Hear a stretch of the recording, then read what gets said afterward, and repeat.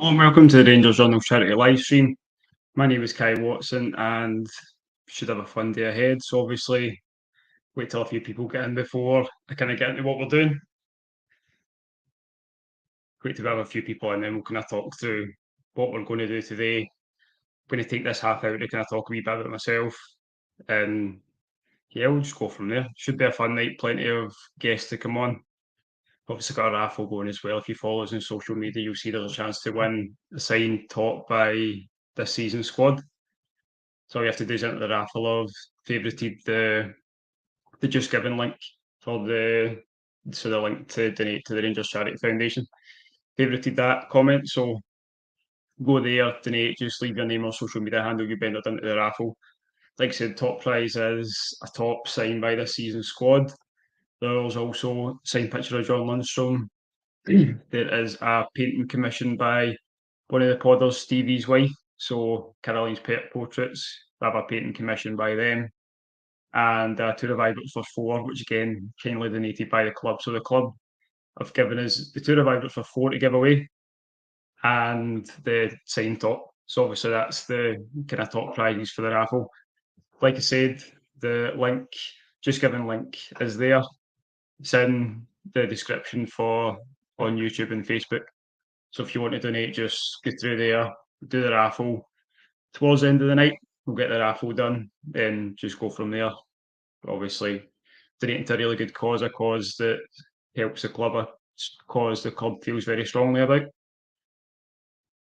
So please leave your comments again. I'm going to talk about a wee bit about myself. So I decided that I was going to run Edinburgh Marathon, and then to do it, I had to pick a charity, and then I was looking through the charities, and Rangers Charity Foundation was one of the verified kind of charities on there. So I thought, why not? The club's obviously very close to my heart. That charity is close to the club's heart. I thought, kind of perfect marriage there. We go from there. So fundraising for the marathon primarily, and then thought we could go and do kind of charity live stream to help raise a wee bit more money. I thought when we got the two Ibrox for 4 that was going to be the kind of main prize. And I thought, I mean, that was pretty good. You can't really, you're donating to charity and having the chance to get a free tour of Ibrox essentially. But then the charity foundation got in contact with me and offered to sign top for this season. And like I literally got the email on Wednesday, and the top was here the next day. So, a very exciting prize. It's like I said, I'm going to run Edinburgh Marathon. It's training's been tough, a couple of niggly injuries here and there. Been ill a couple of times as well. I've not properly ran in before training for this, not properly ran in 3 or 4 years. Like I done a half marathon in Paris, but that was, I mean, coming up in 10 years ago. And at that point, I was playing football, running every day. So it's not been the easiest getting back into it.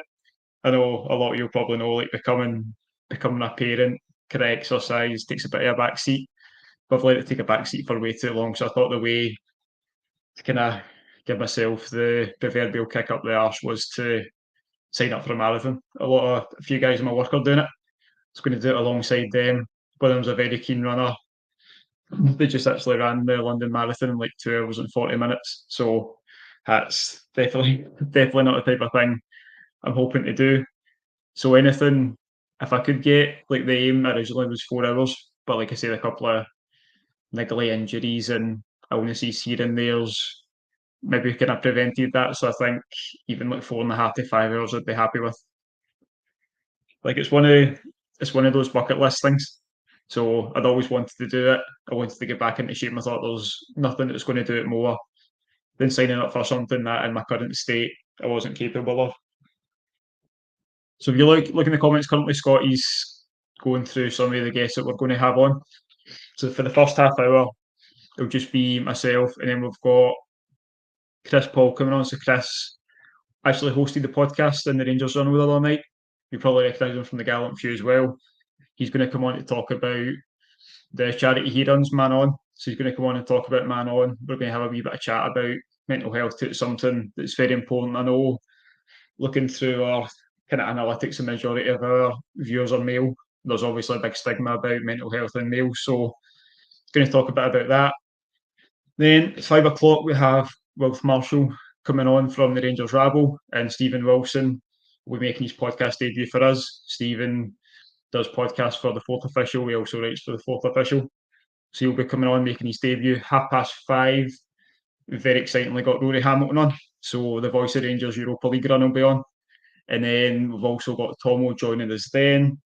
6 o'clock, have you seen the first Avengers kind of podcast? So we had ourselves on, we had the Gallant Few represented, the Ibrox Channel podcast, also had every other Saturday, and I don't think I'm forgetting anyone. But yeah, that's kind of what we're going to go through. And then I've been thinking about it all day, Scotty, what to ask him to say.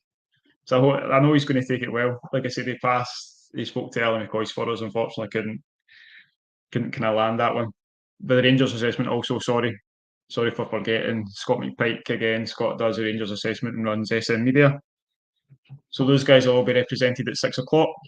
And then at 7, we've got Willie coming on from RFC Youth. And then 7:30 is our preview pod. That's only going to be lasting half an hour. At 8 o'clock, we've got Adam Thornton coming on from Heart and Hand. 8:30 is Andy McGowan, also from Heart and Hand. 9 o'clock, you've got Scotty. A lot of people's favourites, Curry will be on. I think Colin will be on at that time as well. Then the last half hour will just be a kind of wrap up. We'll do the raffle within the last half hour. So again, everyone that's donated will be entered into the raffle if you've donated from the start of my fundraising until tonight. So you've got until 9:30 or until we do the draw realistically to enter the raffle. So I'll have to kind of make the random generator wheel. And every night's a Rangers Journal night's a great shout. So this, hopefully, every night is a Rangers Journal night is something we'll hopefully get a wee soundbite from Rory Hamilton to say. Again, like I said, the Bossy Rangers Europa League run, so it's very exciting to get Rory on. He obviously spends a lot of time close to the club and spends a lot of time with Alan McCoy, so I'm sure he's got some great stories. He's been in Ibrox for some incredible nights. So it should be a really exciting night. Again, if you've got any questions for me, just fire in the comments. There's nothing really on here I've done to kind of speak about myself. So if you've got anything you want to know about me, we'll kind of go for it. But I'll start. So I went to uni. I have a honours degree in sports coaching, which was originally the goal. Wanted to get into football coaching, and I'd done active schools for North and South Lanarkshire. Done that for a wee while and was waiting for a job opportunity that never came. So again, I just kind of moved on from that and went into, like, I started working what they consider a regular job. I started writing a wee bit after that, just to, like, it was something I was interested in. I done a wee bit of writing. I started up like a blog page. This would have been, again, maybe 10 years ago.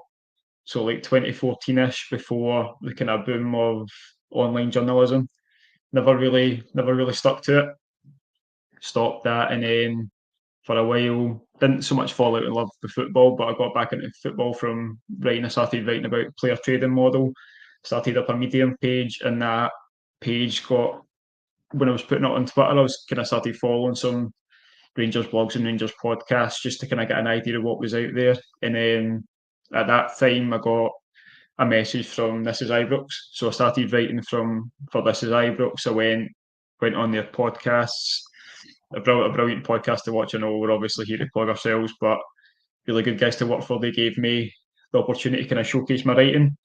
And then it got to a stage where I didn't really like the waiting time of writing something and waiting for someone to check it and it coming back. So I decided to start up the Rangers Journal just over a year ago. I think it was the end of March last year. I started up the Rangers Journal, and it was just writing at that time, just articles. It was mostly focused on, obviously it was the end of, coming up to the end of the season, so there was lots of transfer rumours, so there was lots of, it's nothing compared to like the kind of stuff I think I'm producing now, but there was some player profiles there talking about transfer rumours. And then started going to do like Twitter profiles. And then, as you know, we started the YouTube channel. As soon as I started that, pretty much I think I'd done a video maybe. Then I spoke to Scotty. Scotty obviously is the face of the podcast. He's the reason there is a podcast. Like I don't think I would have been able to kind of get that the team that we've got together myself. So Scotty's the reason that we have the amount of content we do. He runs the podcast. He's the brains behind it. And we were talking, and he just kind of floated the idea of like him being able to run a podcast. And so again, it's a great idea. It was one of those things at the start I wanted for whatever reason, stubbornness or whatever it was. I wanted the journal to be a one-man show, just my personal thing. But Scotty had reached out previously. I still remember it because it was on my birthday, and me and my missus were away for an overnight. And I got a message. I obviously write for the Fourth Official as well, and I got a message like, Scott's someone that's interested in writing. Would you be interested in taking him on? I said to him at the time, like I barely have time to write my own stuff. Like I read over the stuff he had, the stuff was good, but I just didn't think I had the time personally to not only look over my own stuff but look over someone else's. So when the chance came up to work with him again, Scott's obviously on almost every Rangers podcast going. Like is genuinely one of the hardest working people, probably the hardest working person I know in Rangers fan media. So when he offered kind of that opportunity, like I was always going to say yes. It wasn't really much thought, just kind of the solo mission went in my head at that point, and it gave me the chance to work with Scott again after obviously not being able to previously. So it was nice to that kind of came pretty much full circle. Like Scott went away and writing experience, podcast experience, and then obviously felt confident enough to be able to run his own podcast, which he's absolutely smashed out of the park. He's got a brilliant team together. Like all the lads are brilliant. Like I genuinely don't think I could have went out and got a better team than what he's brought. It's also a lot of faces that you'd have never seen before, which was the biggest thing that surprised me how good these guys were. Like straight off the bat, like from the first episode of the podcast, a lot of them hadn't done anything like kind of online. They were maybe active on forums or social media, but they had never done a Rangers podcast. And it was just amazing how they came in and just like smashed out of the park right away. Like I've never once had any issues with how Scott runs it, how like anyone he's brought in. Like I genuinely think he's completely smashed it since the day it started. And like I say, it was an easy decision at the time to say yes because it came to that point, the realization that like I couldn't do it myself.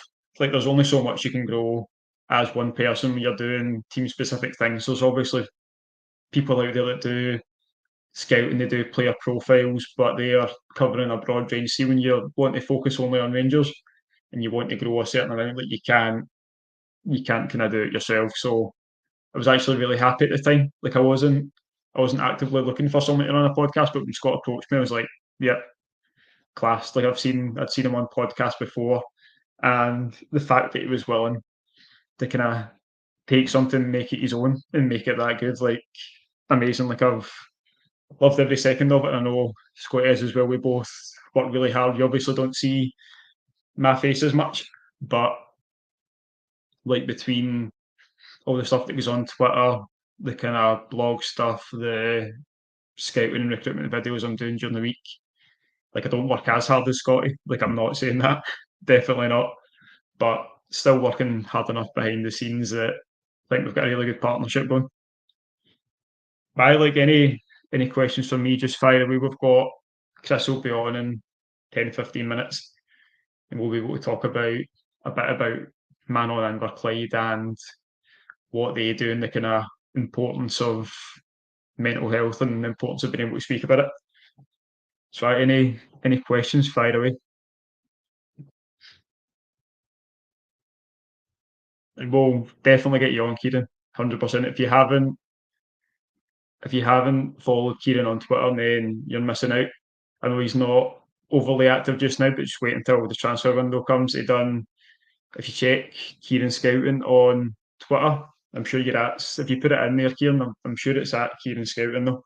But if you look at the pinned tweet he's got, the difference in the kind of graphics and analytics stuff he's producing from when he started to now is amazing. Like the stuff looks incredible. So I stick your at in there, Kieran. Again, if you're not following them, please do. Like as much as I do player profiles, like I don't cover them kind of graphically the way Kieran does. So 100% go and give Kieran a follow. And again, the links should be favorited. I'll stick it in. Go and follow that Kieran Scouting. Please do yourselves a favour. As soon as the transfer window becomes close to open, then the content's going to be amazing. I'm really looking forward to it. So, like you said, any questions for me? Fire away. Anything personal, Rangers related? Afternoon, Paul. How's it going? I think we've actually already had the donation again, so I'll need to go and date that. So we've already raised £245, which I think's amazing. Like really happy with that just now. So I like Scotty said, go for a wee Q&A. So fire away. Absolutely anything that you want to know. Like I said, personal, if it's Rangers related, willing to answer it all right now. Don't know how often you'll get this chance. Like I said, I'm not on the pod anywhere near as often as Scott is, so you won't see my face as much. But I'm always here. I'm the voice behind the Twitter account. So if you're talking to anyone on the Twitter account, it will be me. And most of the time on YouTube or Facebook, it will be Scotty. Start off with an easy one, why don't you? Nice, easy question to start. I think it's too easy to say a striker or wingers, but I genuinely think that defensively we've been really poor this year. Obviously not on to Slate Goldson. He's obviously injured for. It looks like he's out for the rest of the season, but I think the regression you've seen in him's quite worrying. Like just getting bullied by physical strikers, like strikers you're not expecting of. Like I said it, I posted it on Twitter. Like Simon Murray's looked like a Champions League level striker every time he's played against us this season, and it's not good enough. Like I know you're going to get those physical strikers. The same with Theo Bear. Like Theo Bear looked like the best striker in the league when we played Motherwell at Ibrox, and they obviously came away with a win from that game. And again, like Simon Murray when we were away to Ross County, like it's worrying. John Suter obviously has a mistake in him. Like I really like John Suter. Like I'm very vocal about my love of John Suter. I think what he can do with bringing the ball out is like not like many Scottish centre halves, but it's that mistake he's kind of had in him this season. So I'd probably go centre half. I really want to say no comment on this. Honestly, I know it's something Scott's very kind of passionate about signing Lawrence Shankland. I don't think he'd be a bad signing in the slightest. I just don't know if it's the way we're going to go recruitment wise, considering the three players we signed in January were under 23. Like I think if you get rid of Dessers, Roof obviously goes. Lammers, if you still consider him a striker, then I don't think Shankland's a bad option to bring in.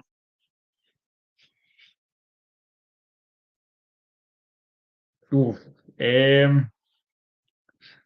In what sense, Paul? We just don't sign anybody, or nobody comes in for the players. Like I think we need. I don't think there's enough strength in the kind of youth team of players ready to step up that we could survive that.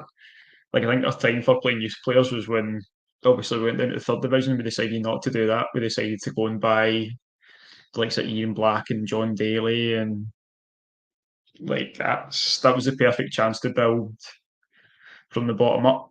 Because surely those young lads you'd have thought would be good enough to get experience at that level and kind of bring us up through. But aye, that was the chance to do that. So I don't think there's enough players. You look at how McCausland's came in. Like McCausland's done really well, but I think there's a kind of plateau for his potential, and I don't think it's a Rangers starter. Like I do think that McCausland's a decent player. He's obviously like he's 21. He's not that young, to be honest. If a player's coming through, you normally expect them to be through a bit sooner than that. So I don't think he has the potential to be a starter in the future. I do think he's a good option off the bench, a good rotation option. But if he's the best of what we have, then I think there's kind of worry on the academy and B team front. So I think it all really depends, Ross, on how many, not even how many we get out, how much money we can bring in. I think at least if you're looking at, depending on what happens with Goldson, if Goldson ends up going, Balogun again, his contract's up. So you've only got Suter, Ben Davies is probably away. So you've got Suter, maybe a Leon King.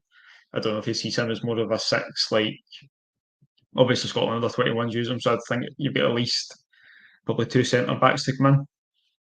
Then again, in the middle, if you're losing Lundstram and Ryan Jack, another couple of centre mids, we need options out wide, but it depends if the likes of Matondo stays or if Matondo goes. I think you're easily like 7, 8 players again. I know we had a bit of a big rebuild that last summer there, but I think because of the quality of players that have been brought in, the players that are leaving and the kind of regression in players that are there currently, you're probably looking at 7, 8 players. There's obviously players out there that will be free, that will be able to bring in the likes of everybody's obviously banging on just now about Conor Barron, but again, there's rumoured interest from Italy. So if the nicest way possible, if you could go to Serie A, why would you stay in Scotland? I know he's not a Rangers fan, so we've not even got that. Whereas we had, not saying Italian teams were after Ryan Jackman were going for them, but like he at least was a Rangers fan. So there was that kind of there for that free transfer. So there are players out there that will be available for free. Like I done a video yesterday looking at 5 players that are free agents that Rangers could sign. A couple of them were experienced in the top 5 leagues in European football. There was 3 internationals included in the 5, and a couple of players that have maybe not quite reached their potential in the last season. So there is good free agents out there. There's quite a few that obviously have the option for the extra year on their deal, so they wouldn't be available. And then there's players like Geese Small that we were supposed to be interested in for the left back slot that's agreed a deal with Feyenoord. So there's plenty of players out there. It's just spending it right this time. Depends how much money the manager's got, how much he can bring in, but we can't afford another summer like last. We can't afford again to be at this stage next season and be looking to do another rebuild. Like it's not something we can afford to do like every single year. So I think this summer really to get it right. It's a lot of pressure on Clement and Niles Coppin coming in. It's massive pressure, and I think it all depends on what we do, who we sell, and so I looked at him, Paul. There is a kind of player profile thread on Twitter about Rodriguez. He does look interesting. He looks very raw, like from the footage that I've seen. He's very quick, confident taking players on. There's actually a video that was put up by Sasha Pisani, I think was the kind of Australian reporter that put up. And in the video, he gets given a penalty, and it's actually Tony Vidmar's son that fouls him, which is it's very interesting. Like, but he does look good. He looks raw again. He's only 20, so I think he'd be quite a low risk deal. I think transfer market have him valued around 200k. So obviously playing for MacArthur in the A League, they're not a kind of bigger name A League side. So you might be able to get him for a bargain deal. But you look at the guy Celtic signed this season. Mark Tillio was very highly rated coming from Australia, and he didn't kick a ball in 6 months, and I think he's away back there on loan. So it's not always an easy transition. But again, he's 20 years old. It could be worth the risk in taking. Best advice for writing, mate, is kind of look out people that you enjoy their writing. I'm not saying copy it, but if they're willing to kind of look at your work and give you pointers on it, it's probably the best thing. Like find a style. Like it took me a while to kind of find a style that I was comfortable with, so people know that when they come and read your stuff, like it's always going to be set in a certain way. I think that's the way you get like readers coming back. So if they know they're coming to a piece of your work and it's going to be set out like this, so they know they can go to a certain section to find out exactly what they want. they might not always read every single word of it, but if you at least get people coming back for specific bits of how you set out your writing, then you're doing something right. If someone wants to read 30 words of a 600 word piece, then you're still doing something right. Like someone wants to read some of it still. So I'd say kind of look out for styles that you like to read and then see if you can replicate that. If you can't replicate that, it's just finding your own style, mate. Like it took me over 6 months now, and I know what I'm going to write, kind of how it's going to be set out. It's all going to be set out, like depending on if it's a player piece, if it's analysing the previous game, if it's looking at someone we're going to bring in, if it's looking at the form of certain players. I know how it's going to be set out. And eventually at a point it becomes autonomous. And again, like you want people to come back. They don't need to come back to read every word. Like I don't expect people to read every single word. If you look kind of like at click rates and stuff, like people won't very often read every single word that you're writing. They'll skim through, look for the bit we want, and read that. But see if they're coming to you for that, then you know you're doing something right. You don't need every single person to read every single word of your work, and it's not like it takes. I think it takes a while to realise that it's not a slight on you. It's not a slight on your work. It's just people appreciate what you do. They just appreciate finding the information kind of where they want it, and that's why I've kind of went with the player profiles on Twitter. Like it's easier to write. I can write 4 or 5 tweets about a player instead of spending a couple of hours writing 600 or 1,000 words. Nice and easy for people to find if you search a lot of players. Actually, when I've went back to do bits on other players, a lot of the times I'll search their name and I go to the images. Like the Rangers Journal's one of the first ones that pop up. So it's just like your work's amazing. Like the graphic work's amazing. If you want any personal advice on the writing, then like I'm always available. I spoke to loads of people. Like if anyone DMs me, like I'm sure anyone that has will kind of back me up on that. But I don't ignore anyone that's looking for advice or looking for a place or just someone to read their work. Like I've read plenty of people's work. Give them advice. If you don't want to take it, then that's fair enough. Like I'm not an expert. Like I'm a freelance writer technically because I've been paid for some work that I've done, but I'm not an expert. I don't have like my degrees in sports coaching. I'm not I'm not a journalist. Like there's people out there that are much more qualified than me to give advice. But if there is anyone that wants advice, can I just reach out? Like always available. Not always reply to DMs. Like I said, if there's anyone in the chat or anyone in the comments that has DM me previously, they'll know that I'll always give someone the time of day because there was a time that I was that person. I think it's always important not to forget kind of where you came from. Like it's always important to realise that people took the time to kind of let me know those things and message me back and give me advice. So I'll always give that back to other people. So Chris should be on soon, but any other comments, just give me a shout. Anything else you want to know?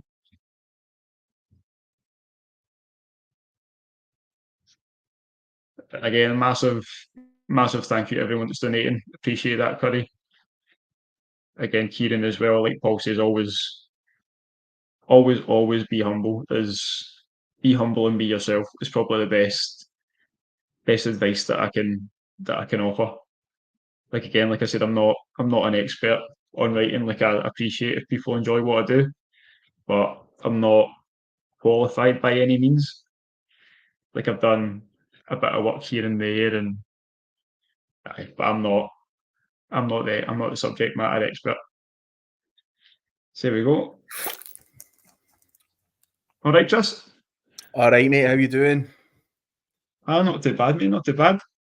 Good stuff. Good stuff. I was watching there. I was trying to find the StreamYard link, but I got it. Managed to find it. Appreciate that, mate. So I've obviously said to everybody already what's happening and what you're going to come on and talk about. But before we go into man on, can you just tell everyone a wee bit about yourself? Aye, so my name's Chris. We'll come on to talk about Man On in a second, but been involved with Rangers for pretty much birth, I think. Follow the club home and away for most of my life. So I really passionate about talking about Rangers. So with opportunities to come on to the Gallant Few podcast initially, and I've been doing some stuff with the Rangers Journal.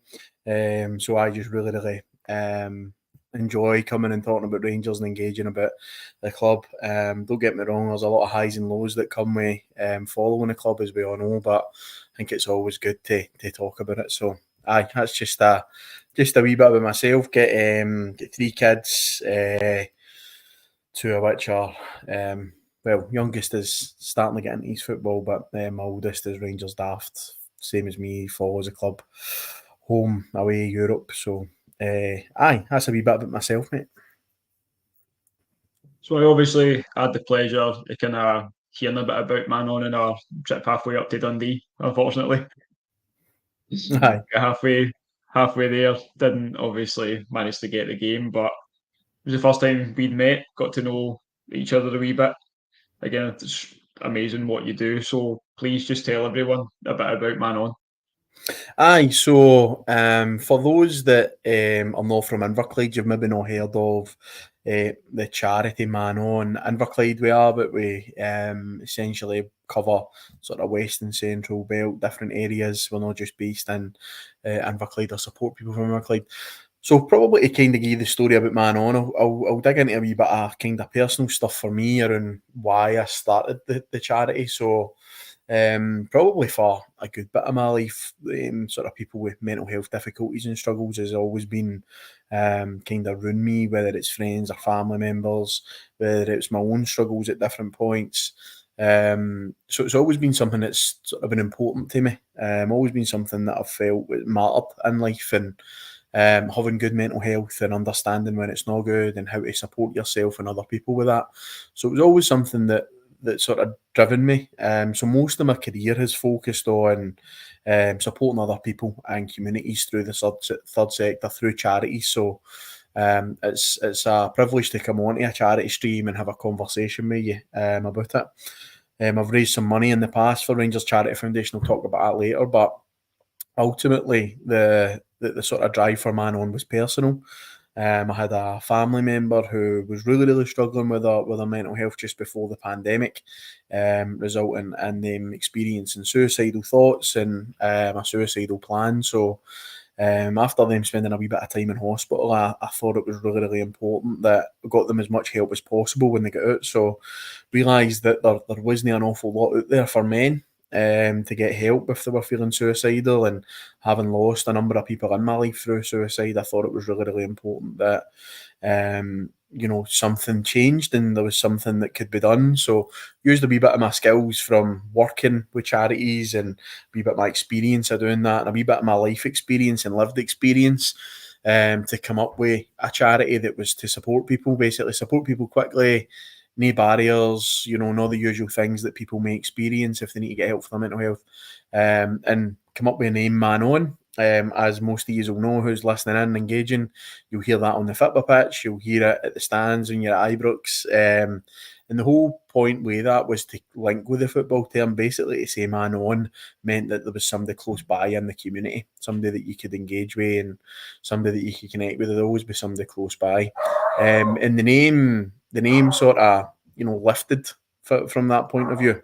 And we kicked on and we started a sort of peer support group within the community.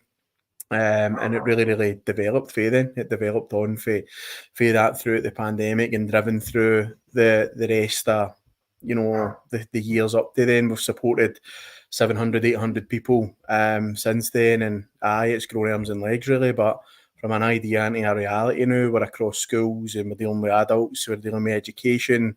It's flying really well. I think it's always one of those things that is obviously the massive stigma still around men's mental health. Like there is more options out there, like you said, and there probably was during the pandemic. Like there is more options available, but there's still that big stigma about having to be a real man, and like it is still out there as much as there's a lot more progressive thinkers. It's still hard for people to reach out. So see, like if anyone's on the stream or anyone is struggling that's listening, how would you recommend they go about like taking that first step? Because I'm not sure you'd agree, but it's probably the hardest one, isn't it? Taking that first step and actually asking someone for help.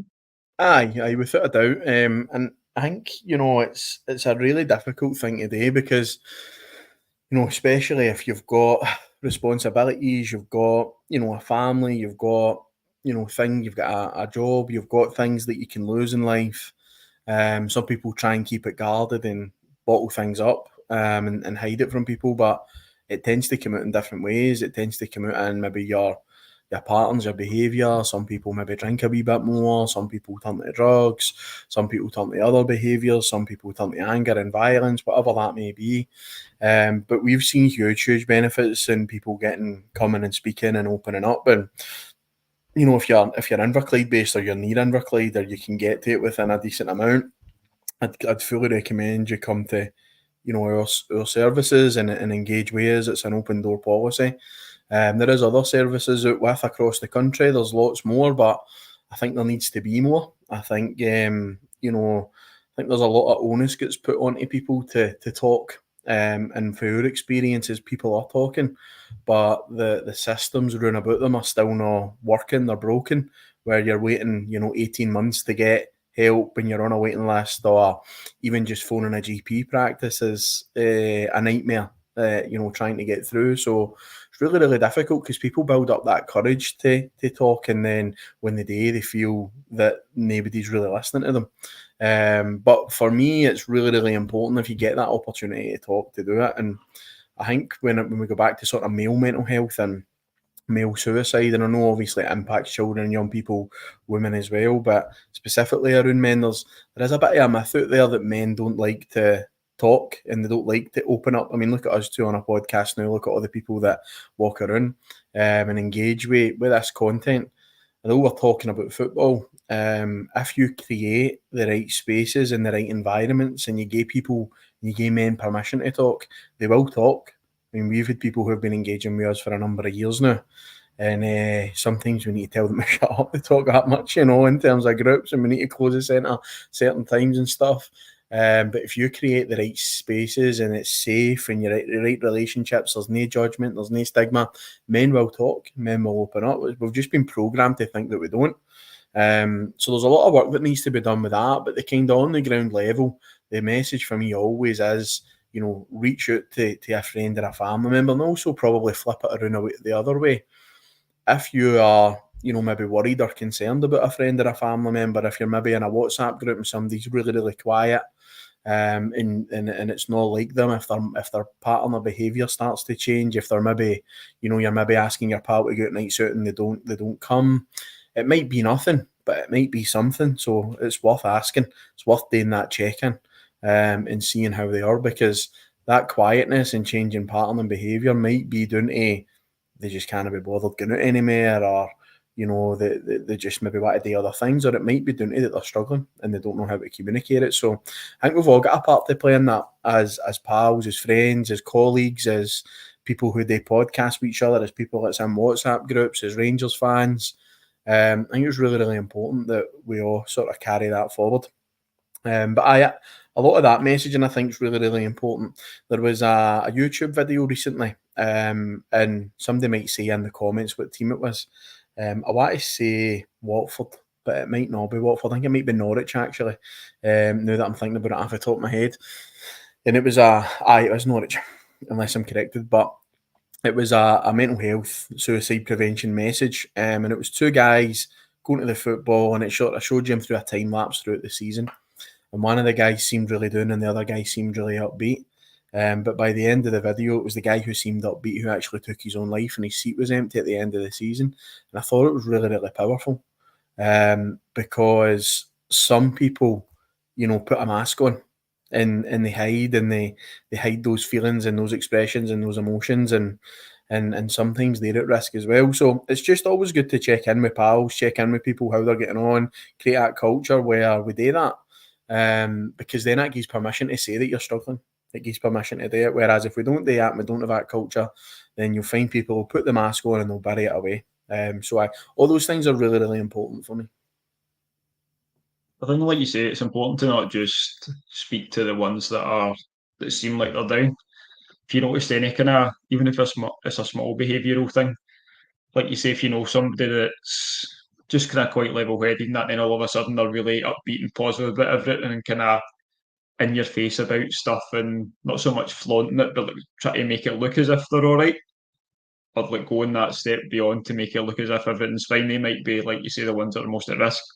Like I know my work recently offered, like for the leadership team, should have been offered to everybody, but that's a different conversation, like doing mental health first aid, which I thought was really interesting. So kind of signed up for that. But again, it's the type of thing I was quite disappointed by the lack of uptake in it. Like there was only like 4 or 5 people within, like my work's got like 200 people or something in it. Only 4 or 5. So they've obviously got posters up everywhere, and it's like these are your mental health first aiders.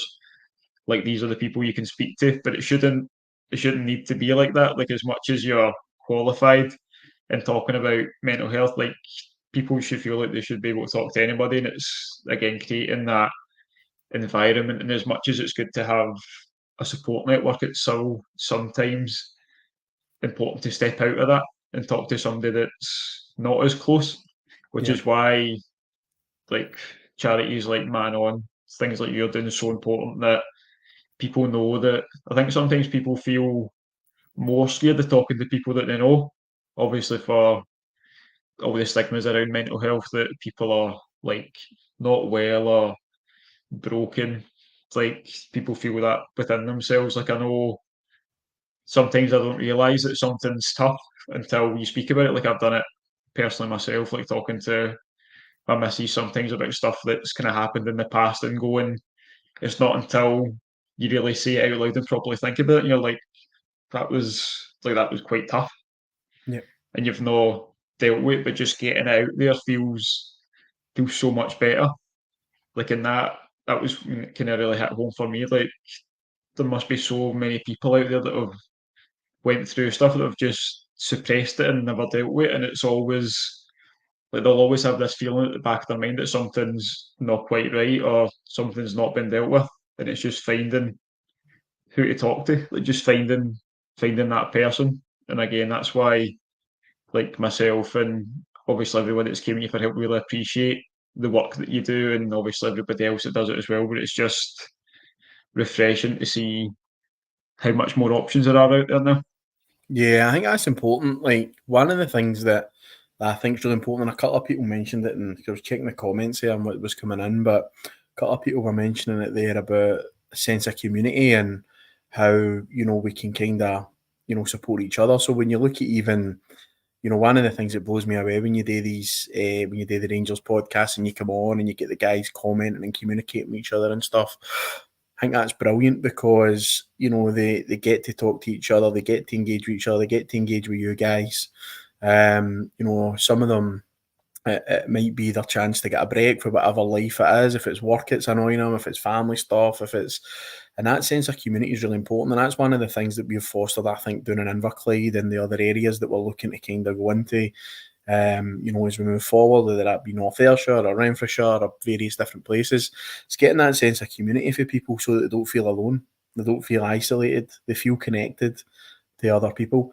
And that's one of the biggest things about football for me, which is what we missed in the pandemic. Obviously, we get 55 in the pandemic, and we obviously celebrated that as much as we could. But we were detached, weren't we? I'm used to going up in a supporters bus to go to games and go to 50 boys going to games, going to away games, sitting in a pub beforehand, chatting, talking to people. That's what the football experience is for me anyway, that social aspect. Then you go to your seat at Ibrox and it's the same people running about you. And you lost that in the pandemic, and that was a big thing about me for football. The sport and the aspect of enjoying it's great and talking about it, but it was the people. It was the people that kind of made it, matter. And Rangers have been probably one of my biggest anxiety creators over the last 15 years, if I'm going to be honest. However, the people kind of get you through it. When you're rotten, you're rotten with a group of people, and we can moan about it. And when we're happy and we can rejoice, and it's also with a group of people. So I think that's something that struck home with me with that Norwich video, was the people running about you at your season ticket seats and where you sat are so important. So it's, although people may feel alone, if anybody's, maybe listening into this podcast and they get engagement with this podcast, we the community of people that connect with these podcasts are there for each other, and I'm sure people would support that and back that up. And if anybody was ever struggling and they put a comment into, any of these chat boxes and stuff, I'm sure people would rally round. So if you're struggling, it's all right. It's fine. Like, I've been there myself over the last 4 or 5 years with the pandemic in different points, feeling that I'm really, really struggling with different things, whether it be work stress or pressure or different health things going on for family members. And that's all right. And it's all right to get help and get support from other people. There's another comment there around can the government and wider things do more to support. There's a comment there about sort of ex-armed forces people and the support that they get. Absolutely, there should be a lot more done, a lot more funding, a lot more awareness of what's going on in communities. Stop cutting services, all these things are really important. There's a massive reliance on a charity sector now, and I include Rangers Charity Foundation in that. The work that they do and their community is huge, but there should be more funding for charities, and it's great that you're doing this, Kai, and that you're generating the income for Rangers Charity Foundation, but there definitely should be more money coming from Scottish Government to places like Rangers Charity Foundation to man on to do the work, which is important. And specifically on veterans, we've worked with a number of veterans who, struggled with what they've experienced, and we've connected with Erskine Hospital, and the guys in there are amazing, and the impact in their service has been huge, but the follow-up support for me is pretty poor. It depends, and it's a lot of the charities that are doing that work to help people individually, raising money like this, raising money on sort of poppy appeals and things like that. So absolutely, that's for me a group of people in society that's absolutely being failed, but they're not alone in that, and I think it's real time to change the systems and services that's around it. However, why that doesn't happen, because, as we know, politically in Scotland, it's an absolute bin fire. It's not really going to change anytime soon. We need everybody to just chip in, dig in, support people, connect with people, create communities, engage with people, and see what we can do to support and change it. And I always say, like, you're struggling as well. For some people, they try and think of the big picture and what's ahead of them. Just take it one day at a time. Like, let's try and just get through the day. And we done training, and we were work over the last 2 days, and it was about suicide prevention training, and essentially it was about just trying to create a scenario where people are safe for now, and that's the most important bit. It's about that initial bit of safety. So that's the kind of work that we do. We work hard to try and keep people safe. We do a lot of football projects. We've just launched a football academy for young people to try and keep young people, off the streets and, getting involved in crime and getting involved in, just hanging about the streets with nothing to do, trying to divert them away into a good path and stuff like that. So we're launching quite a lot of things like that, but our main core priority is obviously suicide prevention, and just continuing to raise awareness of it really is our key priority, mate. I think that's the thing you obviously touched on. Like, obviously, massively appreciate what you do, but if it wasn't for you and other people doing that and starting these charities, like, pardon my French, but a lot of people would be fucked. Like, you say, the waiting times for people to talk to. That's why I highlighted this comment from Ross. And I just wondered if you had any insight. So he's obviously put, enjoying the chat, lads. What would you recommend we can proactively do in our communities to support those who need it most? So just obviously you do it from a professional perspective, but what do you think people, just regular people in the community, could do to kind of help others in their own community? I think probably for me, one of the things that I've found huge benefit of running Man On is our volunteers, and the guys who just come from normal walks of life, like yourself, Kai, like Ross. You might have, a couple of your volunteers have come in and they've not had jobs. A couple of your volunteers have come in and they've, worked in different bits of retail, or they've come in and they've worked in the trade industry, or they've been senior managers or whatever. But they've all come in and engaged as volunteers and have helped us out. And it might just be something simple as helping fuel up the tea on a Tuesday night before peer support and get the milk sorted or whatever. But it also, a lot of your volunteers will do things like going out in the community and doing a wee bit of befriending and supporting. So for me, if you've got a wee bit of time in your hands, being a volunteer for a charity is one of the biggest things you can do, one of the best things you can do. Charities are always looking for, people to engage with them and volunteer. So that's a proactive way to get involved. Things like what you're doing, Kai, if you don't want to volunteer, if you wanted to select a charity. So pretty much most towns have probably got like an Andy's Man's Club, for example, where they meet every Monday night. It's like a peer support session. There's ones across most of Scotland. They're not in Inverclyde because we're there and we've got an agreement, that we would do that, but we do a similar kind of model. So you could raise money for Andy's Man's Club. You can support the work that they're doing in your local community. You could go along to one of the groups. Even if you're in a good place, going along to a peer support group and helping other people could be massive. So I think there's lots of tangible things that you can do. I think the fundraising charities always need money. As I said, there's cut after cut after cut happening to budgets. And I know for us at Man On this year, fundraising is a big thing.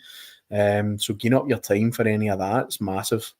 But I think those are the kind of proactive things that I would say.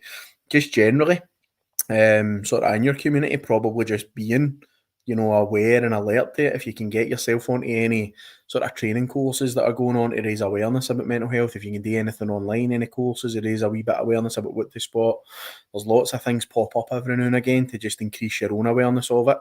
You might be on the park bench, you might be seeing somebody on a train, you might see somebody talking to somebody in a cafe and they might seem that you want to engage with them and have a conversation. It might be a boy on a supporters bus or a conversation with somebody through your Fitbit. It might be somebody for a WhatsApp group. So trying to raise your own awareness, I think, around how to have that, because a lot of people don't have the conversation because they're worried about saying the wrong thing. But for me, it's about, if you care and you want to have that conversation, generally it should come across okay. So, just a few things like that I think, mate, are probably important when you're looking at it from a charity community perspective. I think one of the things people maybe, like you said, are worried about saying the wrong thing, but a lot of people just want to be heard. Like a lot of people just want somebody to listen. They don't need, like I said, when I've kind of spoke things through, it was just I felt the release just getting it out and just saying it. Like I didn't need like psychoanalyze or anything, which I think people kind of think that someone they're talking to expects. But some people do just want someone to listen.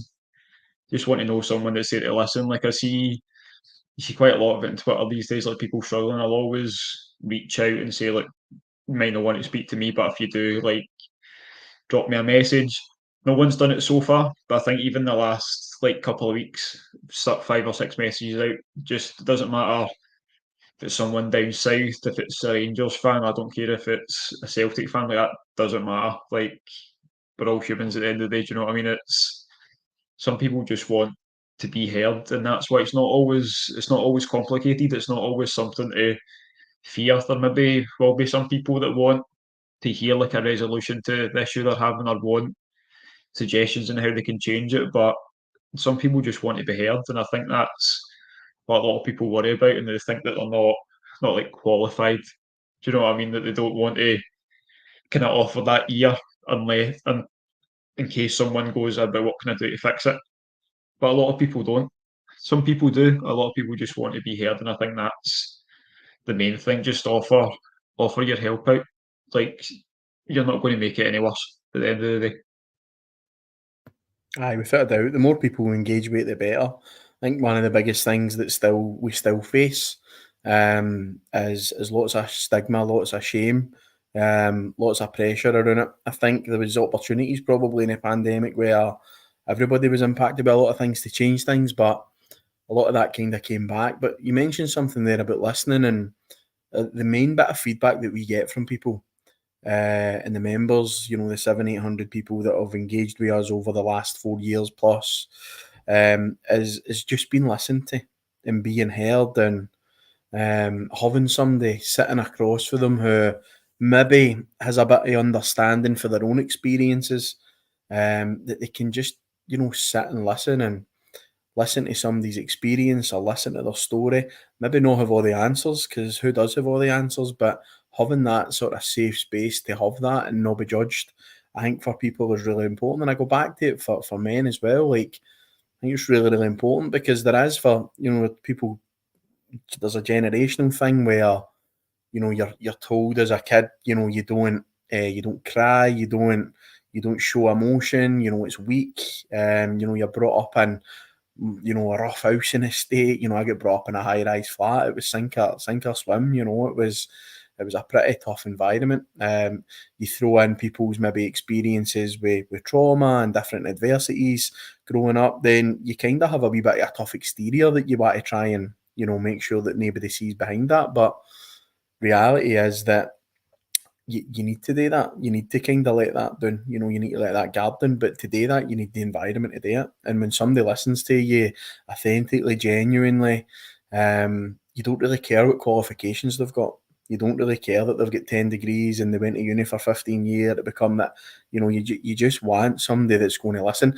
And listen, that might be part of your journey, that you need to then go and speak to a therapist and a counsellor, and you need to go and get that, enhanced level of mental health support or clinical support.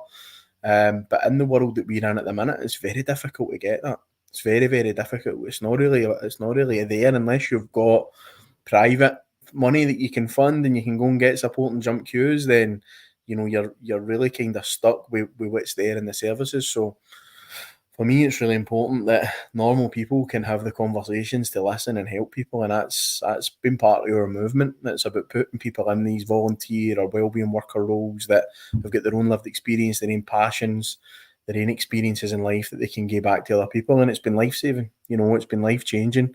About those 700, 800 people that I've spoke about, we're into 100 plus safe plans that we've created with people who have been at the point of suicide, some of which are, completing suicide that day with a plan.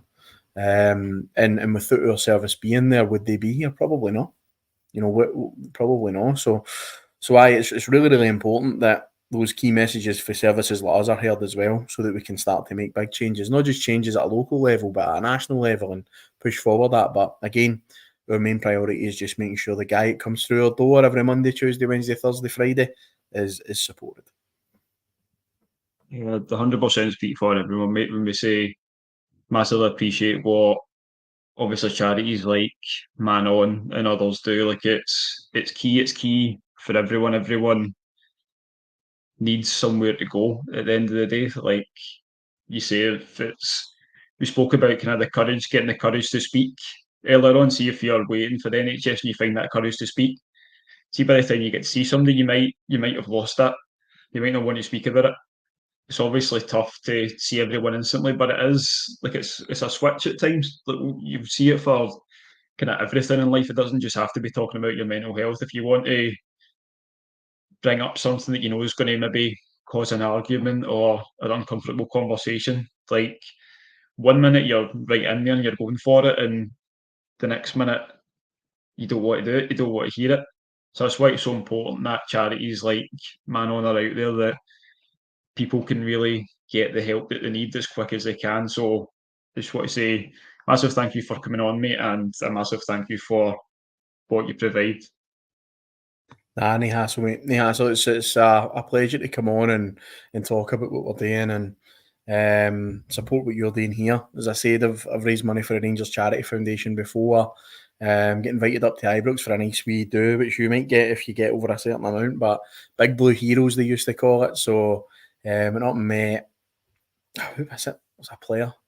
That's how good the player was. I can't even remember who it was, but it was like a youth player, I think, at the time. But we went up and met a couple of the kind of youth players and the staff of the Rangers Charity Foundation, and I was blown away by how many times people had donated time and time again or raised money time and time again for the Rangers Charity Foundation and the work that they were doing, not just in the local community, but wider afield. So I know for a fact that the donations that they get are massive for them.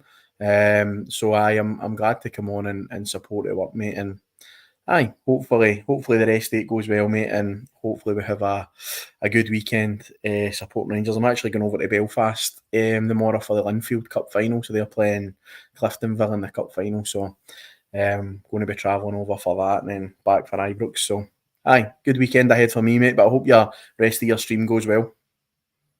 Appreciate that, mate. And after the stream tonight and tomorrow, share all your links. Make sure everyone knows where to find you because, like I say, it's a service everyone might not need now, but they might need one day. And it's always nice to know where you can go. So, really appreciate you coming on, mate. Cheers, mate. Cheers. Thank you. Good luck with your estate, mate. Appreciate that, Chris. Cheers, mate. Bye. Bye. Hello. So, next section we're going to go in, guys. We're going to have some fun and talk about potential recruitment strategy. So, for this section, we have Wilf coming on for Rangers Rabble. So, thank you for coming on, Wilf. No bother, Kai. Thanks for inviting us on. And Stephen's making his debut for the Rangers Journal. So, you all right, Stephen? Hi guys, how's it going?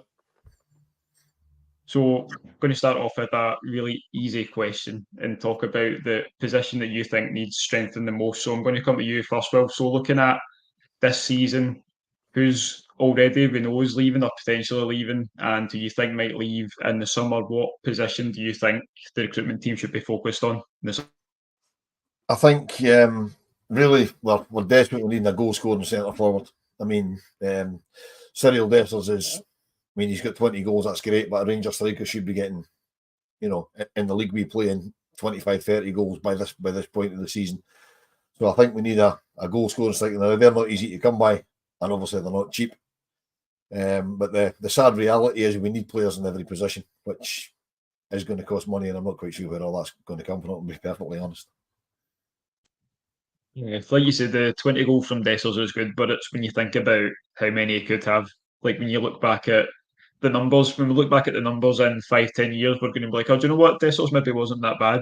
But when you're living in the moment now and you're watching him every weekend, it could easily be 30 at this point. And I think that's where the frustration comes from. And like you say, why we need that goal scoring striker that's going to get the 30 goals, that's going to be where they should be already.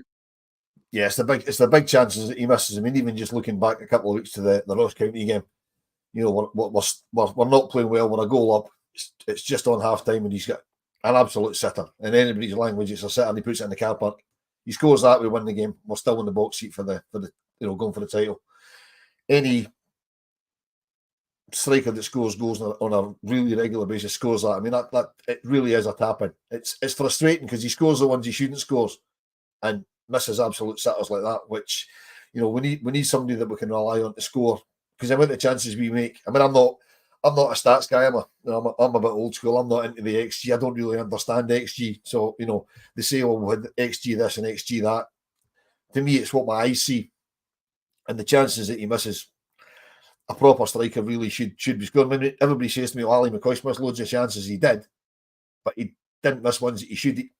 He put away the easy chances, if you like, and we really do need a goal scoring striker. Who that's going to be, I'm not quite sure. Hopefully Niels Coppin's got somebody from his experience in the Benelux countries. Hopefully he'll maybe pull on somebody we'd never heard of, like Jonathan Johansson found us Alfredo Morelos. Nobody knew who he was, and he came in and did great for us. So hopefully they've got somebody like that up the sleeve, or they'll maybe go and shop local and bring somebody in from Scotland. But there's not really that many that you could probably say would be worth the money.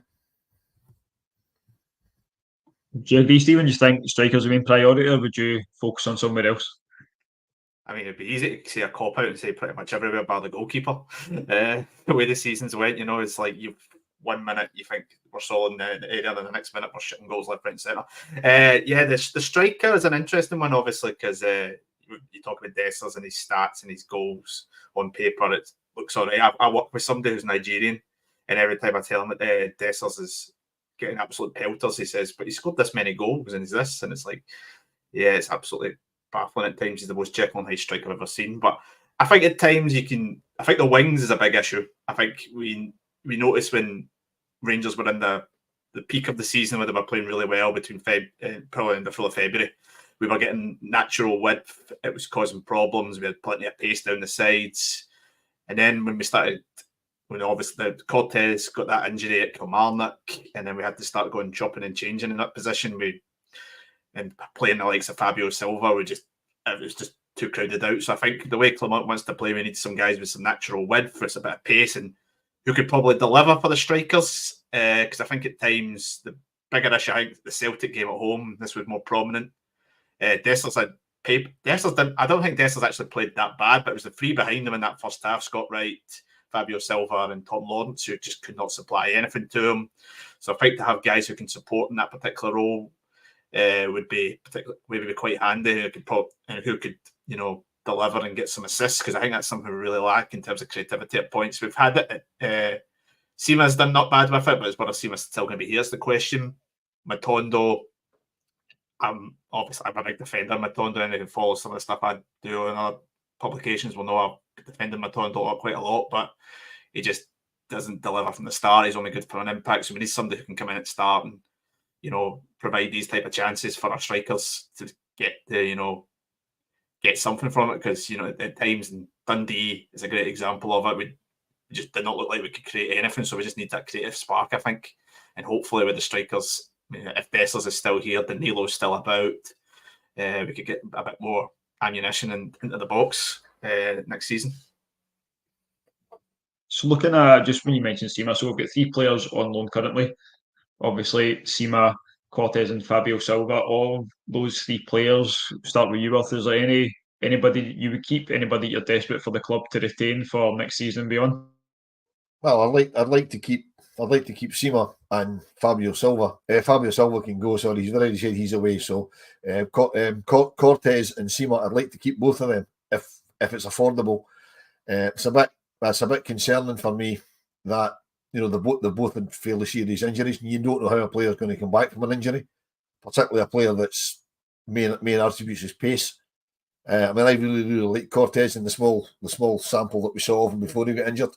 And as Stephen said, Fabio Silva's come in, he scored goals, and that's what we're sorely lacking, is goals from the middle of the park and from the wide players.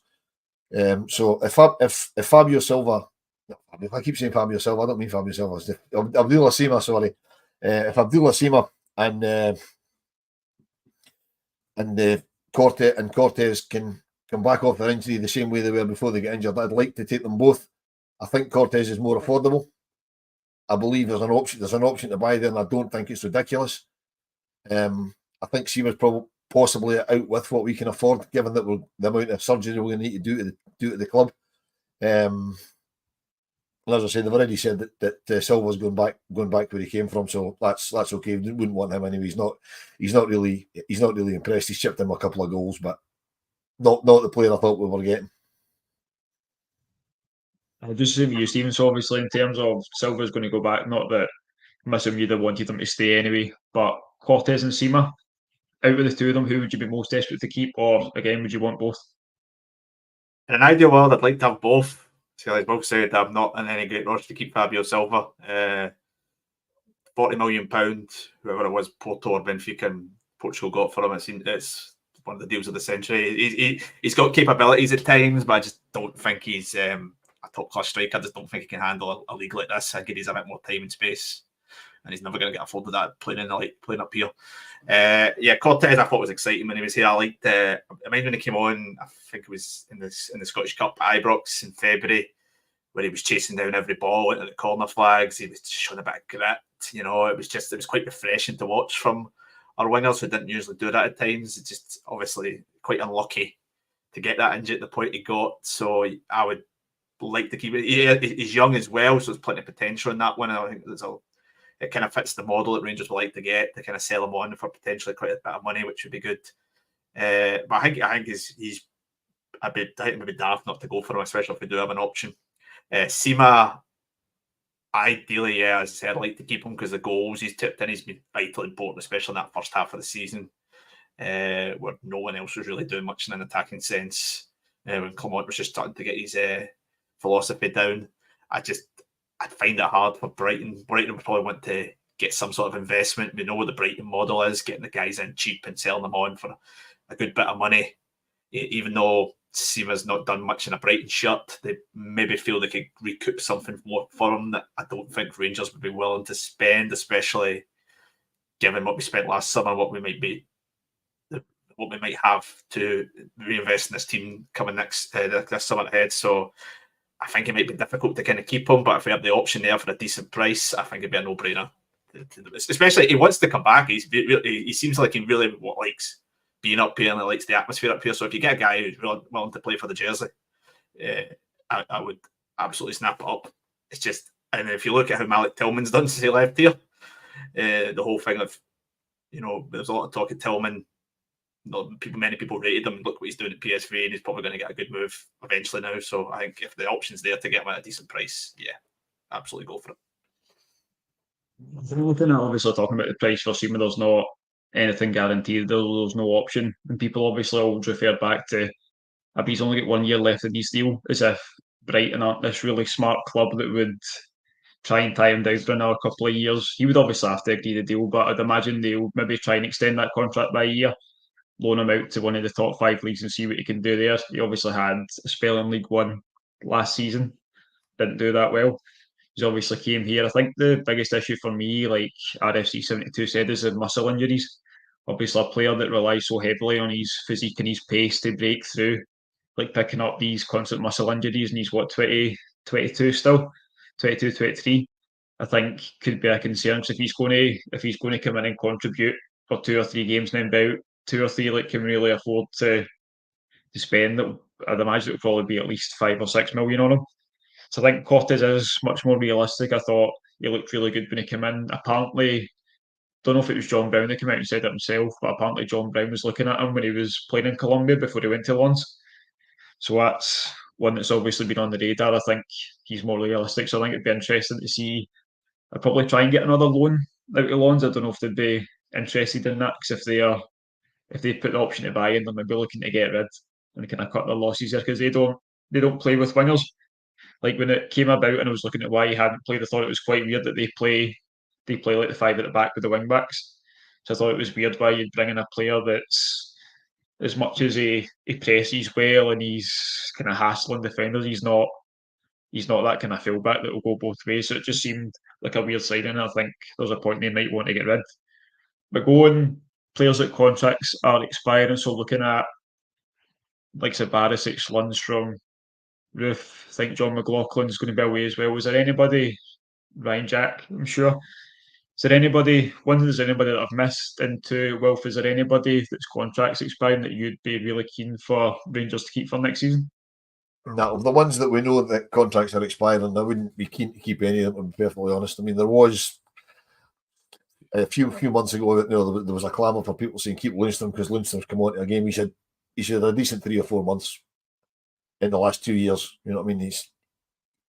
If Lundstram was happy to take a serious cut in wages and sign a year's option, then okay, keep him about the building. The manager obviously likes him, but I wouldn't be too keen to keep any of them. Ryan Jack's obviously going to go. I love Ryan Jack as a player.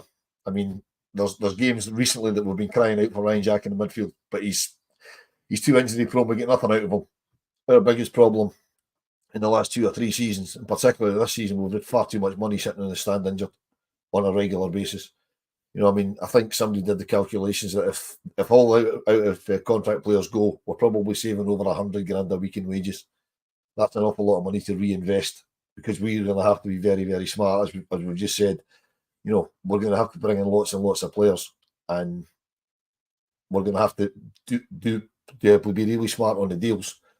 And if we can offer them, you know, decent wages, we might get players. Like, for example, we got Jack Butland when nobody thought he could come anywhere near us, because we've obviously got him on a free contract, but we'll be paying him an awful lot of money. So because we're freeing up an awful lot of wages with these out of contract guys leaving, we can get guys. I'm not saying of Jack Butland's standard, but of that, you know, players that people have heard of that are possibly out of contract, we can offer them slightly more wages because you're not paying a fee for them. And even guys we are paying a fee for, if we're paying £2 or £3 million for a player, you can't pay him £5 grand a week. You've got to pay him money that relates to the size of transfer fee you're paying for him. So the out of contract guys, I don't think any of them will stay. If any of them do stay, it'll be John Lundstram because the manager likes him. But I don't think he'll stay. I think he'll leave. Same question to yourself, Stephen. Any of the out of contract guys that you'd be looking to keep? As Will kind of said a few months ago, I was swaying towards Lundstram because he obviously came onto a massive game. It was clear that Clement really liked him. Pretty much, I don't think he's barely missed a game apart from that point he got injured just before the Celtic game before the end of last year. I don't think he's missed anything. So, but I think given the talk of what he was wanting for a new contract at the age he's at. He's 30. He's obviously wants a big deal, and I think he's been. I would defend. I love Lundstram when he's run to that Europa League, which is kind of a bit nostalgic still for me. I think sometimes I look too much back in that one, as a lot of Rangers fans do, but he's just far too inconsistent, I think, going forward now. I think you kind of noticed that his form really started to tick off at the point that contract talks were apparently edging close. So I think he's either signed the deal and he's not doing anything, or he's kicking the heels and there's no deal going. But if he's talking of him going to Turkey, it seems like a lot of movement on that one in the last week or so. So I don't really see him staying at all. Barisic, I would drive to the airport. Cannot stand Borna Barisic anymore. I think we should have chipped him after that Celtic game. Well, Leo Abad absolutely done him, and we just continue to play him. It's just I get that Ridvan's injured and we want to play Sterling further up the pitch, could get better out of him, but I mean, you can lift anybody from the YouTube chat, and I think they do a better job than Borna Barisic at left back. No offense to anyone in that chat. So yeah, I would get rid of him. Kemar Roof, self-explanatory. He's just built like a digestive, he just seems to break down all the time, and I think it's now affecting his game. Anytime he's played in the last 6 months, I just don't think he looks very sharp at all. Just don't think he looks at it. So yeah, I think he'll go back down to England. I think something in the Championship or League One will probably snap him up. Ryan Jack, as well mentioned, I would love to keep Ryan Jack, but he's just not fit anymore. I just can't do it. So I just don't think he can do it at this level. And the one I would sway on now, based on current form, is Leon Balogun, because I don't think he's on massive wages either, Leon Balogun. I think it's clear when you watch him that he enjoys being here, and every time he plays, he seems like he really, really is determined to play for the team and do a big impact. I mean, he's come in for Connor Goldson, and he's looked absolutely like he should have been in that team for so much longer. I would say if they do give Balogun a contract, much like I said when they gave him the contract last summer to come back, it can't be the option as a start. He needs someone being in there to maybe like a third or a fourth choice. We need to build and strengthen in that area. We need to get another couple, maybe one or two in there potentially, especially if we sell Ben Davis. But I would keep him in there around the squad, maybe for another year, just as long as while we transition and build this centre-half one. But he's the only one, I think, of the lot that's got any chance of being here next season. Yeah, I'd probably agree at this point. Like you said, I'd love to give Ryan Jack a new deal. I think people forget how good a player he is because of how little we see him now. Like, he's a genuine quality player in the middle of the park, but we don't see him enough to justify giving him any type of decent wage. And people always float this idea of pay to play deals as if that's something that gets agreed to these days. Like, it's definitely not anything that's happening in the current game. So I'm going to kind of break it down into looking at our current defence. So obviously with Tav, Goldson, there's been kind of rumours recently, and Ben Davis has been nowhere to be seen. Always rumours about Ridvan. So when it comes to Tav, Goldson, Davis and Ridvan, is there anyone that you'd be happy kind of being sold in there? Is there anyone that you're desperate for us to keep? I'll start again with you, Will. Is there anybody in that list that you'd happily sell, happily say see you later and use your kind of transfer fee to start the rebuild? If the price is right, I'd happily sell anybody in the squad apart from the goalkeeper at the moment. So I mean, that would be, that's a bit fanciful. I mean, I'd love to see Ridvan stick around. I really don't want to see him going because he seems to like it here, and he's been unlucky with injury, and he was coming on the game just when he got injured, which is just what happens with Rangers players. If somebody came in for Goldson, which is unlikely now because we found out today that he's got a bad knee injury, which will keep him out until the start of pre-season, so I can't see anybody taking a risk on him. I would have, if this had been yesterday, I would have said, yeah, if a decent bid comes in for Goldson, let him go. He's obviously fallen out of favour a little bit because you don't get rested for 2 games. You maybe get rested for 1, so he's definitely been dropped, and he's now got himself injured. Tav, I'd like to see Tav stay about, but not necessarily an absolute guaranteed shoe-in as a start every week. It's quite refreshing that the manager did drop Connor Goldson, because at least it shows that he's not scared to drop the big name players. But I mean, I know there has been chat of get rid of everybody and start again, but you just can't do that, and you obviously need to keep some experience in the team. The main reason that I would say I'd be on the fence about Leon Balogun is, I'd ask the question: if he stays as Stephen said, you need to stay third or fourth choice. Would that then stifle a younger player coming through? Because we need to start getting the academy working. would that stifle like a John Lee Feckle coming through, or a Leon King getting more game time if Balogun stick around? If there's no intention of using these guys, then fine, keep Balogun about. But again, if he goes for nothing because he's out of contract. So the only one of the kind of recognised, John Suter, I've a decent offer come in for him because he's always prone to a mistake as well. So I would say either of the two normal starting centre halves, if a bid come in for them, I wouldn't be sad to see them go. I'd keep Tavernier about, but I'd really, really like to see the advance there. Same question to you, Stephen. Yeah, I think we've got most of them spot on there. Ben Davis, another one. I would gladly see go down and get rid of. He seems to always be showing up in the squad at match days. I mean, nothing you ever see of him, so I don't know what's going on with him. But yeah, he just doesn't look suited for this league at all. He always played his best football, I thought, in Europe, where the ball was played along the deck a lot. But playing up in Scottish football, he just doesn't look like he suits that game at all. Goldson, I think his time's done. I think the injuries have caught up with him massively. I think if we get a decent offer for him, I wouldn't rule it out. But if his injury's bad, I don't know if the offer will come. I think Ravan Yilmaz is a massive part of how we played, and obviously a lot of our recent bad form has kind of coincided with him being out the team. So to kind of, if also people were rightly concerned maybe about his injuries, but if he can stay fit, get a good pre-season, I think should be playing every week. He's an absolute fantastic prospect. Get a good season out of him. Get cash out of him next summer for a potentially big fee.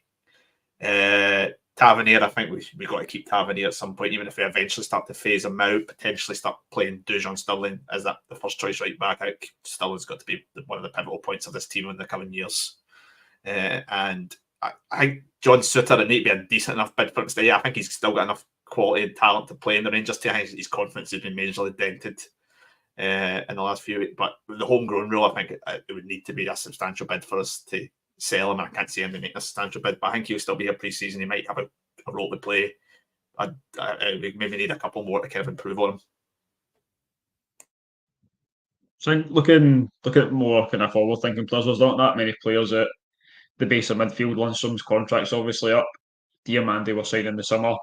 So players like Tom Lawrence, Todd Cantwell, going further forward, looking at Scott Wright, Matondo, even Dessers. Like, is there any of the players, if we're looking to fund the rebuild with, that you'd look at selling? To actively look to get rid of Scott Wright. I mean, as Stephen said, the chances are that John Suter will be here because of the homegrown rule. Scott Wright is only here because of the homegrown European rule, in my opinion. Decent enough player, but not decent enough for the level we need it to be at. I mean, we can't play him at Hampden against Hearts every week, so that's what he tends to do his best. Cantwell, I'd like to see sticking around, and Tom Lawrence. The problem is, can you play them both in the same team? That seems to be the question. So if we've got a decent bid in for either of them, probably move them on. You're more likely to get the better bid for Cantwell. But again, he's more likely to change the game for you. So I wouldn't be happy. But if either of the two of them left to help fund the rebuild, then I'd be okay with that. But I wouldn't want them both to go. Matondo frustrates me, because, as Stephen said earlier, we need width in the team, and Matondo's got width, he's got pace, he scores goals, but he's really, really frustrating because he doesn't do it often enough for me. Whether he would do it more often with a regular run in the team with the same players beside him rather than chopping and changing because of the injuries we get, I just currently see Matondo as an impact player, the sort of guy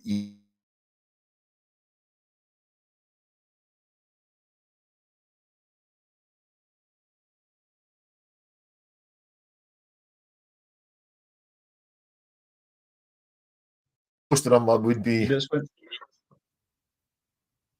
I think would be available if we had to, but I'd be of the guys you mentioned, I'd keep Dessers about. I'd be fairly sad to see Cantwell go, although obviously if the money's right, then he can go. Lawrence, decent bid, I think we'll see him go.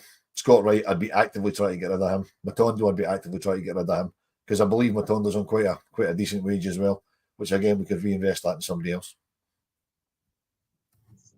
The same for yourself, Stephen. The kind of more forward players. Is there anyone you'd be actively looking to sell? Anyone you'd be upset to see leave? I can understand why people maybe say if a good bid for Cantwell, comes in with cash in on. But personally, I think if we get better players around him, I think we'll see a lot more out of him. He spoke recently in the last week or so about wanting to win more trophies than Callum McGregor. Sometimes I wish he'd maybe toned it down a wee bit on the online stuff. I like his aggression at times. I like how confident he is, how much he loves being here. But some things like that, like don't overthink yourself. Maybe compare yourself to somebody who's only been at Celtic for a couple of years. Maybe not compare it to their captain who's been there for donkeys. But I would still keep him. I think he's great. I think if you're going to sell attacking players, I think you sell midfielders. I think you sell one of Dowell or Lawrence. I don't think we need two of them. I don't think the two of them have done enough recently. Tom Lawrence is dropping form. Kai, I think you've spoke quite a lot about how Tom Lawrence's dropping form has been really worrying. But I still think he's got more than Dowell. So I'd probably maybe sway towards Dowell. I think we could probably get a good bid for Dowell still, because he's got a few years still on Tom Lawrence from down south. So I think we could probably get a bid for him. If I'm getting rid of Lundstram, I don't think we need to sell too many more at Jack as well. I don't think we need to sell too many more in the midfield. I think we should be making more use of Nico Raskin, especially going into pre-season. I think if you get him and Diamande in the midfield, I think with pre-season, I think that could be a decent base for next season. I can understand as well, though, why people are unconvinced with Raskin's not had a great season. I think his confidence has been absolutely shot, and he's still not fully back from his injury. Otherwise, in that one, Scott Wright, no brainer, has got to go. If we played a hand in every week against Hearts, it'd be not too bad. But yeah, we don't play that every time. So yeah, I would get actively shot at him. And yeah, I think they're the interesting one probably in the attack area, though, is the couple of the guys we've got out on loan, potentially what the future holds for them. Sam Lammers is obviously discovered he's a striker in Holland again, even though he looked like he couldn't hit a barn door here. I think we could probably get our money back for him. If we do, that'd be amazing. That would help massively, because I don't see him fitting in too much here. Just doesn't suit the level. Yanis Hadji as well, what the future holds for him. I would love to have a top form Yanis Hadji playing in here. I think he'd be amazing for us to have behind the striker. It's just whether he's ever going to get back to the Yanis Hadji that we knew back in the 55 levels. And if he's not going to get back to that level, I think he's an easy one to cash in on. He's got all the suitors and the likes of Turkey and that type of stuff who would happily bid a couple of million quid for him. So it's just more what his level is going to be going forward, because he obviously started the season, he was very keen to play here, and Beale shipped him out. It's just how things are going to go, but he's one I could potentially watch out for as well. But yeah, I think there's a lot of guys in there I'd probably keep in unless big bids come in for him. But I think there's still a lot of potential in that attacking area if they're getting a few more guys in around them who are a bit better quality to help them out. Maybe it's backups, a lot of the guys, but maybe getting more starters would be helpful, I think, in the attacking area. Do you think it would be really interesting to watch going forward if we had Lammers in the form he's at Utrecht and Hadji in top form? You'd have two players that can take men on, can use both feet. I think that'd be very interesting to watch, but we've unfortunately not be able to have that in their time at the club. So, last question before we finish off, guys. There's quite a lot of talented players in Scottish football right now. You're looking at like Bojan Majowski, going younger, looking at Lennon Miller, David Watson, Conor Barron's going to be a free, Chuck Lawrence Shanklin in there. If there was one player to sign from within Scottish football, who would that player be? We'll start with you, Will. Right, I'm probably the wrong person to ask this, because I only watch Rangers. I don't really watch a lot of other teams. But from what I've heard and the little that I have seen, I'd probably want to take Majowski, because he probably scored the goals that we are missing. And you know, if he can score that amount of goals in a very poor Aberdeen team, I'd love to know what he could do in a decent, which we hope we're going to have next season, a decent Rangers team. So yeah, Majowski for me. Stephen, who would your pick be?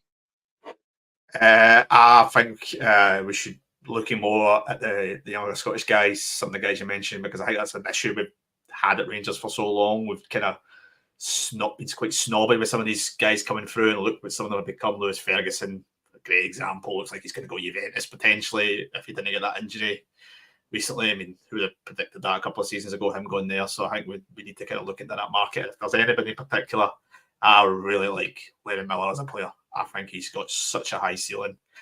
Can play at the base of the midfield, is very comfortable on the ball. I think, given the fact we're potentially going to lose Ryan Jack, and I think most people tend to focus on Conor Barron because he's a free transfer. But I think we missed the boat with Conor Barron if rumours led to believe. So I think if we can get Lennon Miller, a couple of million quid, maybe get you Lennon Miller, hopefully, I think that'd be a great one for the future. He's still very young as well. I think he's 17, I think, still at the moment. So it's such a high ceiling And yeah, I would think he's the future. I think he could be a massive player for us if we get him. Well, wrap up there, guys. Thanks very much for coming on. So, Wilf, again, massively appreciate you coming on, mate. Can you just let people know where they can find you? Yeah, of course, Kai. Thanks very much for having me on, and all the best with your fundraising and your marathon. It's a long way, I know, because I've done it. But yeah, what you're doing is fantastic. I hope you reach your target, and doing it for the Rangers Charity Foundation. I do a bit for them as well. It's fantastic, and I'll hopefully catch you at one of the True Blue Heroes nights that was referenced earlier on. And you can catch me occasionally on the Rangers Rabble. I'm in and around there usually. My Twitter handle's there if anybody wants to interact with me on Twitter or X or whatever the hell they call it these days. But yeah, once again, Kai, thanks very much for having me, and all the best for the rest of your evening. Pleasure, mate. Thank you. And just same for you, Stephen. Just let the viewers know where they can find you. Yeah, Kai, thanks again. As you mentioned, thanks for having me. Great cause, and hope the rest of your night goes well. You can find me at StephenW1192 on Twitter. I do Rangers content for the Fourth Official, as well as helping Kai and the guys at Rangers Journal do a bunch of stuff, some written articles, as well as a few podcasts. But yeah, that's where you can find me for all Rangers content, good or bad. Depends how you feel. As I mentioned, I defended Ravi Matondo 12 months ago, so who knows what you like. Cheers, lads. All the best.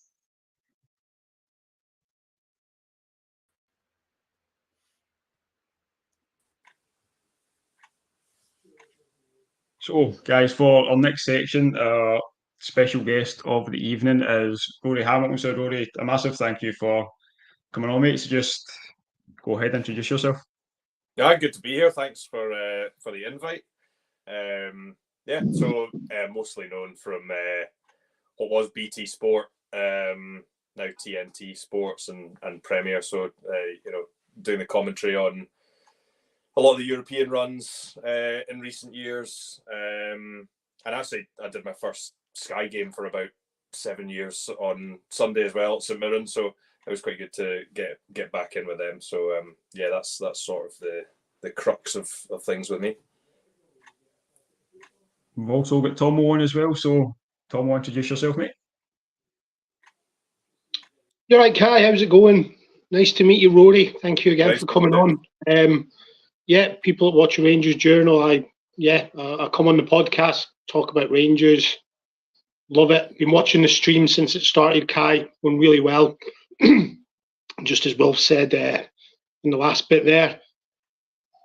Well done on organising all of this, and really hope you get to your whatever your target is, and you get the marathon done. But yeah, brilliant, mate. As I say, it's all going really well. So really enjoying it. Cheers, Tomo. Appreciate that. So just on that, just a reminder, if you want to enter the raffle that will be done at the end of the night, big prizes are a signed shirt from this season's squad. We've got a tour of Ibrox for 4. Got a painting commissioned by one of the podders, Stevie's wife, so Carolyn's portraits. They're excellent work if you've got a pet you'd love a picture of, and a signed picture of John Lundstram. So really good prize to be involved. All you need to do is donate at the Just Giving link. Everything goes to the Rangers Charity Foundation. Again, all you need to do is donate and leave your name and your social media handle. There's a few anonymous ones on there. So if there's anyone that's donated anonymously and wants to kind of make themselves known, just reach out to me and we'll get you included in the raffle at the end. But since we have you on, Rory, I'm sure everyone recognises you were the voice of the Europa League run. So a question I want to ask, obviously one of the most famous lines is the Dreamland in Deutschland one. Is there anything you prep beforehand in case that comes up, or is it all just natural and off the cuff? I would say that I don't prep lines for things like that. But I remember that one's a funny one because we were obviously out there, and if you were to listen back to the game and the studio content for that, at halftime, Daryl says Rangers are in Dreamland in Germany, and I was like, I'm going to nick that, but I'm going to make it better. So at the time, I kind of thought to myself, do you know what? If they get another one, I'll just keep that in the back of my mind. And if you get the opportunity, sometimes like you maybe throughout a game, you're thinking, oh, if something happens, then maybe these words would fit together. But in the main, it really is just like I lose myself when goals go in, big moments, and I quite like to just let the mind send some signals to the voice box, and hopefully it comes out coherent. I'm sure the comments are going to be filled with some of the lines, obviously, from that Europa League run. But is there any that stands out to yourself, Tomo, that you remember? Like I said, the Dreamland in Deutschland 1-1 that always sticks out to me. But is there any for you that stick out personally? I just think in general, the enthusiasm you have when you're commentating on the games, I think it's just like, it's brilliant. I take it you've just got a real love of football, and it's a case of, I'm being paid to do this. It's amazing. I mean, I've always wondered how people get into that role. When you're at school and people are like, what do you want to be when you're old? And it's like fireman, doctor, whatever. Being a football commentator isn't something people might go, I want to do that. And it reminds me of when you see people at the Olympics doing the pole vault. Like, I know when I was at school, there weren't really opportunities to do the pole vault. So how did you come to sort of get into being into commentary? Was it something you always wanted to do, and how did it come about? Yeah, so you might have missed your calling there. If they'd had a pole vault mat at your school, then you might have had a chance. So I used to work in production, sort of like behind the scenes, cutting match highlights and interviews, like all the stuff you see before the game. And then that was at Setanta, and then was in the trucks as well, like choosing the replays that went out. So I was kind of in the environment anyway. And you're right. Like I didn't really realize it was a job, or certainly anything that was attainable until I was there. And on a Saturday, you'd see the commentators coming back in from the games, and you're going, this is actually a job. And I think you're spot on about the enthusiasm part of it. That to me is the most important thing, because there will be games where the result doesn't bother me. It might be a boring game, but at the end of the day, like, everyone that's listening is emotionally invested in it, and I think it's really wrong for you then to tune out of it, because you're the one that is, providing the words that are, describing the play. And I think even if it, 0-0 in the 95th minute, you never know what's going to happen. And some people are on the edge of their seats, and you've got to do that justice, I think. So, in terms of like attributes and things for a commentator, I'm definitely lacking in some areas, and maybe not like got the strongest grasp of the English language as, say, like a Bill McLaren. But I always try. I think enthusiasm is the one thing that's a given. That that's free. You should always be topped out on that, I think, because the people that are listening are. No, definitely. I mean, I've seen some commentators and some pundits, and you'd think they were having a gun held to their head, and it comes across on the telly and whatnot, and you're just like, you're there watching this game and you're being paid for it, and it's like, yeah. So as I say, it certainly comes across on the television, Rory, that you enjoy what you're doing. So no, it's good. It's really good to hear. Like, you make a good point. Like, it's a privilege to do it. I mean, essentially, almost everyone that I know that works in the industry that isn't an ex-player is a failed player. Like, we all wanted to be footballers at one time, didn't make it, and this is kind of it's like the closest you can get to the action, or it's how you can provide your best assets to the industry and get close. Like, okay, couldn't bang one in from 30 yards with my left foot, but I can describe somebody doing it. So I feel like, and that's what I say to a lot of like all the students and stuff that are in media and things like that. A lot of the time they've got these ambitions to be most people want to be a presenter because they want to be front and center camera and they see the lights and all that sort of thing. But at the same time, a bit like myself, putting yourself into the environment of TV and sport, you might find out that, well, you're no good at presenting, but you might be a brilliant sound engineer or match director. It's sort of finding your way. And I was lucky enough to sort of find my way through being an assistant producer into being a commentator. You're obviously someone that's adhered yourself to a lot of Rangers fans, Rory, for the commentary on the Europa League run. Like, I don't know what your loyalties are as a football fan. I'm not going to ask you to tell anyone. But obviously, Rangers fans associate that so many moments of that run with your commentary. Like, what was your probably favourite moment of that run? Just whether it was from the quality of a goal or like the reaction it caused. Like, what's the moment that you kind of always remember personally from that Europa League run?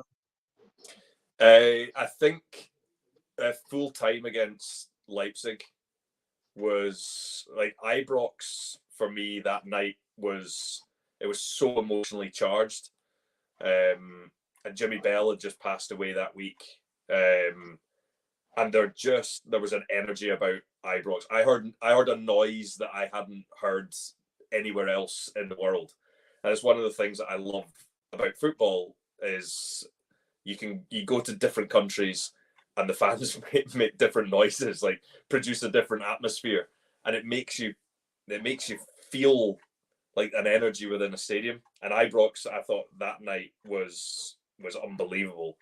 One of the other ones, in the run that did the same to me because I hadn't experienced something like it before was Red Star away.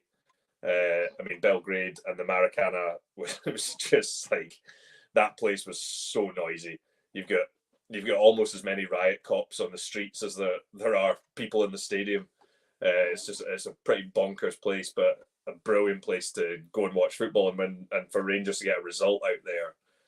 We were all, it would be myself, Emma Dodds, Alex Ray, Stephen Craigan was on a lot of those games as well, and Coisty, and we were almost turning up to each game thinking, oh well, this might be the last of this run, so just go all out and enjoy it as much as we can. And it just kept on going and going and going, obviously all the way to Seville.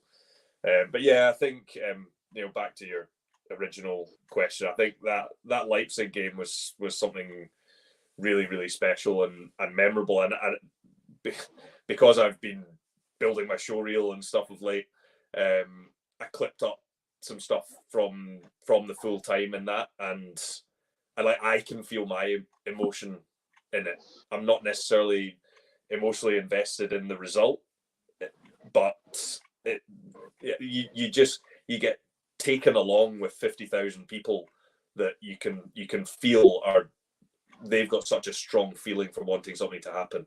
And I mean, I'll back any Scottish team in Europe. Like I love nothing more than when a Scottish team does well, because we take so much stick from our near neighbours who have got all the money in the world to invest in their squads.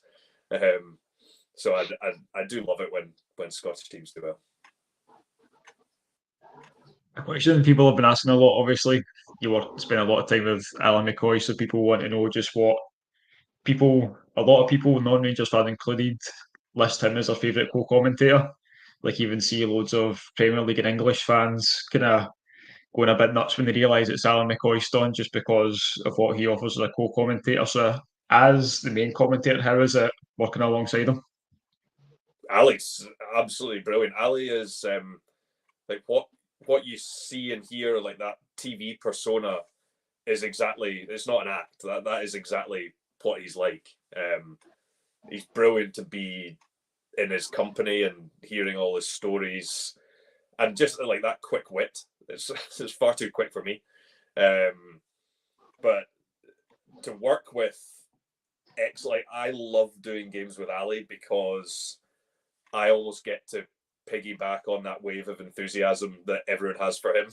So when you do one with Ali, everyone's like, "All right, you get accepted into the like how good he is and being a part of him. So he's brilliant to work with. He'll do his research. It's not as if he turns up and relies on his character to get him through. He'll do his research, and he'll usually pick out 2 or 3 of the best stats, and he'll use them before me, and I'll be looking across at him and just being like, mate, come on, you're gonna save some of the good ones for me. But no, he's a top man.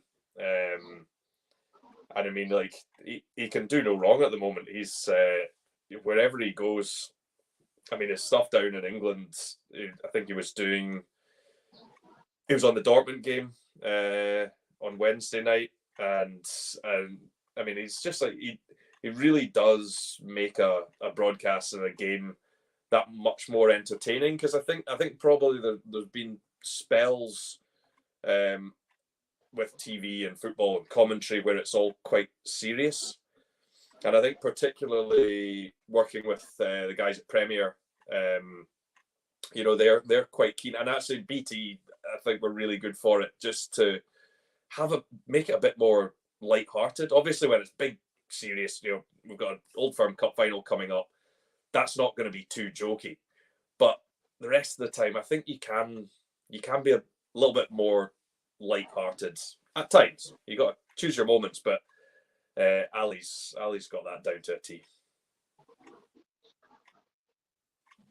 So just looking at, obviously, I think quite a few people were surprised when they tuned in on Sunday that you were on Sky Sports. Is that an ongoing thing? Was that a one-off, or can we expect kind of your commentary on Scottish football and Sky for the rest of the season? No, I think just a one-off. I sort of had to okay that with the bosses at TNT. So because they had the double header on Sunday, the producer there actually used to be the producer at BT Sport, so I know that office really well as well, because I used to work in it. So no, just a one-off. So I'll be sticking with TNT and Premier till the end of the season. But you're disappointed if you with that one. So well, apart from Super Ali, who is your kind of favourite co-commentators to work alongside? You've obviously done a lot of games, covered a lot of stuff, so minus, I'm just going to say Alan McCoist is your favourite. You've not said it, putting the words in your mouth, but outside of Alan McCoist, who is your kind of favourite team to work with? I'm probably not allowed to say Chris Sutton on this, am I? Chris is good. It was nice having you, Rory. Have a good evening. But obviously, I did work with Chris for years, and he's very good company. Michael Stewart, another pal. I was just playing golf with him today. Yeah, I mean, Michael, Stephen Craigan. Actually, I think Alan Hutton's done really well. He's come in and done a few games with us, and it's not that easy to sort of grasp all there's little tricks and things to being a co-commentator, and I think he's sort of picked them up really, really quickly, and he can also provide quite a good argument to Michael Stewart, who obviously loves an argument. So, yeah, I think very, very lucky to work with so many good ones, and because TNT I've done quite a lot of games down south as well. So you get some of the famous faces down there, like Robbie Savage and Martin Keown, Owen Hargreaves, because Owen was out doing the final with us as well in Seville. So I've got to know him quite well. So yeah, it's honestly, like, there aren't bad ones. Like, everyone is good, but it's kind of it's a little bit up to me to drive what they need to get out of it. A lot of the time, if they're a bit younger, maybe a bit less experienced, then I feel that as part of my job to encourage them along the way. So you think, you're obviously the main commentator, like, I'm not sure if you've done much with the co-commentary before, but do you think it's a more difficult job to be the co-commentator? Because I sometimes feel like listening to some co-commentators feel like they need to wait for you to kind of say something or wait to come in, know the right time to come in. Do you think, obviously not saying your job's easy by any means, but do you think it's more difficult to be the main commentator, or can I be the man on the side as a co-commentator? I mean, they're very different jobs, but obviously they're intertwined. So I'm more the kind of, I guess, the host, like the presenter would be. I'm the one that's kind of in control of where the conversation's going. So there's a bit more responsibility with my role, I would say. Whereas the co-commentator tends to bring an expertise, so that's why you generally get an ex-player doing that. Because they know that the technicalities, they will spot things going on in the game, and that's why I always have little rules for us to kind of follow, so that we don't just talk over each other all the time, and it would just become a bit of a rabble. So I always I say, look, if I just drop my mic away from my mouth, then I'm happy for them to come in, or if they want to come in, I'll see them just raise the mic up, or like Ali might look along the line and just wave at me because he's spotted something and he wants to jump in and say it. So you're just kind of working as a team, and it's quite conversational at times. Obviously when big moments are happening, you're describing the action, but a lot of the time you can allow it to kind of become a chat, because a game of football, there's not always something happening. So sometimes you just got to have a few little topics up your sleeve, just to get them to chat along, give you a rest for a couple of minutes. So what actually is the setup like? You obviously say that, like, Ali would wave to you. Like, are you sitting right next to each other? Do you have like separate kind of desks within the stadium? Like, what is the actual setup like for commentators and co-commentators? Because it's not something that fans always see. Yeah, let me try and think. It totally depends on the stadium. Some places. My very first game, if you remember, Arbroath in the cup, Sally Kerkar scored. That was my very first live game for Sky. We were on a bit of scaffolding that was attached to the top of the stand at Gayfield, and they couldn't put a roof on it because it was that windy that and then they were like, that's going to become a sail and it's going to drag you guys off and take the roof off the stand. So instead they had to actually put us in harnesses and clip us into this bit of scaffolding, so we didn't basically blow, because it's 2 meters behind the wall is the North Sea, or the Firth of Forth. So you'd be in there. So have I got my geography right there? It is the North Sea, isn't it? Or both. So yeah, generally, say at Hampden, you've got that front row of the top tier of the South Stand, and we maybe take up like 6 seats, so we'll have a bit of a gap between us. Each has got their own commentary box with a headset and a lit mic, and then so on that commentary box, you've got all sorts of buttons, because this is something that a lot of people don't realise. And somebody actually put it up. I think it was maybe Martin Tyler put it up a few years ago, and just said, this is what we actually hear is going on. So we can change the dials on everything, but the number of voices that we've actually, I've got myself, I've got the 2 co-commentators. I can turn the crowd up and down, but I always have them like as loud as I can, really, because I like to feel it to be as natural an atmosphere as possible. You've got the director, you've got the PA, and now you've got VAR as well. So you could have like 6 voices in your head, and it takes a little bit of time to work out when to blank some of those voices out. But I guess that just kind of comes with a bit of time. Just on the VAR thing there, Rory, it's interesting. So do you hear the discussion that's going on between VAR and the referee? So we only hear the VAR official. We can't hear the ref. So, you know, like you get a lot of they're telling them to delay the game and things like that. You won't really get to hear too much of them making a decision and how they came to it, because I think they like to leave that up to the on-field ref. Some of them are really chatty and some aren't. So I think it just you know, remember, I mean, I've got my strong issues with a lot of how VAR is done, but you know, they are learning it as well. It's you know, it's never going to be perfect. So I do sympathise with them at times, even though I also feel like hammering it at times. Just on that, I know we're running out of time. We've only got a few minutes left, but just that's really interesting. So, does the VAR, do they basically say to the ref, "I think you've missed something here," or is it a case of the referee going, "I think I've missed something. Can you have a look at that?" Or is it a bit of a two-way street?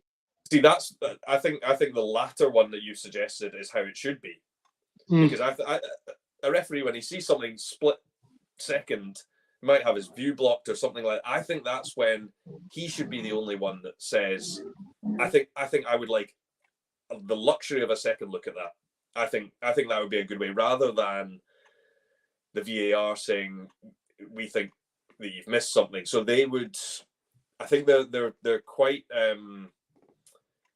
strict on their terminology. So they would never say, I think you've missed something, but they would say, so they would delay the game, delay, and then while that's happening, they'll look, and then they'll just say, we're going to recommend an on-field review. So that's his indication then to go over to the monitor, have a look, and I mean, as we know now, the majority of times when that happens, it's because he's missed something. The VAR ref obviously thinks, right, you've missed it, I think it's a penalty. So then the ref will come over, have a look, and in the main he'll change his decision and make it a penalty. But not always, but in the main, that's how it goes.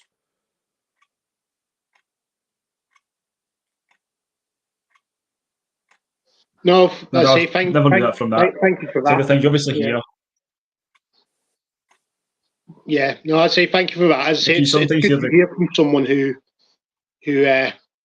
gets involved in it, and because as fans, you're like, oh, how do we come to that decision? What do we, you know, how does a referee get called, etc. So it's really interesting to hear from someone who's involved in it.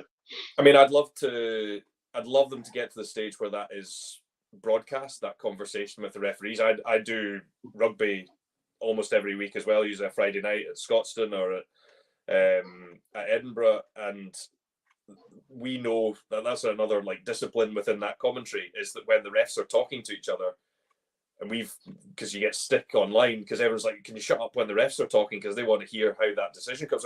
So the minute they're talking to each other, we all put our mics down and allow the viewers to hear exactly how the referees are coming to that conclusion. I think that would be something that would really help. Even if you don't agree with the decision, you can then hear their reasoning for it and how they came about as a conversation between 2-3 officials, and that's how they work their way to getting the right call in their minds, even if you don't agree with it. I think that then you could probably start to sympathize with them a little bit more. Yeah, definitely. No, 100% agree. 100%. Well, I think we'll wrap it up there, Rory. A massive thank you for coming on. We've had a request, and I think the group chat would be all over me if I didn't ask this. One last request from you. Could you please give us a every night is the Rangers Journal night? Every night is the Rangers Journal night. Amazing. So thank you so much for coming, mate. Really, really appreciate your time. No, well, just let the viewers know where they can find you. Brilliant work that you're doing as well. So so keep all that up, and good luck with everything. So thanks for having me on. Appreciate that, mate. And again, Tomo, again, thank you for coming on. No, absolute pleasure. Thank you for having me on, Kai. And again, thank you, Rory, for sparing your time to come on. It's massively appreciated. I say this half an hour's flown by, and I'm sure we could have spoke about a lot more as well. So I say thank you, and keep up the good work, and pass on our best to Ali. Get him to put a little tweet out about the Rangers Journal. I've been trying to contact him, but I know he's a busy man. So yeah. Well, I did ask him, but I think given that he's not on tonight, then he's obviously not managed to free up some time. But he probably does get about 1,000 requests a day. So yeah. No, thank you very much again, guys. Much appreciated. See you later. Cheers. Thanks, guys. Bye. Scotty boy, how's it going?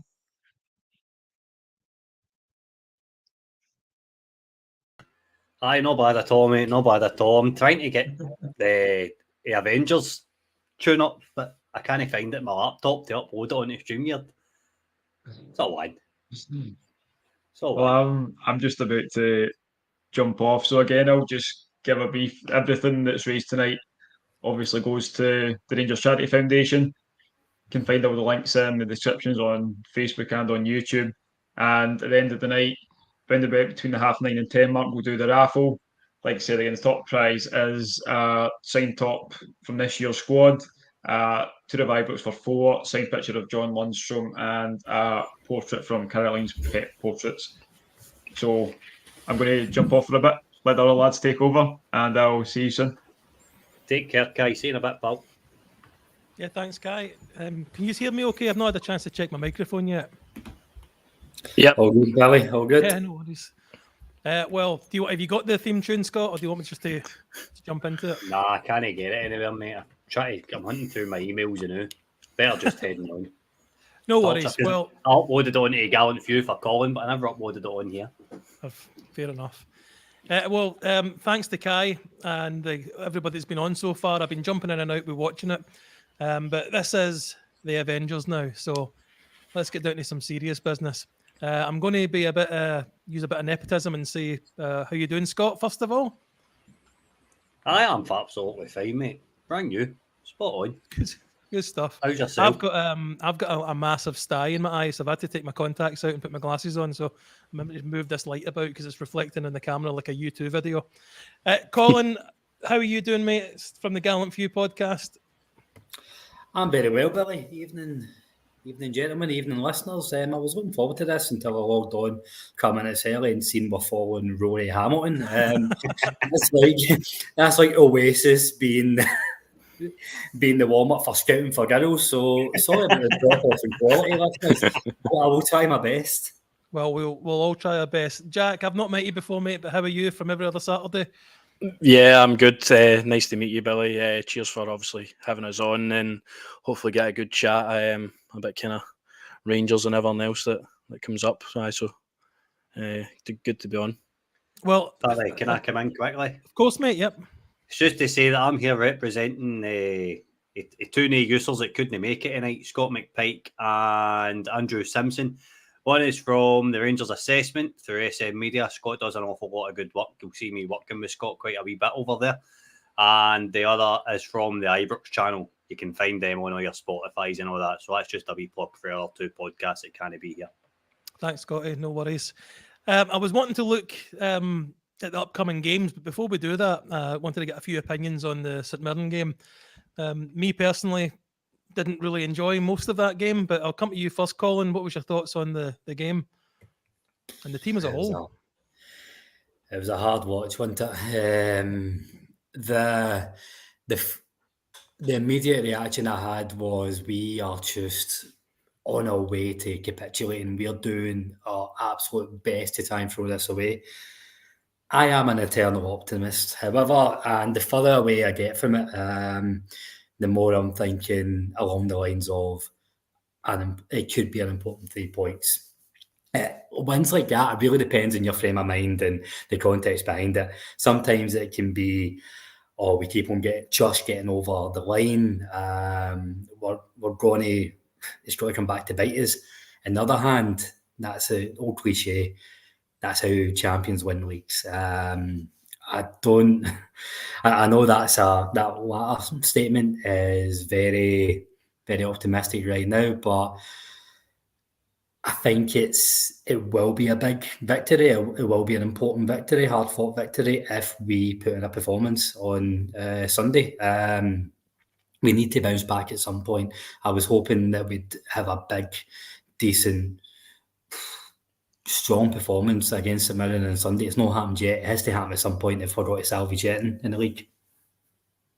No worries. And Jack, if I come to you on the game as a whole, but how do you feel the injuries are affecting things at the moment?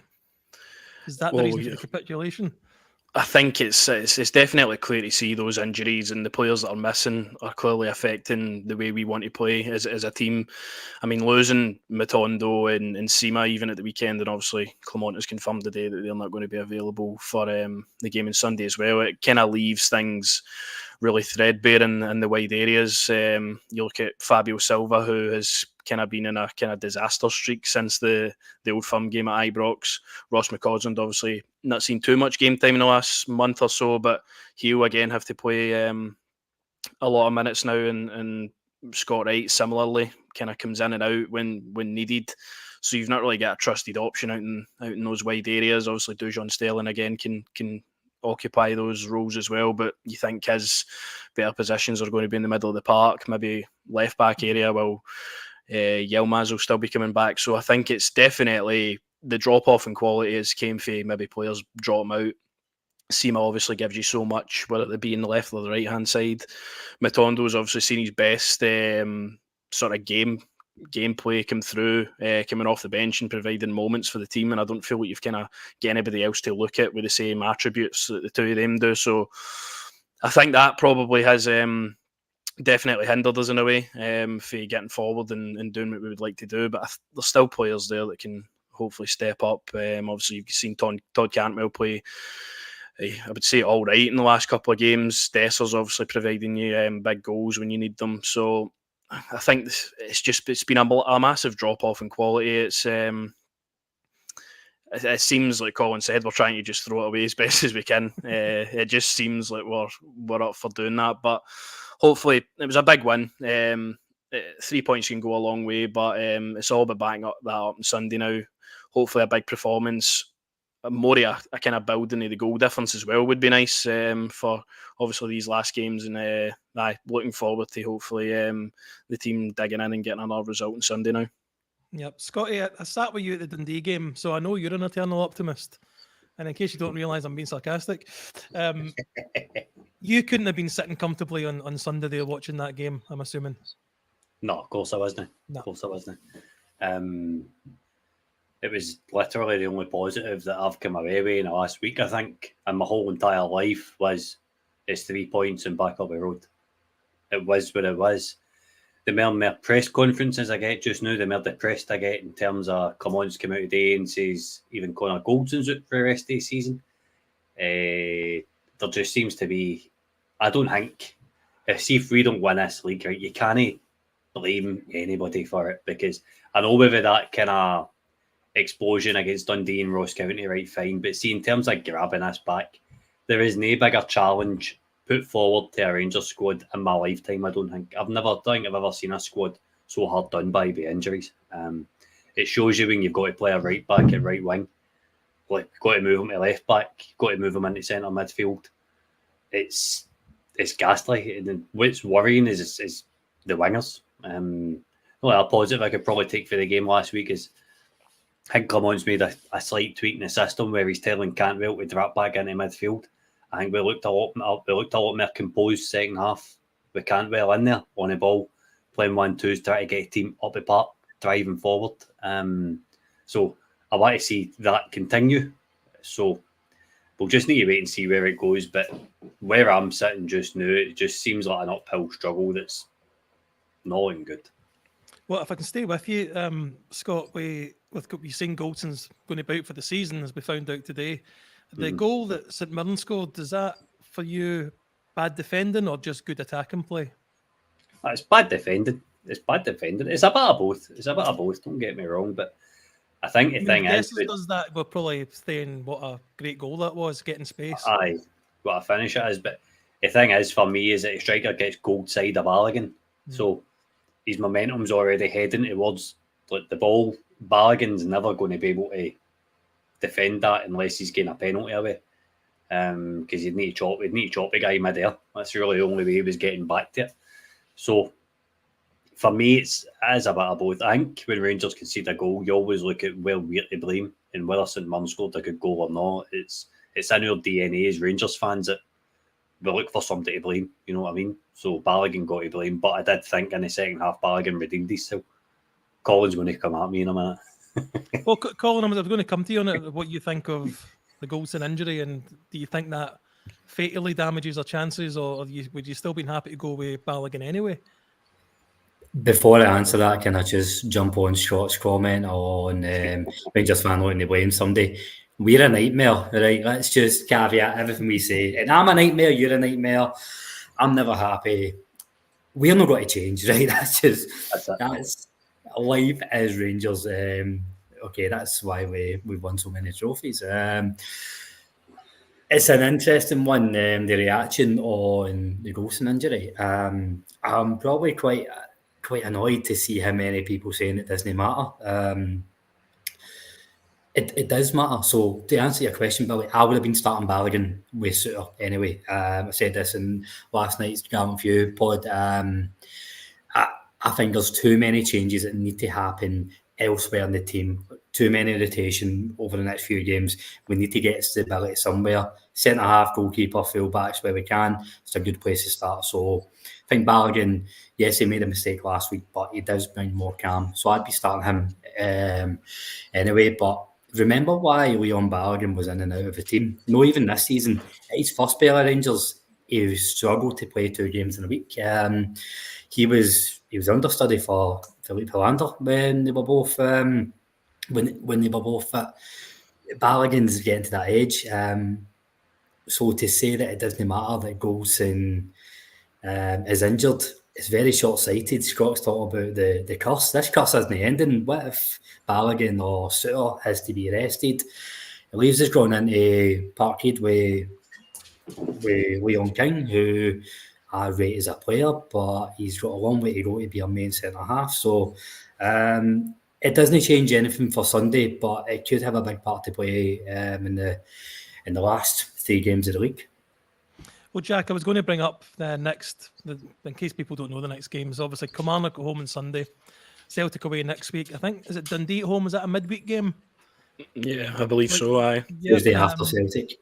Yep, and then Hearts away for the final league game. Obviously, we've got Celtic in the cup, but we'll have to think of that when we get to it. I just feel, and with you, Jack, we've been seeing these injury problems. I'd love to face Celtic with a fit team. We've probably been saying that for 3 years. Aye, just no luck at all. I don't. Whether you put that down to now, is it the medical department kind of not being up to scratch and getting these players kind of back? And maybe the programmes aren't correct that they're on. It just seems like a kind of disaster for the inside that we probably will not get the communication on to see why it's so bad. Because I mean, you see across the city, Maeda's out apparently for the rest of the season. He's back within 2 weeks. It's compare and contrast to like Danilo, for instance, who's not been seen. Oscar Cortez obviously has his season put to a close today as well. So I think I'd definitely be looking for kind of answers to why we're picking up so many injuries, why they're never really sort of wee niggles or anything. It's always kind of long-term fractures or tears, or they'll be out for forever, basically. And they don't even use the 8 to 10 days line anymore. That's just kind of went away now. It's just he'll be out for God knows how long. So I think it's been poor this season with the injuries that we've had. It's kind of always been stop-start. You get players back, another one drops out.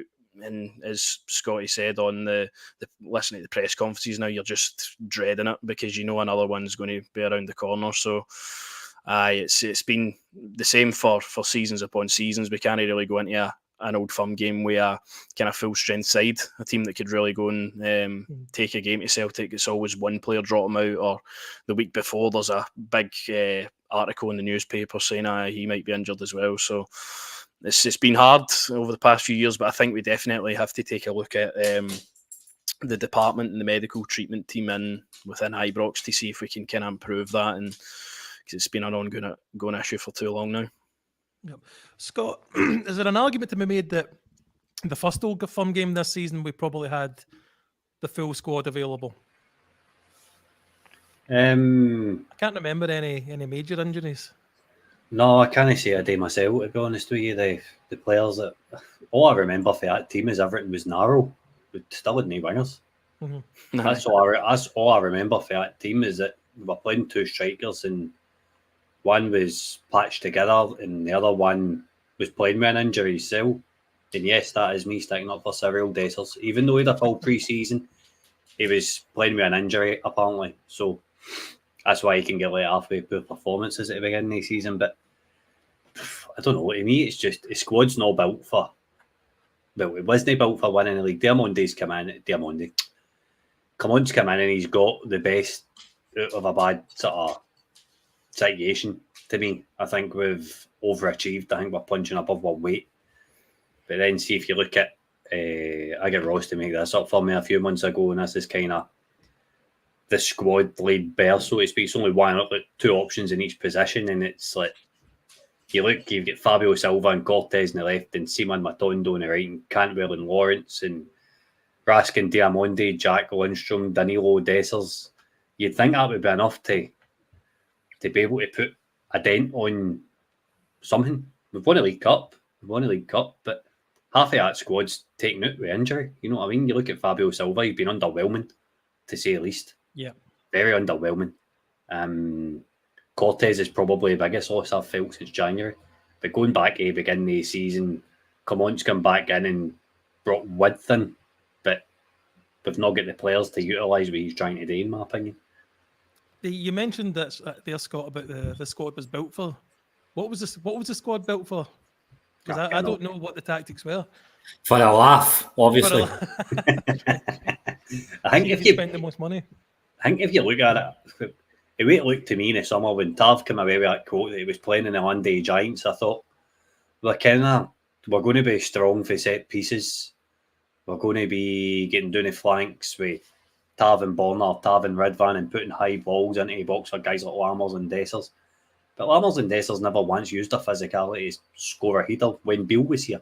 Dessers obviously is now with scoring that header at St Mirren and stuff, but it's hard to see where the strengths lie. And to be brutally honest with you, the player I probably miss most is Fashion Sakala, because Fashion Sakala was that unpredictable. He didn't even know what he was going to do, never mind a defender. And we're missing that unpredictability because it was a spark it could spark you into life and give you something unexpected.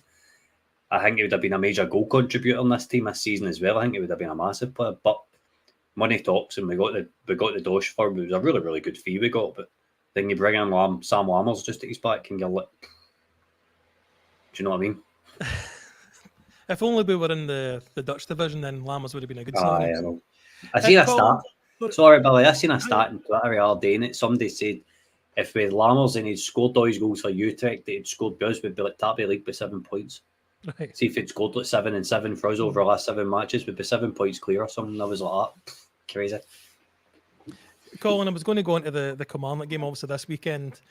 Derek McInnes, I think it was you, Jack, sorry, a minute ago, that said about trying to maybe get the goal difference back, but Derek McInnes is outside maybe what Clement's done, has been one of the best managers, I think, in the league with what he's achieved.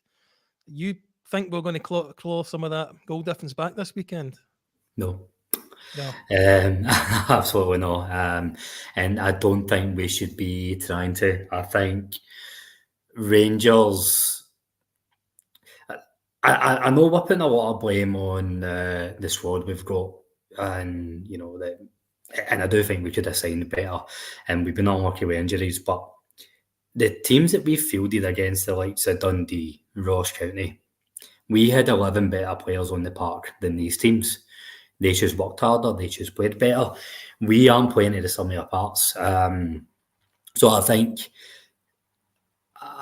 it'd be very arrogant of Clement and the players to think that they should go gung-ho and try and get the goal difference up. As fans, we are allowed to say that. Like, we're cheering them on for the side of the pitch, but when Clement can't get the best out of his team and the players can't do the basics right, I think we just need to do the basics very well on Sunday and win the 3 points. If we do the basics well and we play 70%, 80% of our game, we are good enough to beat Kilmarnock. But we've not been doing that. We've not been doing the basics well enough. So I think we just need to try and win the game first and foremost, however ugly it is, because I don't have the confidence, even if we're 2 goals up and we say, right, let's go try and get the 3rd, the 4th. I go to sleep at night, close my eyes, and I see long balls, and it keeps me up at night. It just, it's not going to take much for Rangers to be complacent. So I think we just need to get a comfortable game under our belts before we start to be Pep Guardiola's Barcelona team. And Jack, is he really going to have to, this Clement I'm talking about here, going to go try and, I don't know, what do you call it, get the spirit that he came in with, get everybody playing the way he did when he first came in? Because we've kind of lost that in the last month. Yeah, and it's kind of, when he came in, obviously, we talked in the previous part there about the injuries and stuff and the team that he had to deal with and the players he had to shift about. I think we're in that kind of situation again where they'll have to kind of just roll up their sleeves and get on with it and play wherever they need to and give kind of 100% for the last stretch of the season, because obviously we've done really well in that spell. Going over to Betis and getting a result, then winning the cup on the Sunday with kind of limited options in the middle of the park, even, and kind of youngster and McCausland playing out on the right hand side. So we've done it before. We need to kind of be revitalised again in the same kind of fashion. I think it'll be a tough game on Sunday against Kilmarnock. I think it would be nice to, as you say, kind of bump that goal difference up. I think the main thing for me though with that kind of comment is just to take our chances. We've been gifted so many chances over so many games that we just never take, and try and make the game kind of comfortable for ourselves, because Kilmarnock have got an outlet with Kyle Vassell, Marley Watkins, Armstrong, Watson in the middle of the park. Really, really solid team, hard to beat. So, as Colin said, a nice comfortable victory would be nice. Can I get you to comment on that? Comment that's on there about, do we change formation? Could definitely be an option. I don't really believe in any of our wingers to kind of do what the ones that are out would do. So I think maybe, obviously you've got Roof in there. You could maybe put Silva up front with Cantwell behind him and Dessers. You could then, you could shuffle it about. I think Clement is not going to change anything too drastically this late in the season, but I think if needs must, it might benefit us. But I think he'll kind of just stick with the same kind of formation and plug the kind of players he can in where necessary at the moment. Can I just come in that, Billy? Yeah, because I see a lot of comments and a lot of suggestions of why have we not tried to get the back 3-5-2, and I'm probably of the more Huddersfield camp, where I think football can be a bit too complicated at times. So I'm not saying we go 4-4-2, big guy, wee guy, like Brian Bovril or that, bring back the 90s. But when you look at why Rangers have dropped points, they've not taken their chances. They've no defended well. They've let balls go over the top. The passing, how often do the midfield have the ball and there's 6 players in front of them stationary, or Rangers can't make a 5-10 yard pass. No formation in the world will change that. So I think it's a moot point. If we don't do the basics, then we could play a 4-2-4 and it's going to be the same impact. I'm wondering if he maybe has to go and use Beale's tactics instead of his own regular ones if the wingers aren't there. I'll raise your Beale tactics and say Pedro Caixinha against Hamilton, when he changed it at half time. He played one centre back, which was Andy Halliday, and the first half was like taking too much Valium, and the second half was an acid trip. It was enjoyable. So, or even Caixinha against Aberdeen when he did that diamond midfield. Anyway, Scotty. I'm going to just talk about the injured players, because that's a big thing. So the rest of the season, no Goldson, no Danilo, no Cortez. I don't know about Roof. I never heard an update of him, but hopefully we should have Sima, Yilmaz, Matondo and Jack back for some of that. surely they're important players that could help us get over the line. Well, is Jack going to get a game? Is he going to come in for John Lundstram? Because that's a problem in Hopefully. midfield. But Lundstram's Cumberland's boy, so probably not. Mm. Kamar Roof is fit. He's not been playing any minutes. He played at Dundee. Me and you are at it. He got no service. He didn't offer much up front. I don't think this team is built for Kamar Roof to let him score goals, if I'm being honest. Who else was there? Yilmaz is massive. Yilmaz is really important to baby play. Plays that inverted left wing back role really, really well. Who else did you mention, Billy? Coming back or out totally? Coming back. Sima. Well, we all know what Sima offers. Sima and Matondo give you width and pace, and one's a goal scoring threat, and the other one coming off the bench. He's everything. He's Ronaldinho coming off the bench, but if you give him a start, he's a wee bit hit and a miss. We've been calling. I've been on a Gavin Few all season with Andrew Stewart, and we've basically kind of came to a conclusion that Matondo's next challenge is coming off that role. So he needs to stop coming off the bench and make an impact for a start. That's come on. Let's say Matondo's biggest challenge left in the Rangers jersey. I personally like Paul's suggestion here with playing Lawrence off the left. I think that's where he played for Derby. I think it's worth a try. But then there's 4 matches left this season, so what's the chances of things getting changed up? It's not going to get changed. Lundstram's going to continue to play, and the way he's playing just now, he's dictating how we play in terms of slowing the game down. Like I says this all night, there was a point against St Mirren where Diamonde done a wee give and go, where when Lundstram took 2 touches and passed the ball back to Borna, and I was like, but Diamonde had already progressed up the park into space looking for it to transition the ball forward. So I think unless Lundstram can get his confidence back and get back to playing the way we know he can play, then you've definitely got a chance of being able to do something with the rest of the season. But the quicker these matches get down, the twist and turn, I think, is going to need to come both for Celtic. I think they're going to need to drop with 4 points or else to win the league, if I'm being brutally honest with you, Billy. I think my biggest hope is Kilmarnock take something off them at Rugby Park. Just because they've done, I think they've beat them twice now, is that right? Or there was one or draw? They obviously beat us at the beginning of the season. Again, I put that down to Beale rather than Kilmarnock that day, but that's just my opinion. Looking forward to the other games that I mentioned earlier on. Leave the Celtic game just now. Is there any other banana skins you see in there for us? Are they all potentially banana skins? I'll come to you, Colin. If you've watched Rangers recently, then every game's a banana skin. I'm trying to be positive, mate. I'm trying to keep it positive. No, but again, it's very to try and be balanced, right? Because copy and paste my earlier comment about us being a nightmare, myself included. Like, we've been very, very negative.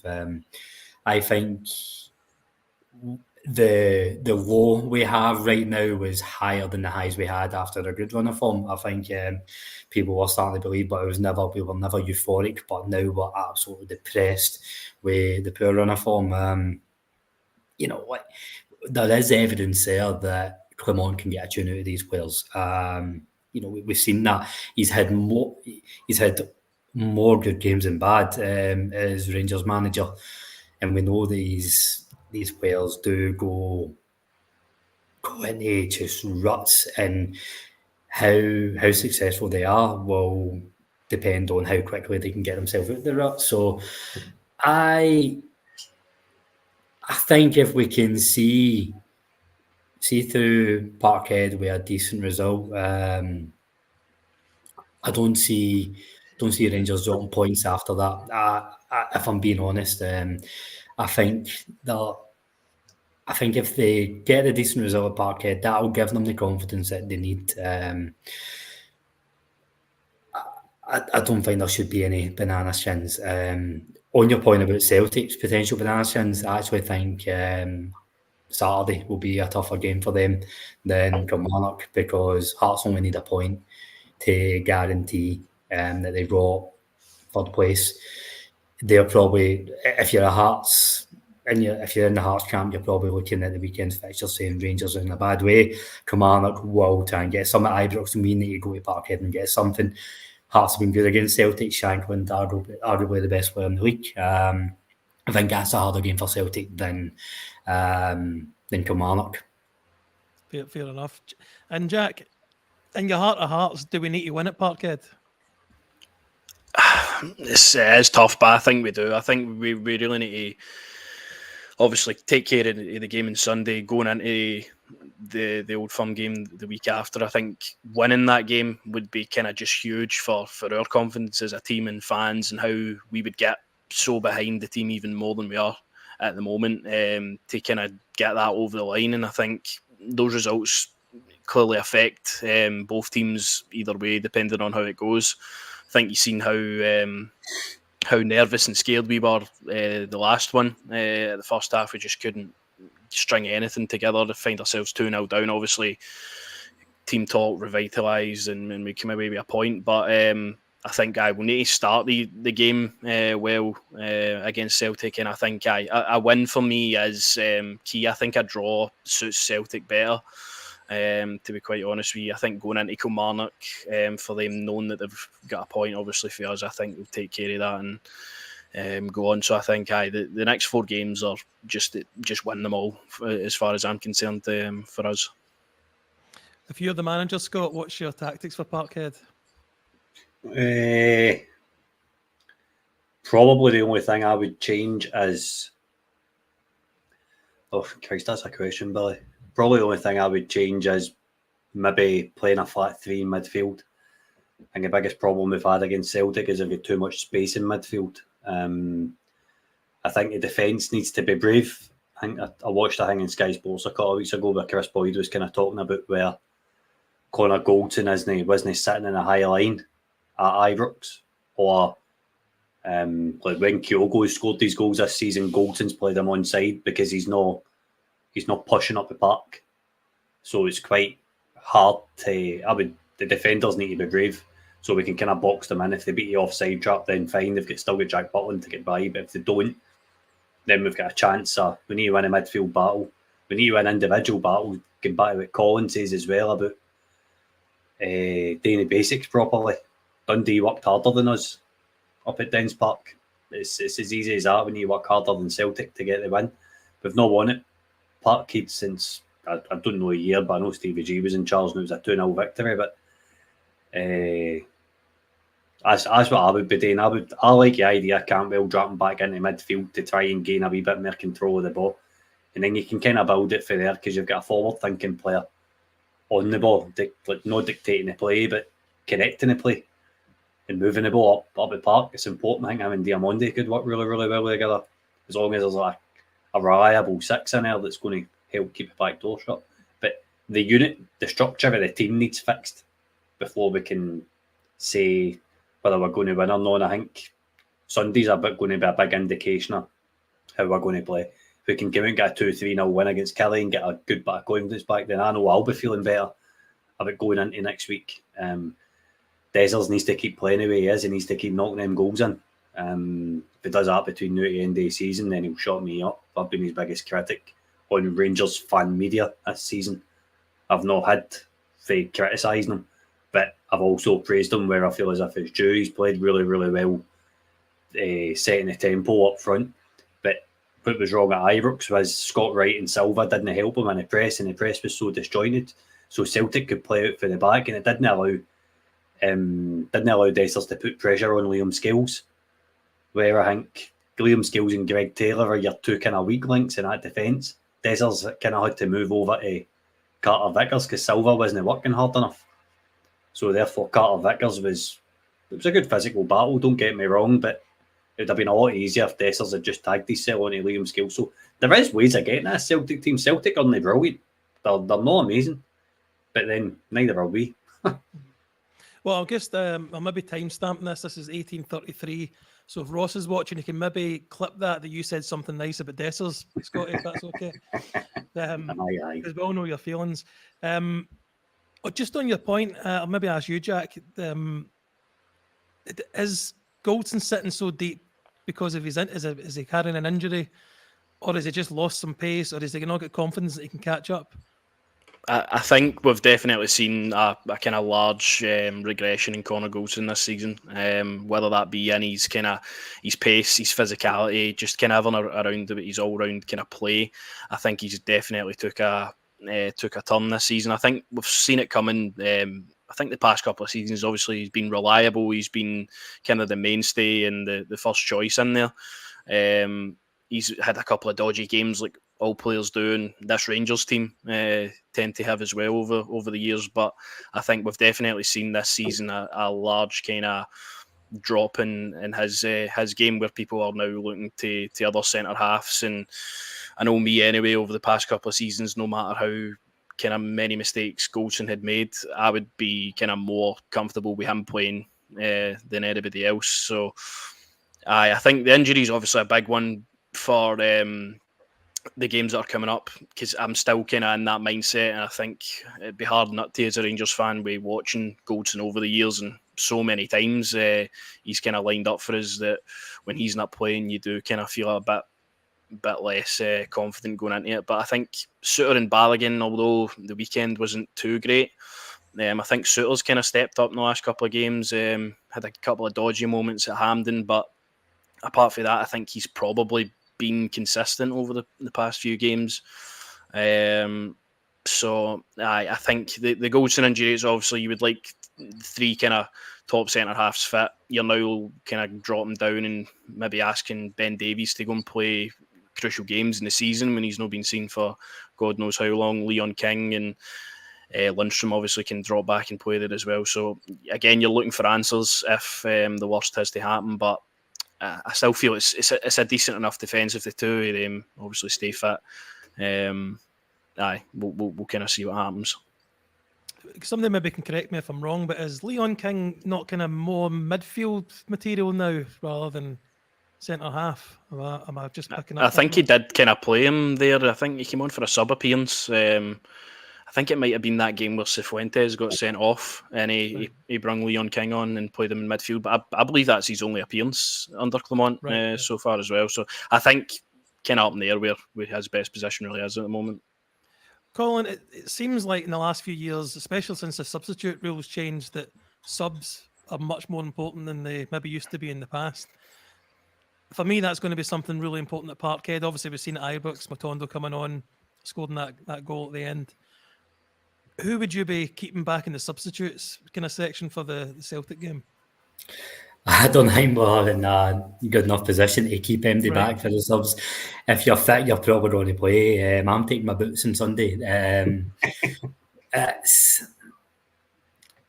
but having said that, there is options. So realistically, I think we're going to play Lord and Saw Cantwell. I think both are very decent players. Lawrence has just been off the boil. I don't know what, but we can see like why we signed him. We've seen glimpses of him, particularly when he's been playing deeper alongside John Lundstram. So we do have Tom Lawrence there. We've got the likes of young Ross McCausland and Cole McKinnon, and I'm not saying that we should be turning to them to go and change the game at Parkhead, but there's that whole, with the inexperience of youth, you don't have the fear, you don't have the battle scars. Maybe that's what we need in the last 20 minutes. I know we're at 7 o'clock. The pod's got to turn into a good old chat about the youth system in general, but I really like to look at both McCausland and McKinnon. I think McCausland, he's had enough game time. He is starting to learn the discipline side of the game. Like when he first broke into the team, it was very much, I'm a winger, I will just go on my wonders here and there. Don't need to do the dirty work, and he got caught out a couple of times, but you can tell off the ball he really is improving. So him coming off of the bench, we lack energy, Billy, like we do. So I'm looking at they two thinking, that can give some much needed energy into a lot of jaded legs. Other than that, it really depends who fancies checking out the hospital. I mean, I'd love to say Seaman Matondo will be there for Parkhead, but it's just a gamble right now. So I think we play with what we've got, and we try and set up our best 11 and then just see who's available. Fair dues. You made a point about the youngsters not being scared. I think I've seen maybe McCausland starting to feel the fear a wee bit. Now he's had more of a run in the team. You might disagree with him, but up in Dundee, I just felt he wasn't going by a player when he probably could have, and he wasn't passing it when he maybe could have. But might not be seeing something that's really there.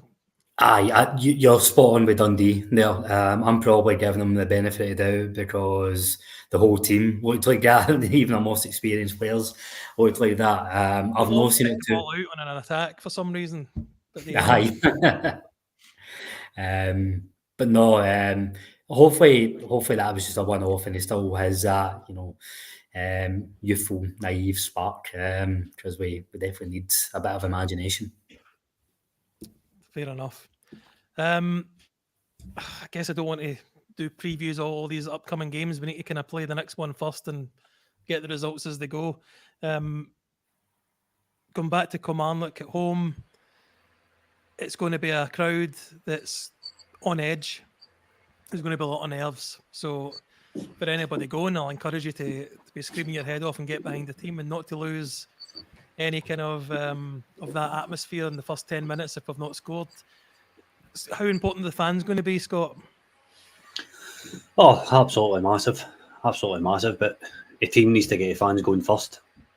Team's going to walk out to a bit of a good reception, a good atmosphere, but it's up to the team to go and build on it. Get an early goal, get a team behind you, keep the back door shut. Don't concede a goal after you score. I want a goal in the first 10 minutes. Then I want a second goal within the next 10. We really need to go. I've put this out there over whatever podcast I've been on the last couple of weeks that we needed to batter St Mirren. And what I got in the Rangers Journal chat is, but we never batter St Mirren. Well, we didn't batter St Mirren and we're no closer to winning the league. It's status quo with 4 matches left. So if we don't batter Kilmarnock, it's going to be status quo with 3 matches left. Then you get Celtic. You manage to get a result against Celtic, you're still 3 goals behind them or whatever it's going to be. We need to give somebody a doing. It's pure and simple. Pure and simple. Saying that, Scott, I know what you mean, give somebody a doing. I think we're more likely to give somebody a doing the last 2 games of the season, Dundee or Hearts, when no one else is playing for it. And I think we just need to get through by hook or by crook these next 2 games. If we are still in with a shout and it's goal difference, that's when we go gung-ho. We need to stick our twist and we need to twist. So I agree with you. We won't win this league without battering somebody. I think we hold that off for the last 2 games. I don't know. I mean, a couple of goals each game gets you back, what, 8 goals? With, a couple of goals, winning by a couple of goals. I mean, it's a tricky one, but I just look at where the goals are going to come from, and that's how I'm kind of relating it to fans. Like, Corey's right in what he's saying. There's nobody can criticise the supporters this season. The supporters can, if we get an early goal on Sunday, the crowd will cheer you on to score another one, and if you do that, the atmosphere is just going to keep going because everybody knows that this goal difference counts for, it's essentially a point, and the crowd can spur a team on. But I don't know. My only concern is how we're going to create chances because all our attacking players are in the medical room just now. Mm-hmm. So it's supporters need to turn up, if I'm being brutally honest about it, and they need to spur the team on. Momentum's got to be a big thing. I sit in the Copeland rear and I feel like I'm one of the old guys for the Muppets with the people around me. As soon as something goes wrong, it's just heckle. But you know what I mean? No heckle, sorry. Aye. We, as a fan base, we are very nervous right now. We're in a title race. It's meant to be nervy, but what really annoys me is, and I'm probably guilty of it as well, the first minute, Tav misplaces a ball, for example, and that's it. We're just done. Game's over. I'm away to watch. I'm a rugby fan now, but by the night we are we're very emotional. But the onus has to be more on the team to give us something to cheer about. But we need to recognise when the team needs a bit of lifting and give them longer than 5 minutes in a game. Only thing, Colin, is that's It's not going to change. That's what we've been like for, as far as I remember. We've I always know. demanded. Yeah, you're right. We're not going to change, so the players need to. The players that come in here need to have that explained to them, and that's why it's good to have somebody in the dressing room that knows what the score is here. Who can be our Lafferty, Jack? Well, it's going to have to be Cyril Dessers in it. Yeah, I think I put a tweet up about that after the game on Sunday. Just Cyril Dessers, just please be that prime Kyle Lafferty at the end of the season when we need him. He's obviously done well in the last 2 games to show that, so hopefully he can keep continuing on, scoring goals, obviously getting us up the park and playing well. You don't want any of the kind of daft moments to play into Dessers' game. They probably will, because that's the kind of player he is, but I just hope he keeps continuing on this kind of strong vein of form. But as usual, we're both kind of going on about there, and with the crowd, you've seen Hearts when we battered them 5-0. The positive start with the goal gets everybody up for it. We then went and trounced them, and then kind of compare and contrast with the Hibs game after the international break, but we're 2-1 up, kind of nervy, thinking, right, we need this third goal, and obviously Matondo then popped up, and the crowd really got kind of that goal to happen with the stands kind of chanting songs and stuff like that throughout that period. So the fans are going to be huge for this run-in. Cyril Dessers and even a sort of Kmart Roof, anybody. It's kind of down to everybody in this squad now to really stand up, be counted, and I take the moment when it comes and hopefully be positive with it, because there's no room for any of the kind of performances like Dundee and County and St Mirren, even though we won. That really has to get out of our system now, and we really need to kind of get fans back on side as quickly as possible, scoring as early as we can against Kilmarnock, and hopefully open up the floodgates and get a really kind of resounding victory would be nice. But win that game and hopefully we'll see where we go. I'm just reading in the comments, Scott, about Roof. That he is capable of scoring, but we're not playing. You were saying earlier on, we're not playing to his skill set. Can you tell us a bit more what you think about that? What do you think we need to do differently to benefit from Roof benefiting, really, or Roof being a big part of the last few games? Well, see, on my Wednesday night show, I pulled up last week's kind of slides, and it was a bit about Dessers and the shots that he had. Now, he had 1 shot on target, which was his goal, and he had 2 off target. But them shots were for areas in the box that you're more than likely not going to score for. And I mean any striker in that comment. So if we're creating chances at the edge of the box and stuff like that for Dessers, then Roof's not he's not as mobile as what he once was. I think there's an awful lot of stuff going on with Roof where he's scared to move in a certain direction in case he gets injured again. In terms of, you need to create chances in the box for Roof, and up at Dundee we never done it. Pure and simple. We never really got anywhere near Dundee's box. So that's where I was kind of coming for on that. There's this old theory about like take Shanklin for example, right? Shanklin would have scored 40 goals in this Rangers team. No, he wouldn't have scored 40 goals in this Rangers team, because this Rangers team wouldn't have created 40 chances for him to score. Do you know what I mean? That's the kind of, we need to fix the supply first. I've gave Dessers it stinking all season, but at the same time, we need to fix the supply to the strikers to score us the goals that we need. So you need a reliable number 9, and you need a service. Diamonde's helped that. Diamonde's helped, but losing Cortez was massive. I think Cortez, the way he picked the ball up and drove at people and shot and could pick a pass. Cortez was everything that we wanted kind of Ryan Kent to be. And what Ryan Kent was kind of when he came in on loan in his first maybe season or 2. I just don't think we're creating enough chances for Roof.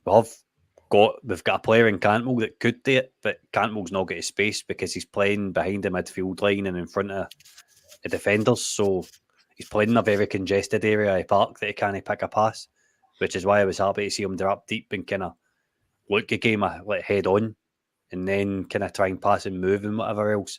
I just don't think Roof, it's not a day with his ability. I just don't think he's suited to our game if that makes any sense. And Yeah.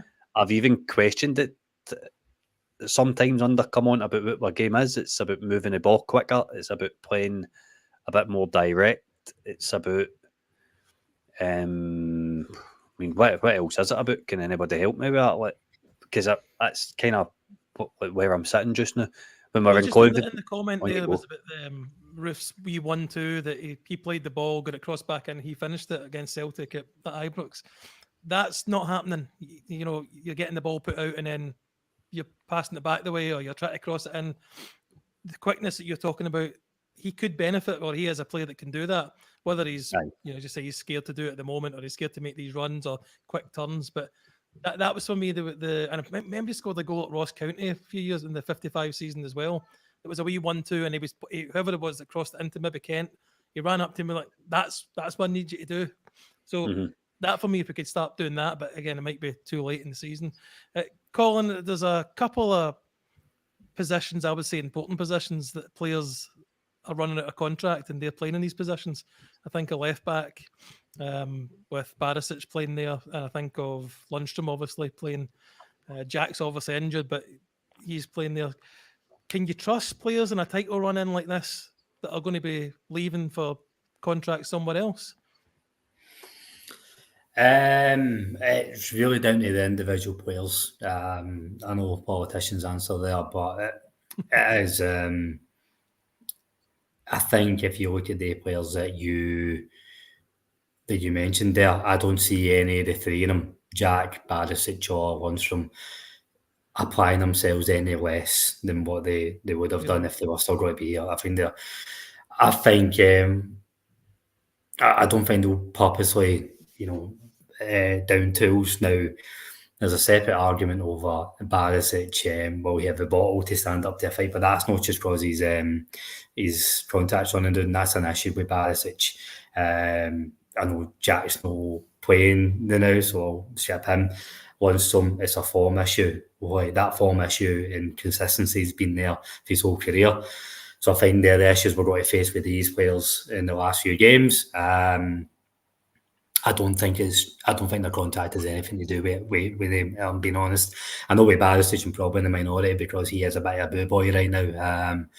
My worry with Barisic is just, does he have the stones to face up to the challenge? But he could have a 5-year contract, and that'd be my same worry. Yeah. And Jack, going into next season, we've got a few players obviously that have impressed to a degree. Cortez is one of them. Have you seen enough of him that you'd like to see him back next season? And I'm going to ask you as well about Sima, because his injuries worry me, to be honest with you. I think on his day, I would love to sign him, but he's not been fit a lot of this season. Yeah, I think that's the kind of thing you look at with Sima. Obviously, he struggled to kind of nail down a place initially when he came into this side. That was hard when Beale wasn't looking to play wingers. He obviously broke into the side through Clermont, and he was kind of a mainstay up until he went away to the African Cup of Nations, come back, really kind of bad injury. I think that's maybe going to be something that could hinder him in the future. Obviously, I think that's what he went off with at Hearts, at Hampden as well, kind of similar flare-up of that injury. You have to look at the fee and kind of what Brighton are looking to kind of do a deal with. You maybe get a kind of better price for him because he's been here and he's developed, and you would maybe get priority over that, but I still think it's going to be a kind of a large sum of money that we might not have to kind of splurge on that one player. You look at Oscar Cortez, I think he is completely different, as Scotty said, similar to what we kind of look for in the wide areas, really kind of agile, good dribbler. I mean, defenders that would be coming up against him would be scared of what he can do. He can obviously cut in, he can take a shot. He's got the pace to back up him. He's 20 years old as well, looking for that kind of breakthrough in his career. So I think with the rumoured fee for him, I think it's about £3 or £4 million. I think that's more a doable deal for us personally. I've really loved having Sima this season. I think he's been really good in kind of dark moments for this season, needing somebody to step up and score a barrel load of goals. He did do that. I think with offers around Europe as well, I think it'll be really tough to kind of keep a hold of him. again, adding in that fee, maybe the injury concerns about then going to pay that fee. I think Oscar Cortés, for me, I did see enough for him over the 6 games. It's just Rangers fashion that he would get a season ender while he was here. So hopefully we can kind of sort a deal out for him and get him back next season. And would it be permanent next season or a loan again? Well, that's going to be the big question. Do you maybe go and say, look, we only get 6 games out of this guy? Can we get him back on loan for a full season, see how he does, and then maybe add that purchase at the end of that season? Kind of depends on where Lons see him in their future. I know they're obviously in Ligue 1 and hopefully try to push up that table in the Champions League this year. So it'll be a discussion between the two clubs and the player. The CC has best kind of future coming at Rangers where he can get game time. He's going to be, you would look at it, or probably our mainstay in the left-hand side if he's going to be fit. We can develop him, and then it's kind of what Niels Coppin has been brought in to do, make this club more kind of money and buy players for different leagues and backgrounds and kind of make them stars at Rangers in the team for obviously a low fee and selling them on for a big profit. Still a decent chunk of money if the rumoured fees are to be true about Oscar Cortés at the moment. I think Rangers might try and do a loan deal and try and get him back on loan next season, develop him, and then see where he goes for there. But he definitely he impressed me, the kind of games we saw him in. I think that was maybe the best we'd played under Clement as well while he was in the side naturally. So we'll kind of see what happens. But I would like to keep both. If I had to pick, though, I'm kind of leaning towards Cortés for the kind of budget we would have left. What about you, Scott? I don't know. I had a look at Seema's stats the other night. Now I was kind of a bit blunt past few weeks in saying that Seema picks up injuries that typically fast-paced players get. But see, when I look back, he had like 36 appearances for Rangers last season. That's not a bad return for a French league. And then before that, I think he had 15 appearances at Stoke. Now, for what I've read and what I've heard, it was like 2 appearances at Stoke and like 10 games for Rangers. But that's not the case at all. So that tells me his injury record isn't as bad as what I thought it was anyway. If we can do a deal for Seema, it's a must. It's an absolute must. Now, the way Lammers is playing over in Utrecht, you could probably get them the Lammers money and buy Seema away if you get 4 or 5 million quid with a selling percentage, I would say. I think that's a fair deal for everybody. Cortés is a complete must as well. Cortés is probably my favourite of the 3, but I know Seema's the most effective. In Fabio Silva, I'd probably happy never to see Fabio Silva in a Rangers jersey ever again. I don't think he will be. Colin, I'm hoping I've lost my thought there, but probably the best thing Sam Lammers has done for us is score all these goals for Utrecht. I'm not quite sure we're going to get 4 or 5 million for him, but it'd be good to get maybe 3 back for him. I can't remember what his fee was. You wouldn't take him back, surely? No, I wouldn't. I think we've seen enough evidence for his time at Utrecht. There's not a bad player in Sam Lammers, right? I think we need to be fair. Sometimes it just doesn't work out with club, player, combinations, team, whatever, manager. But sometimes it just doesn't work, and you just need to shake hands and move on. I think how quickly he was put out the door when Clement comes in, Utrecht know that, so they're not going to pay over the odds for somebody that they know that the manager wants ready. That's the issue. So I think the only thing we can really hope for is a bidding war. If Rangers maybe hold out with the initial bid, and some clubs in and around in and around the Dutch League get interested, then they can create a wee bit of excitement. But right now, I'd bite your hand off for the money that we paid for him, because no every signing works out, but it's no every bad signing you get your money back for as well. That would be really good business. Yeah. Jack, what's your opinion on him not coming back, or come back for a 6-month spell to see how he does? I think he'll come back in pre-season, but I don't believe he'll be here for too long. I think the shirt is just going to be too big for Sam Lammers. I think we've seen him.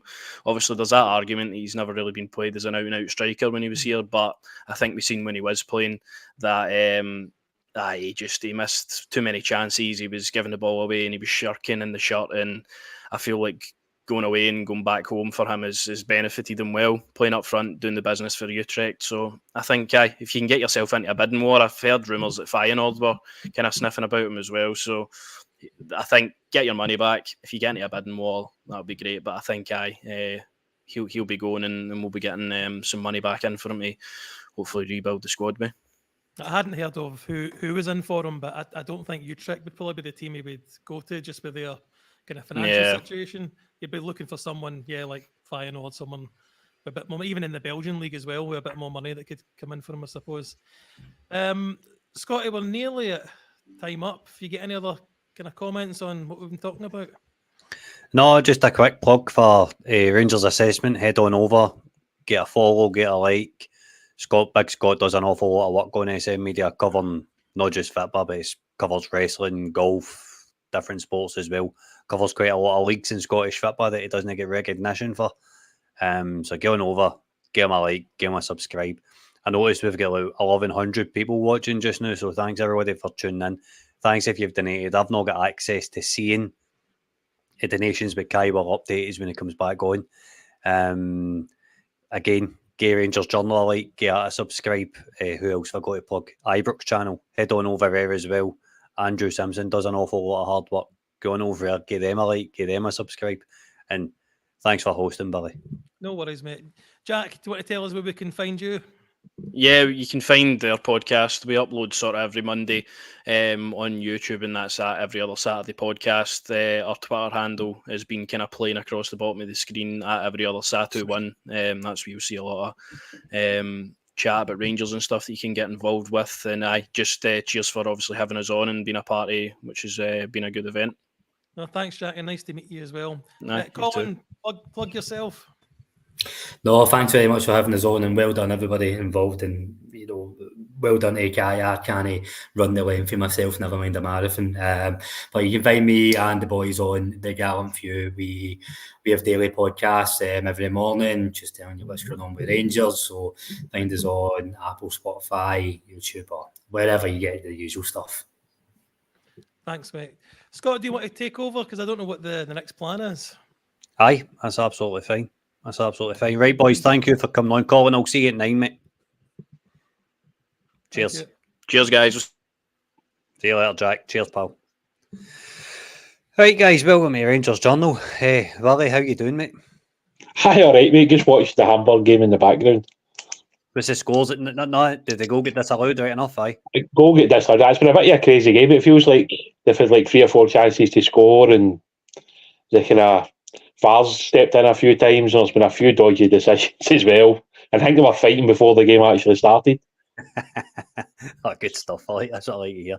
Cammy, it's nice to be on a pod with you, mate. How you doing, pal? It's good. Aye, good to see Willie. I usually only see him in the West Enclosure when he's abusing me as he walks past every other Saturday, So, True. Aye, all good. It's 3 years ago this summer, Willie, that we were at the Falkirk Stadium watching Rangers B against East Stirling. That's right, aye. Jesus. That does seem like a long time ago now, mate, to be honest. Alec Lowry, Leon King, Jay was in the goals. It's Charlie Lindsay, middle of the park. Jesus. Aye. That did seem like a long time ago now, I have to say, a long time ago. That's part of, we'll talk about it, but that's part of my frustration with regard to 3 years on. The players that we spoke about aren't really any further forward. Yeah. Yeah, look, as it's also the guys were playing yesterday against East Kilbride. It was a good game, played some really good stuff, probably one of our better performances in quite a while. But yeah, it's like you look at guys and like Leon's obviously not really any closer to playing week in, week out, which I'm sure is a big frustration for him. Also, Adam Devine's went out on loan. He's had some minutes with Motherwell. Obviously, Bailey's still kind of in and around the B team, but training with the first team. So yeah, look, as it's it must be as frustrating for them as it is for the parents and the people that have watched them the last few years. It'll be interesting to see what this summer brings, because clearly there's going to be some cuts to the squad, so it might give an opportunity to one or two younger players if they're good enough to take it over the pre-season. I think that would generally where I was coming first, Willie, but we'll start off with a Youth Cup final all night. Yeah. Very impressed with a goalkeeper. Is it Mason? Yeah. Mason Munn, absolutely outstanding, man. Who was the standouts for you in that match? Well, obviously Mason, for the saves that he made. I mean, he made 2 outrageous saves. I actually seen him last night, and just, he's one of those guys, when he first came in, he was probably a little bit kind of nervous at times on the ball, probably made a few poor decisions, but yet again, you've got to understand these guys are coming over from Northern Ireland, where it's a slightly different standard, and they're trying to get used to, the full-time training that we've got here. Obviously, we've got goalkeeping coaches, which is something that Rangers are very well known for, is bringing through goalkeepers, even guys who maybe haven't necessarily made it at Rangers, but they went on and played elsewhere. Guys like Nicky Hogarth, who's obviously been doing well, just to name one. But I think for me, I actually thought we defended quite well, and that's been a criticism at times this year. I know we went with the 3 centre-backs and the 2 wing-backs, but I thought we defended pretty well. I felt like Archie Stevens was a constant threat. Right. He's one of those guys that can just take the ball and run at anybody. But it does sound like Archie won't be here next year, which obviously is frustrating, because potentially Archie's one of those guys that could be a game changer. What are you saying? I thought Paul and Seal had good patches in the game. My only problem with Paul is I feel like he can do more. He's one of those guys that you always feel like he's holding something back, that he's got that wee bit extra that maybe other players don't have, and he can do that. And I thought the subs impacted the game really well. I thought Blaine McClure come on and did really well. Obviously, that was a kind of preset thing. It felt like with Kerr Robertson, Kerr's missed a lot of this season due to kind of growing. Obviously, at that age, a lot of kids have problems when they're starting to take a stretch and they get muscular and back issues and stuff. So I thought Blaine came on and did really well. But yeah, it's one of those games. It depends what you're looking for within the game, to be honest. But I mean, for me, I thought Mason was man of the match. I just thought his saves at certain times of the match were absolutely massive. And that one with a couple of minutes left to go was just, I mean, if Jack Butland had made that save, we'd probably be raving about it. So I thought Mason had an excellent game. And yeah, again, he's probably another one that's probably getting looked at by quite a few clubs this summer, just because of how well he's done this season for Rangers at academy level. Aye, definitely, mate. Cammy, what was your thoughts, Nicky? I thoroughly enjoyed it. I was just a bit frustrated first half that there wasn't enough in the final third, and then you're so dominant in possession that what happened in the first 20 minutes of the second half was inevitable, that Aberdeen were going to sort of tweak things a wee bit, and we went a goal behind. I was a bit apprehensive but I thought the boys reacted really well, and I think I echo what Willie's saying with regard to the individual players and the substitutions having an impact. The commentary on the game, I mean, you've obviously no heard how bad Richard Foster was, Willie. Honest to goodness, if Scotland won the World Cup for bad commentators, there's so many. It's like he was arguing about it being a penalty, and it's just, you've watched penalties like that given all season, to be honest with you, But I think it's frustrating, like you're saying about Archie Stevens, and this is where the games programme, and I think we'd spoke about it on social media. The lack of games that these boys are actually getting is going to play an impact if the families and the agents and the likes of Archie Stevens might get a move to a club that's going to play England, the under 23s down there. It's what happened to Dapo when he went down to, was it Watford when Dapo went down, and it's I think that's a huge problem that Rangers have got, and I think we just have to wait and see what happens with obviously Zeb Jacobs' replacement and what happens there. But I was delighted for the boys, and it's good to get into a winning habit at a young age. Although that isn't the most important thing. It's I was impressed with Stevie Smith. I thought he spoke very well at the end of the game. You know, he comes across as quite a good coach. Billy, you want to come in there? All right. Yeah, look, I mean, I can answer these questions, Curry. I mean, at the moment, it's one of those ones where the talk seemed to be that they were going to have another, I know they don't want to call it best versus best, but another games programme potentially next season. But I don't know if that's now going to happen with Zeb leaving, because clearly that was something that I think was being worked on in the background. And it might be the new person comes in and he doesn't feel that's what's going to be there. I mean, the option is obviously joining in the reserve league, which is a minimal amount of games to be fair, but at least it's competitive football. The other option is if Rangers want to somehow win the league this year, they begin and play obviously in the UEFA Youth League, which would be more competitive action. Clearly the lowly league would have been something that could have been looked at again, but I think that seems like it's off the table now. And yet again, there's been talk that there might not be a B team next year, that they'll just send all the sort of over 18s out on loan, or they'll stay with the first team. So there seems to be a lot of chat, but no any confirmation of anything. So it might be that these things are just getting kept with the discussions potentially for the new head of youth, depending on who that would be. I mean, I kind of expected Zeb to go, if I'm honest. It kind of felt like it was coming. There was rumours at one point that he was interested in going to Manchester City. Yet again, I don't know how true that is, but that was something that was out there.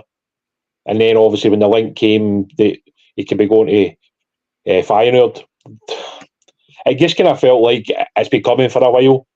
And I don't know if the club have been aware of these things for quite a while as well. Maybe there's already been discussions taking place with other people. But yeah, it's been a real frustration for the players this year. I think there's probably quite a lot of players looking now thinking it's been a wasted year for some, which is really disappointing, especially players who are older than 18. You're talking about guys that are 19, 20, 21-year-old. They want to be playing, don't they? So when they're sitting about waiting for... I mean, that was our 10th game this year in 2024, that game last night. So 10 games and we're into May. So it's not been ideal, to be perfectly honest with you. No, it's definitely not good enough. And see, considering, I mean, you can criticise Ross Wilson and all that, but he went out a few years ago and got guys like Bailey Rice and Archie Stevens and sort of cherry picked for other clubs. I think Archie Stevens came for like MK Dons or something, didn't he? Came for down south. I think he was AFC Wimbledon. Obviously, we got Zach. Right. Obviously, went for Millwall, and obviously we got Bailey for Motherwell. But the thing is, like, so one of the biggest things for me over the years, and it's been a constant for me, is I would rather have like quality over quantity. And I think, yeah, again, that was a period where we did add. I mean, like Zach Lovelace, like instantly came in and became one of the best players at the academy. I believe Archie Stevens, if he hadn't got his injury after the first couple of months, would have been on to be even better, because I think he'd scored something ridiculous, like 12 goals in his first 5 or 6 games. And this was as a wide player. Right. So, he'd impacted in it. And to be fair with Bailey, Bailey looks like he's got his slippers on most games when he's playing because he's so comfortable in terms of what he does. I thought he was really good yesterday. I thought he played really well. He also scored one of the goals. It was a penalty. But yeah, again, like Bailey must be frustrated because, yet again, he's 17 years old. He's probably looking across at some of the guys that he's known now for a few years who are in that Scotland under-19 squad, who are playing week in, week out. Guys like Lennon Miller, David Watson, just to name 2 that are in Scotland, obviously. And he's still kind of on the fringes of the first team. I know people say, well, be patient, you're only 17. However, you could argue that when we signed Bailey, he was the best player out of any of them.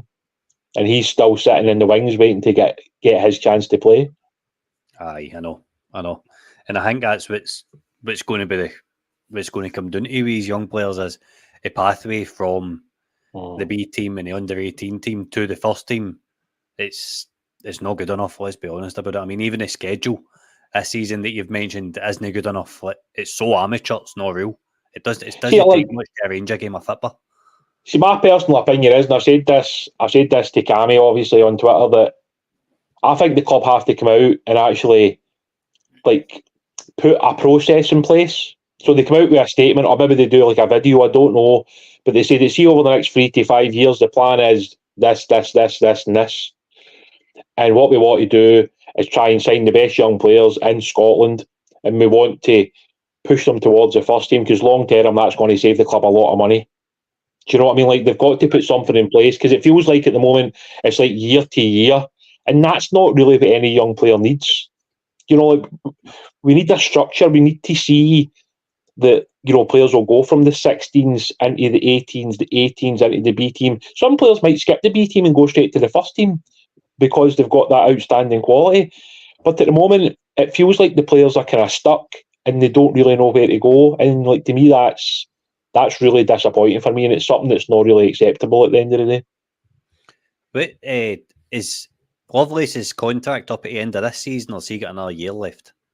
I was under the impression that Zach had another year at Rangers, but yeah, again, these things don't really come out for the club very often, but I do believe that Zach has one more year, for what I understand.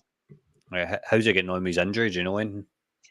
He was up at the balcony last night, and he didn't seem to have anything on, like any boot or whatever, so I take it he must be getting close to getting fully fit. But obviously the season is basically over now. I think, you know, the 18s have got 2 games next week to finish off the league season, and then some of the guys go away to the Puskas Cup in Hungary. The B team were supposed to be playing a Glasgow Cup semi-final and a Glasgow Cup final in the next week, but that doesn't seem to be happening at the moment.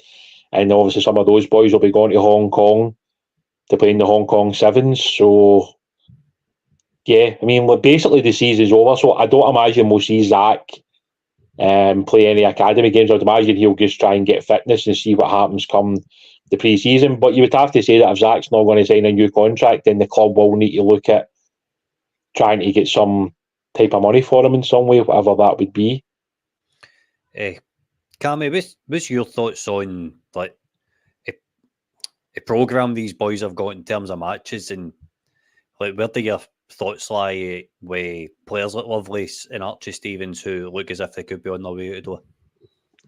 I think, I mean, at the end of the day, these boys, I mean, I think what Willie's saying, in any academy youth development programme, you go for 16s to 18s, 18s to 21s, or 18s to reserve league, or whatever it is. It just seems as though it's been made up as they go along. And, you know, I think it's going to be a barrier to attracting players in the future for me. You know, I mean, I think the likes of Zach has shown potential. Archie Stevens has shown potential. They've got to do what's right for their own career. They're probably a million miles away for the first team squad, even if they are training, you know, with the first team on a regular basis. Bailey for me is the biggest frustration, and I think what Willie says is spot on, that he's looking at his peers who are 30, 40, 50 games under their belt, and you know, we're still. You're not telling me that he can be on the bench as one of 9 subs, and in the games where we've got the game won, that you can bring him on and give him 15, 20 minutes. I mean, it's been a long held frustration of mine with regard to Rangers and youth development. These guys, you're going to end up losing. You're going to end up losing players now, and you're going to end up failing to attract players in the future, because my wee boy's only 6, but I fast forward 10 years, and if he shows any sort of ability, as much as he's a blue nose, I'm a blue nose, if there's a mix of clubs and the likes of Motherwell or somebody like that's in the mix, you'd probably be more inclined to actually go to Motherwell, because you look at how they're handling Lennon Miller, and you know, and they're going to make a few quid on him, and I think we just seem scared. I've always held the belief that, see your Scott Wrights, and this isn't a criticism of Scott Wright, but see the sort of squad fillers.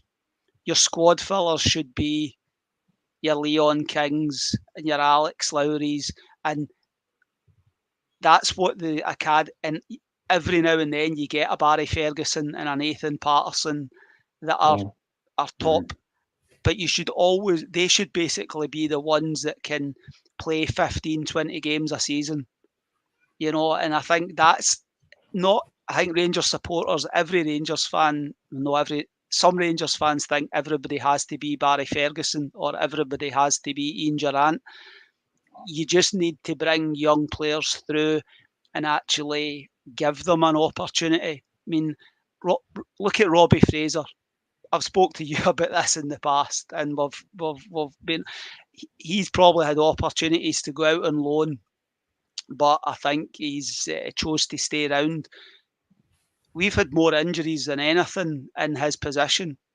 He's been training with the first team, but where's the opportunity for Robbie Fraser as a natural left back? At the end of the day, that kid's just wasting his time at Rangers. If his contract, I think his contract's probably up in the summer. These boys have to just go out, and I've been talking about it in our chat. These boys have to just go out and make careers away for Rangers. The ones that are just at that 20, 21, even 19, 20, 21. If you're not making it into the first team, you need to get out and play. Look at what James Maxwell's doing down at Doncaster. Just signed a new contract. Was on the periphery under Gerrard. Has left. Has played 40, 50 games down there at Doncaster. Just signed a new contract. There is life away for Rangers. We're only interested in Rangers, but these boys only have to do what's best for themselves. And I just think that we, without talking about best of the best and best in class and all that sort of stuff, we're a million miles away from a proper academy. It's an academy in name, but it's not doing what it's saying on the tin for me. Aye, 100%. I've got to agree with you, Cammy. I think personally, for me, when I see like typical home match, let's take an example, Ross County at Ibrox, you're 3-0 up with 20 minutes left. How's Leon King not getting brought in for 20 minutes? Or I don't know. You could bring on any youth player, Bailey Rice, for example, help Zach Lovelace, bring these guys in, show them that they can get first team experience at Rangers when they teach them about game management, get them experience. Let them learn, let them develop, let them make mistakes. Because I think there would be a certain degree of sympathy with crowd. See if the game's more or less wrapped up and they can come in and get these minutes in their legs. It gives them hope. It shows them there's a pathway. It shows them that they are trusted. But I don't see anyone. Like, even when we're struggling for a right winger just now, right? And I know we're in a title run and all this kind of stuff, but see, in terms of Archie Stevens, I think you could do a lot worse. Like, there's not much in terms of options for us just now. We're playing a right back at right wing, and we're not getting anybody. We're not bringing in that kind of. These guys will come in and play without any fear. We're not letting them come in, make certain mistakes. I'm going to get absolutely pounded in the comments because I've just said that, but it's how I feel. Like, Willie, how would you get some of these guys in the side? Is that something you think that could be a route for them? It's tough. I mean, if Zach Lovelace is fit, Zach Lovelace is probably in and around the squad at the moment because of the guys that we've had out injured. Zach would have been a threat off the right side, the left side. He could come on as a striker. He's got that sort of versatility. I think Robbie's been hard done to more than any other player at the academy, to be honest. I mean, this is a kid that has basically trained with the first team the entire season. He's missed out on his debut several times because of different circumstances. And if it wasn't for the fact that Robbie's just a nice kid and he's just a hard-working kid that puts everything into training every day and the same when he's on the pitch, it's so difficult to watch players like that. it's actually heartbreaking at times, to be honest, when you watch guys that have given so much and have worked so hard to get to where they are, but they've just never been able to break in. And Cammy's right about the right wing thing. You know, you get Sterling that goes from playing right back against right wing to left back because Barisic has to come off. I mean, how many players do that in a game? But that's how Sterling's deemed. He's like Mr. Versatile. And it is like there does seem to be a fear there. And let's be honest about it, there's very few academy players that just walk into a first team and are automatically standouts. Most of them will make mistakes. Like Nathan Patterson made mistakes. Alan McGregor, even though he went out on loan, still made mistakes when he returned. Same with Charlie Adam when he went to St Mirren and come back. You know, you're never going to get a young player that just walks into a first team and is all of a sudden going to be a superstar. Very few do that. I mean, I look at Ross McCausland, for instance. Ross isn't going to take on like sort of 5 guys and put it in the top bin. That's not his game. But he's one of those kids, when you watch when he comes on at the weekend, when like sort of Silva come off, a lot of the threat was coming down that side of the pitch. When Ross came on, I felt like it was a lot more solid because he works back, he tracks back, he does a lot of the defensive work, which is what the manager's looking for. You know, see, whenever you watch like sort of Clement on the touchline, he's constantly at his wide players to get back and help the fullback, constantly. And that's what Ross does. And the fact that he's so young, they can train him into doing that role. I think with some of the other guys, like, it's so harsh on young players. They are under huge pressure to walk into that team and play. But I do think guys like Leon King should have played more. Alex has obviously been unlucky. Then he's been out for 5 months. And obviously that's him just returning. He might end up playing maybe one of the B team games before the end of the season, just purely for minutes, because I think it would be really difficult to see him playing for the first team, given that he's not really played football for nigh on 5-6 months now. In terms of next season, I would imagine if Bailey Rice isn't going to be in and around the first team, there must be a real concern that Bailey might go. Right. Because even though he signed that new deal, I don't think Bailey will hang about, because there's clearly still suitors out there for Bailey. Do you think we need to own him? I think there's got to be something this summer that's a positive for Rangers with Bailey. I think if Rangers mess Bailey about much longer, he'll just go. I think he'll just ask to go. And that would be devastating to lose a boy who, when Rangers got him, I don't think too many of us that went to the Academy games actually thought that we had a chance of getting Bailey, to be honest, because there was so many top teams looking at him, and he probably had the choice of teams that he could have went basically anywhere he wanted to, but he chose to come to Rangers. And we're nearly 2 years down the line for then. He's still not in a position where he maybe feels as though he should be. And that to me is a concern, because if we let Bailey Rice leave, what's the next batch of young players going to think when they've got a chance of coming to Rangers? And Cammy's right, there's now people out there who are like sort of young Rangers fans, 16-year-old, and Rangers are interested in signing them, but they're basically saying no. Like, they would rather stay at Hibs or Hearts or Motherwell or Aberdeen. And that's a huge concern for me, that if we're going to struggle to recruit, it's going to be really difficult, because like, you do need to add freshness to the academy, just like the first team. And at the moment, I just don't know where we're going. That's why I feel like we need a structure. We need somebody to come in and say, this is the plan for the next 3 years, the next 5 years. This is what we want to do. This is what we're going to implement. The manager's going to be involved in this, but so is like the overseeing of the club. So even if a new manager comes in, we're still going to have this structure. It's going to continue. But at the moment, it just feels like we're kind of stuck in the mud and we're not really going anywhere at times, to be honest, especially with the B team. If there's no route to the first team for the academy players, what's the academy for? Yeah, look, and that's been one of the criticisms, especially this last year. I mean, obviously, like to run an academy is not cheap. Between all the coaches that are there, the sports science, the fitness people, the analytical people, obviously the players from the age of 16 are now getting paid. So how many players have we got at the academy that are being paid by the club? You're then obviously recruiting players for the academy, which isn't cheap. Most of those are 6-figure fees for a lot of these guys. You then obviously get signing on fees. You'll have agents taking fees. Yeah, look, it's a multi-million pound business, and if you're not actually bringing players into the first team, then it's a huge outlay for not a lot of kind of comeback on it.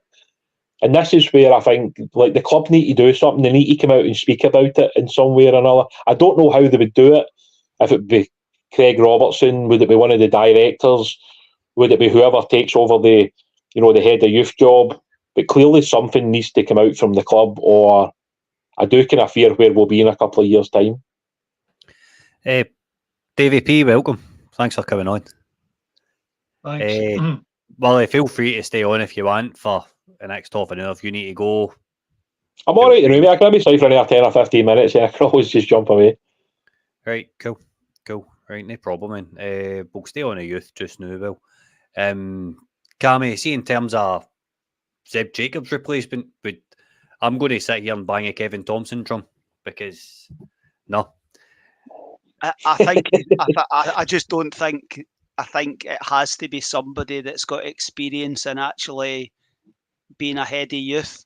In my opinion, I think Kevin Thompson has his qualities, but I think Kevin Thompson's qualities are coaching young kids, or coaching 17, 18, 19, 20-year-olds sort of situation. I think the head of youth has to be somebody that has it's just experience in putting everything that Wally said, put everything in place, communicate. This is what the vision is. This is what we're... The same promises that you would make to parents and agents, tell the fans, just be open and honest and transparent. I think Kevin Thompson, it's the easy link sort of thing, but I just think it has to be somebody that's got previous experience of doing that sort of role, to be honest. Davy P, what's your thoughts on it? Where do you want to see a youth pathway? Where are you at with it just now? I think Rangers have to be absolutely professional in doing it. They have to deploy the required level of resource to do it. They have to take a long-term view. So there has to be, the correct caliber of managers of the academy and the whole structure, of how we take, academy players and get them to the first team. That's not a 2 or 3 or 4 or 5 year. It's an extremely long term. So it has to be obviously dovetail with the first team and all of that. But the Dove team's the more here and now. We've gone from Stevie G to Gio to Michael Beale. Now it's Big Phil. And, I think the academy almost has to sit outside that. There should be a level of professionalism and resource deployed to that be irrelevant who's in charge, that we have a winning structure and we have a professional structure that's going to generate players who will be available to the first team. And I think when we are interviewing managers, I think one of the slides should certainly be about how do we get academy players into that first team? Because Bill's just mentioned, Leon King. Why is Leon King still in our squad? Why does he appear week in, week out on the bench? Are we thinking that something miraculous is going to happen and he will then become a player who we can put in our first team? It's just, there doesn't seem to be, it seems to be all very short term in terms of the first team. And I understand that, it's a very results driven business, but that's less the case in the academy and how we measure success. We should be getting these guys eventually to the first team. And I'll leave it to the guys who know far more about it than I do to find out how that works. But it has to be the required level of resource. We have to take a long-term view, and it has to be part of the game plan for the first team coach, that eventually, these players will be presented to you and, you will be duty bound to apply them. And if not, then what's it for? Aye, definitely. I just want to thank Charles for his donation to the channel. He's brought up a point saying you don't need experienced teach academy players, go for Charlie Muller or Derek Ferguson. That'll quote for I can't remember who it was, but kids will win you nothing. Was it Hansen? It was Alan Hansen that says that about Man United back in the day, wasn't it? That worked out well with Beckham and Scholes and all the boys. Giggs and Nicky Butno, I know. Probably one of the best teams I've seen in my life, to be honest. Well, I see in terms of the vacant job is going to be coming up in the summer when Zeb Jacobs leaves. What kind of route do you want to see a foreigner coming in? Would you maybe want to see somebody with a proven track record of bringing players through in Scotland? Or do you look down south? What's your thoughts on it? Where do we need to go? Probably somebody British. Somebody that knows like the British market. Okay, it's difficult. Obviously, the best English players are not going to come to Scotland because like the money is a different level down there. But you certainly can obviously bring players in from England, as we've seen. Guys like Zach Lovelace and Archie Stevens have come in. But also, I think it's important that they know the Scottish structure and they know that we can try and entice the best young Scottish players, because that's paramount every year. When you look at like the way that the club's been run, right? If I look at something like Leon King just quickly, what's Leon's value now from what it was during that Champions League campaign? You know, because we were still talking about a 17-year-old, 18-year-old kid who played basically every Champions League game, whose value at that point would have probably been in the millions, because clubs would have been interested in purchasing Leon at that point. Now they're looking at Leon maybe like 18 months, 2 years down the line, and he's maybe only played 10, 15 games since then. So this is the problem I've got. Like the whole point of having an academy is to develop them into the first team, obviously push on, and then like obviously either stay at Rangers, they become mainstays, or we sell them for a fee, and that money is redistributed back into the club and back into the academy, so that like the next Leon King comes through, or the next Nathan Patterson comes through. Like that's got to be like the reality. At the moment, you've got somebody in house who could do it short term, somebody like David McCallum, if they felt like they needed a bit more time to look at maybe the best candidate for the job. It'll be interesting to see what route they go down, but I do think that will need to be somebody British. I'm not so sure bringing in, because at the end of the day, with Brexit, we can't sign anybody under 18 from out with Britain. So is there much point in bringing in, say, somebody from Spain or Italy or Belgium, where they maybe know that better, but they actually can't really sign anybody, and they would need to know the market for the 15-year-olds, the best 16-year-olds, and even below that. And that to me would be a concern if we don't know that. And I feel like, obviously, James Fowler's only been appointed recently to the head of recruitment for the academy. And so what's all the kind of work that's going on before that? Are we still going after the same people? You know, sort of, does he have a different idea of what the club should be signing? It just kind of feels like we go from one step to the next, but there doesn't seem to be any structure in place. And I think, like, without kind of going over what I've already said, I do think the club need to come out and speak about the academy, because it's not like it's cheap to run it, and winning the cup probably masks some of the problems that have been there this year, because there clearly needs to be some change, whether that's at the top, the middle and the bottom, because it's not going as well as it should do at a club our size with the money that's been spent on the club, been spent on the academy. Because at the end of the day, you know, people would just argue, well, that 3, 4, 5 million could be in the first team budget, and that could be used to sign first team players. And if we're not actually developing young players for the future, then it's just basically a fancy academy that's sitting up at Mulgai, and it's not really getting utilised properly. So like, there is criticism there, and I think the club are well aware of it. So that's why I feel it's important that they do speak out about it. Just to thank Charles again for the donation. He's put another £2 to the channel. He says that if there's not an awful lot of B team games, then there's a disaster waiting to happen. I fully agree with you. Cammy, what's your thoughts on the reserve league? I mean, that's what back in the sort of late 80s, 90s, that was always the young players play against experienced pros, and that sort of, it always feels within Scottish football that we sort of go around in circles a wee bit. You know, it's never there's never any sort of innovative thinking. I don't believe that just suddenly playing reserve team football is going to. But I just think there has to be some sort of proper structure that you can actually see what the pathway is from 16s to 18s to 21s to 23s or whatever it may be. I think there is a reserve league obviously there, but Lowland League served its purpose for the time. I think playing games. These boys need to be playing games. I think Willie touched on it earlier. I think you might approach a stage where the vast majority actually just go out on loan. But the problem with players going out on loan is they have to go to the right club.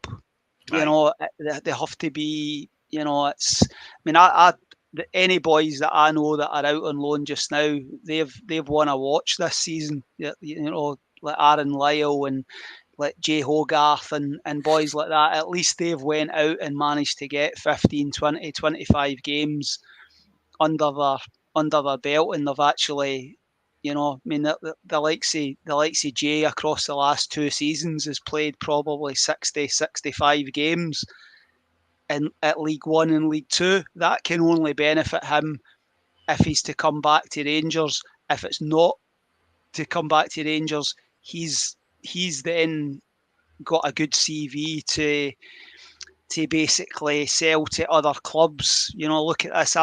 Might have been at Rangers, but I've played X amount of games, you know, and it's playing the old cliche about playing men's football.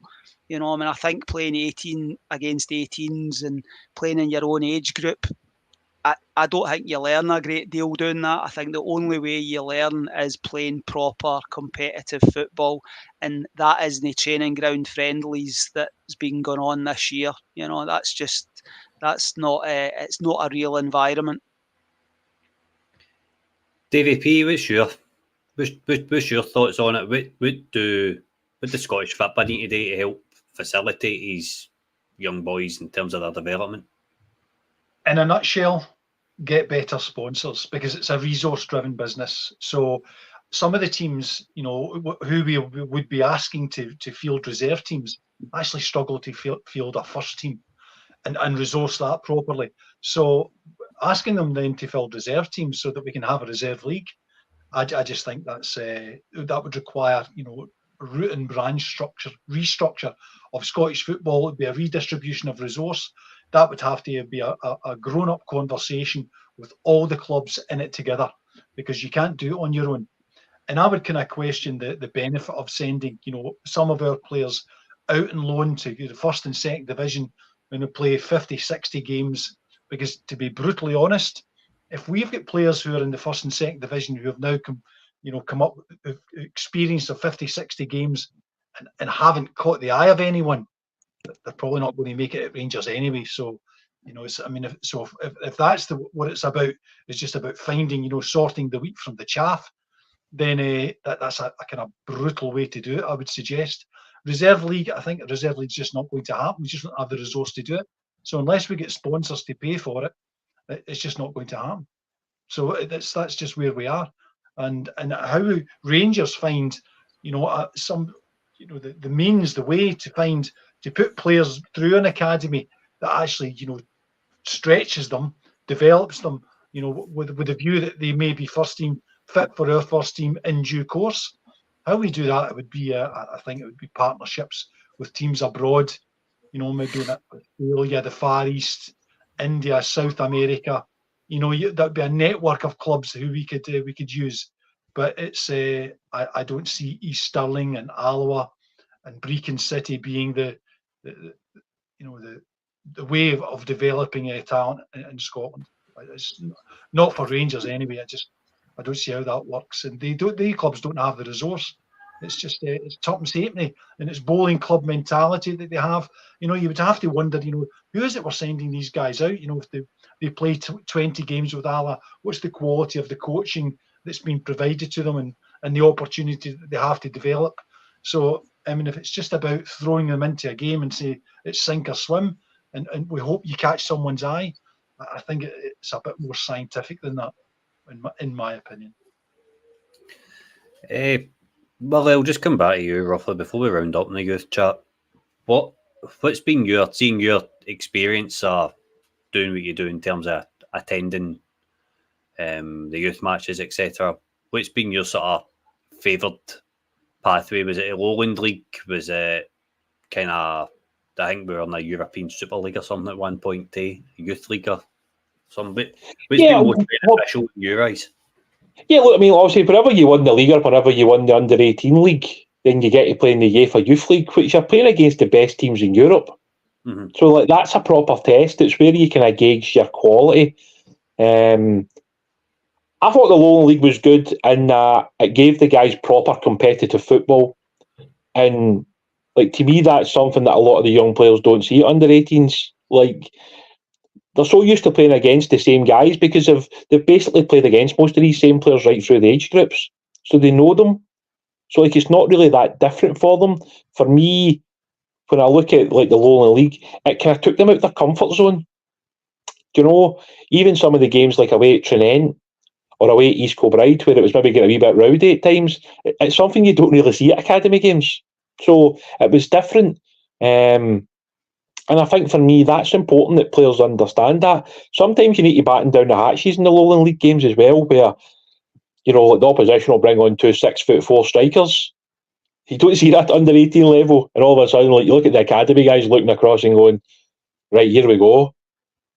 I mean, even last night in that game against East Kilbride, like their big striker must have been about 6'3", 6'4", probably.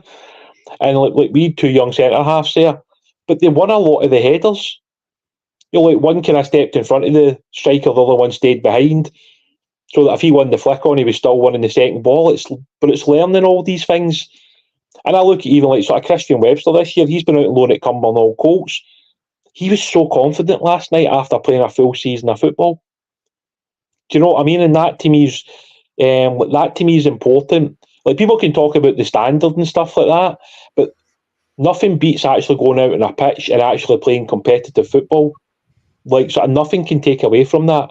And for some players, it's just finding their level, mate. You know. Right. Because not every player is going to be good enough to play in the Scottish Premier League.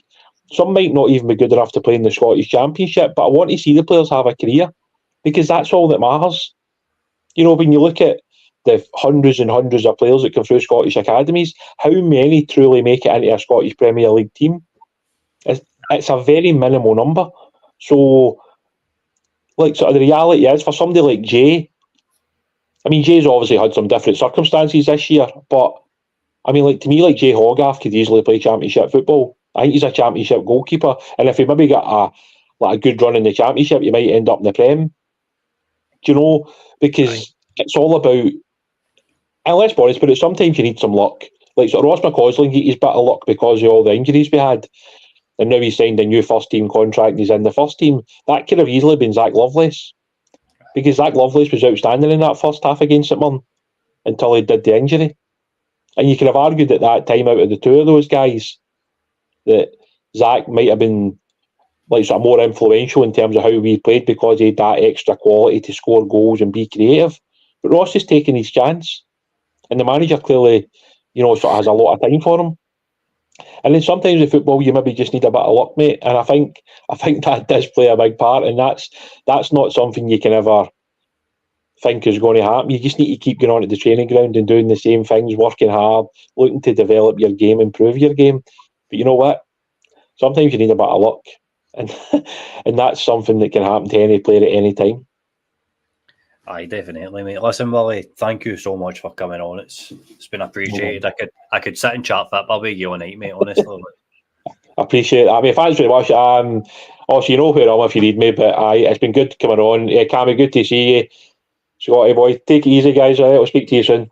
Right, cheers, Willie. Cheers, mate. Cheers. All the best. I just wanted to thank Charles for his third donation of the night. Cammy, I'll come to you on it. Actually, makes a good point when he's saying look at a boy Lennon Miller, look at Armstrong, at Kelly, McGowan. Do you think Rangers are missing that Scottish core?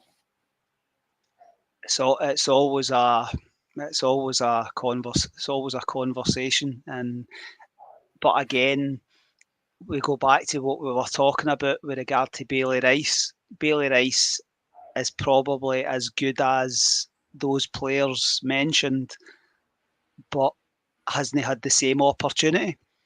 You know, I think the problem that you're going to have is these boys are playing football and are going to want to keep playing football. Are they going to come, the likes of Lennon Miller, wherever he goes next, is going to be interesting, because I always think that at 17, 18, 19, it's really important that they're playing games, and he might get a move to a bigger club, but I think it's important that they're playing. I think I would love us to be bringing the players that we have within the Rangers training centre into the first, going back to what I said earlier on. It's great to you bring in these boys, but are they going to come and be in the Rangers starting 11? I've got my doubts, sort of thing. Would they be happy just to take the 4-year contract and the 10 grand a week or whatever it is, or are they thinking more about they want to play sort of situation? It's but I think that firstly we have to get the pathway for the players that we've actually got, because Bailey Rice, go back again, I've got the same concerns that Willie spoke about. You could lose that boy, and I think this summer you've got an opportunity where Looney's probably going to go, Ryan Jack's not going to be there. There's spaces available in the squad for Bailey Rice to be part of the match day squad and starting to push. And if he doesn't start next season within the match day squad of 20, then I think he's going to. I think Charles says that he's not in his plans. I think the manager spoke about him, but I think he spoke very similarly about Alex Lowry, that I think he wants them to be better off the ball. You know what Willie was talking about with regard to Ross McCausland. And I think that's a big thing with regard to Bailey, and I think with regard to Alex Lowry, that the talent and just being great on the ball isn't enough, sort of thing. But I accept that, but I still think they would be good enough to be part of the squad and given opportunities when games are, cup games against Ayr and games that you're 3 or 4-0 up. But it's you could talk about it all night sort of situation. There's so many. Aye, I know, mate. I know. Right, we'll quickly touch upon Kilmarnock at the weekend. I think we've only got about 9 minutes left, but while I had Willie, I was like, I wanted to keep asking him questions. You could talk to him all night. Davey, how are you feeling getting into the game at the weekend? I think we should be confident. Rangers at Ibrox against any side in Scotland, we should be confident. So obviously Kilmarnock have had a decent run. They have, I think, third place is now beyond them. So they're hoping that they can garner enough points to get a European place. So they've got that to look forward to. Kind of like the pressure's off. It's a free hit for Kilmarnock, isn't it? They turn up. No one's expecting too much. Their season, top 6. And if they get a European slot, it would be an absolute boon to them. So they're kind of in a competition for that. So, but I'm expecting that Rangers will hopefully have get back on the rails. Last week at St Mirren, we should have enough to see. It's all about the attitude for the players. That for me, in terms of what they bring, they just have to be hungry. They have to be. They have to want it more. So as long as we do that, I think we should be okay. Do you think we've got a chance of clawing back some goal difference on Sunday, David? Well, I mean, how far do you want to go back, Scott? Because I think we have just been kind of lightweight up front, and this is not a this season thing. It's been the last few years. We consistently have been trailing them in terms of goal difference, which ultimately leads to the positions we've found it in the league. We just score less goals than that lot, so which ultimately leads to probably dropping more points than that lot, and I think that's just the problem that we've had, the lack of firepower. I was hoping that we would be a bit braver than in the January transfer window than we turned out to be. Obviously we had Silva in the door, early doors, and you're thinking, well, let's hope that's a good start to it. But I thought we would have pushed the boat out. Obviously, with Philip come on, building a kind of head of steam with the squad and kind of rescuing us, I thought that was probably maybe the time to take that gamble and invest up front, and with a view that we could push it over the line, we would get that Champions League money, which would make the whole thing worthwhile times 10. We chose not to do it, and my concern at the time, and let the record show, was that I think we left that January transfer window. I think my exact words were, we are a bit lightweight up front, and nothing I've seen since then has changed my mind. Gammy, I seen you shaking your head when asked Davey that question there. Do you not think if we get an early goal, the crowd could sort of shout Rangers on to a second and a third? And are you not confident? No. Listen, I hope you're right. I just don't see enough. It's a bit like Davey says. I don't see enough goals in the team. I think the fact that I had to pick a starting 11 this morning, and I'm still suffering post-traumatic stress for actually trying to do it, to be perfectly honest with you. It's there's just the fact that I've got Fabio Silva in the starting 11 tells you how limited we are in the wide areas. We just don't have enough goals in the team. Listen, I hope there's nothing more than we win. We score a goal in the first 5-10 minutes. We get a second by the 30th minute. Nick a goal before you're 3-0 up at half time. Then you go and you win 5-0. Brilliant. That would be the ideal situation. I think if you had Cortez on one wing and you had Seema on the other wing, I think it would be a bit easier. Guys that have at least shown a goal threat. I don't see enough goals in the team, and I think you go. I think I shared the stat earlier in the week. Cantwell scored the same number of goals as Matondo this season, which, given the fact that Matondo's barely featured, and I think I just don't think. We don't score enough goals. The centre halves don't score enough goals for corners, free kicks. The wide players don't score enough goals. The midfield players don't score enough goals. This isn't just a problem that's just suddenly happened. This has been a problem for, you go back to Gerrard's season, and we had the likes of Aribo popping up with goals, and you had Hadji popping up with goals, and Scotty Arfield. Listen, I miss Scotty Arfield so much, and that sort of midfield player that actually, and I think Scott Arfield before Christmas he was doing the press at Motherwell, and he spoke about this isn't a dig at Todd Cantwell, but he says these boys need to score goals. He says I wanted to make those runs into the box, knowing that it might no break to me. But I kept making the runs. It's a bit go back Frank Lampard, the same sort of situation down south. We don't have midfield players that want to be making those late runs into the box. You're going back to Ian Durrant and guys like that used to make late runs into the box, and Todd Cantwell would play the pass, but football's moved on. But I think moving forward, we need to score more goals, not just Cyril Dessers or whoever the Rangers centre forward is, the wide players, the midfield players, the centre halves, everybody. I mean, Tav ending the season top goal scorer again is embarrassing. It really, really is. And it's no decrying the guy and his contribution. The Rangers right back should never be the top goal scorer, whether he takes the penalties or not. It's pathetic that we're even.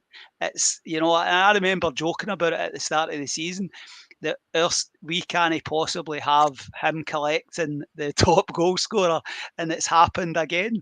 It's But listen, I would love us to score a rake of goals on Sunday. I just think it'll be a very well organised Kilmarnock side. I think we'll need to be patient, and this is where your Cantwells and boys like that. This is the business end of the season. This is where they need to show and grab the game by the scruff of the neck and create the chances and score the goals. But winning the game is the most important thing. Aye, definitely. Davey, were you wanting to come in there? Yeah, Cammy, am I right in thinking that Lundstram hasn't scored a league goal this season? I mean, that's just... I think he's to be fair, he's had a fair amount of shots, to be fair, but I think the only goal I can remember is the header in the cup at Dumbarton. I think he's maybe scored a couple of goals in the cup. Scored one against Hibs. Once the penalty, that's right. In the Hibs, and he scored one against Dumbarton, which were both in the cup. I don't think he scored a league goal, which I mean, faith without the data is the road to disaster. So, I mean, we can believe as much as we want, but we don't have anything to kind of hang it on. And I think we're pretty much howling at the moon. So, I hate to be the bearer of negativity, but I think it's reality. So, but you're right. I mean, Todd Cantwell, I mean, Scotty, you'll see that I put down my key man is Cantwell for the reason that Cammy's just mentioned. I'm hoping that, the spark of creativity is that Todd Cantwell, will do something that will take us out of mediocrity, and that we can actually breach the Kilmarnock defence and and make it count, put 2 or 3 past them. Hopefully their heads go down and we can run up a score. But I mean, as I said, I mean it's more in hope than expectation. But I'll be there, and as we are, and Frank crossing my fingers, with my voodoo doll. What's your score prediction, David? I think we'll be 2-1. I'll say we'll take them 2-1. We'll get the 3 points. 2-1. Cammy, what about you, mate? 2-0 for me. 2-0 for you. Cool. Right, David, do you want to tell folk where they can find you? Where they can find me? Well, watching Rangers behind the couch most of the time. or under the bed, so Sunday I'll be in the club deck. Obviously, I'm with the gallant few boys, and we do our level best to dissect this, remain positive, on a Sunday evening and a Thursday evening, and it's just a chat amongst the Rangers fans, really. It's not scientific. It's just more, off the cuff, guff off the cuff. But it's just we love Rangers. I mean, we're talking about the reserve league. The first time I ever went to Ibrox, which was in the 1960s, was for reserve football, and it was reserve games, Rangers versus Airdrie, and some of the first team, players would be involved in the. And at that time, and it was so I think it was a season of reserve games before, but I eventually got to see the first team, which was Colin Steen's first game at Ibrox in 1969. So I've been going a long time, seen them in all their guises, and I'll be there on Sunday, keeping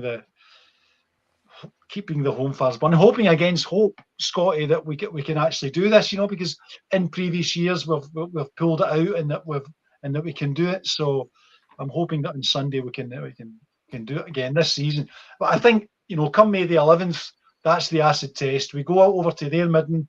If we don't win that game, we probably don't deserve to win the league. We just need to go and lay one on them eventually. Aye, definitely, mate. Listen, Davey, thank you for coming on, mate. Okay, smashing, Scotty. It's good to see you boys. Right, thanks very much. Right. Talk to you later, mate. Bye. Cammy, it's up to you if you want to sit on for a chat, or if you need to head off, mate. Aye, I need to shoot. Good to see you, Adam. Take care. Cheers, Cammy. Right. See you later, Cammy. Right, well, welcome, boys. Adam, thanks for coming on. No worries, pal. It's appreciated. Billy, welcome back. Thank you very much. And I couldn't miss out on Adam coming on, because I listened to you so much during the week, mate, that I had to be here for you coming on. Thank you. Appreciate it. Andy coming on at past as well. I'd reached out to him on Twitter. So again, okay. I don't know if he's talked to each other outside the pod, but Andy McGowan or Andy Barnett, there's two. McGowan. Aye, cool. Aye, yeah, we do. I was at St Mirren with him on Sunday, so aye, all good. Very good. Right, well, hey, Adam, I thought we'll get your thoughts in the title run-in first. Right in there. Get your thoughts in the title run-in, mate. What you thinking? What's your gut telling you? My gut is telling me no. My gut is telling me stop thinking that it might happen. It's been telling me that for a while, to be honest. But Yeah, I don't know. I feel like oh wow. The Hibs game for me, I don't know. I just felt like we were running out of steam a wee bit. I couldn't necessarily have predicted that we'd get 2 points out of the next 9. To be fair, but yeah, I think the manager's done incredibly well to get us to where we were. I think injuries have been an issue. I think, to be fair, there's probably some things that we could have changed in terms of what the manager's done as well. We need to be fair. I don't subscribe to the theory that the upturning results and upturning mentality was all to do with the manager and nothing to do with the players. So then when you flip it around and things aren't going to plan, I don't think it's as easy as just blaming the players and the manager doesn't take any stick. I don't think he himself would think that either. I think it's a sort of group thing. So I think there's certainly been some situations, the Ross County game for me, where we were way too open and it was comical for a bit. I think at half time everybody thought we should make some changes and we went in with the same players that we had. So there's just wee bits and pieces that I think, obviously nobody's perfect. We could have done a little bit better, but ultimately I think we maybe just ran out of steam. Those injuries that we hoped would clear up sort of January, February time haven't really, or we've got more injuries, freak injuries, as we've seen again the other day with Goldson as well. So I think ultimately our lucks ran out a little bit. It was within our grasp as well. So we have to say it's a combination of both. So no, I'm hoping I'll still be at as many games as my jazz allows me to be in the next couple of weeks. But I'm hoping, but yeah, it's going to be very difficult. I think we'll just need to wait and see how it goes. Hey, Billy, what's your thoughts quickly? Quickly, how you think it's going to go? I guess you see what you just said there, Adam. It run out of steam. We were doing so well. I remember me and Scott talking one of our first podcasts back was the Ross County game when we won at Ibrox, and we were saying, was this a missed opportunity? Because we were flying high at the time, and we could have went top of the league that night. We didn't manage to get there a week or so later. But it does feel like, it's these injuries have caught up with us, and it's, if we do go on to have a successful season, which would be at least the league and the treble, hopefully, I don't see where it's coming from at the moment. Just with the amount of players that we really could be doing with being back. Because Seema could come back, but is he going to last the whole game again? Is he going to play 30 minutes here and there? Or are we going to get somebody who can play the full game? So that's my quick thoughts again.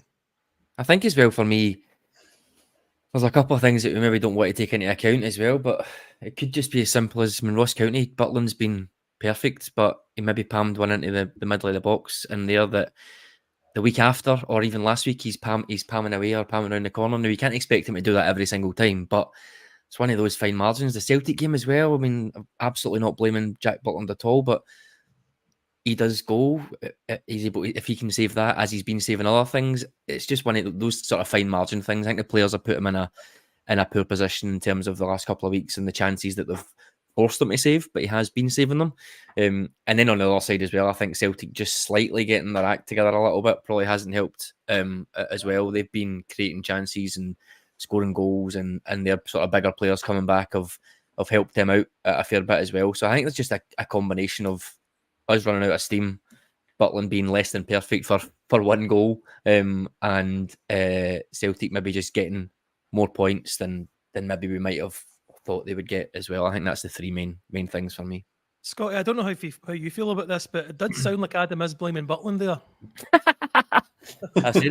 I've said it on 3 pods now, and it's like it's absolutely not, considering some of the other players have absolutely thrown some in. But you know what it's like. It was the same with McGregor up at Ross County. Remember, he was terrific for ages, and then there was that game, that 3-each game, where I think he might have he dropped the ball. The game against Hearts at Ibrox as well, he dropped the ball as well. It's so tough to be critical of them because of how good they've been, but it's one of those sort of fine margin things. If that doesn't happen, then who knows?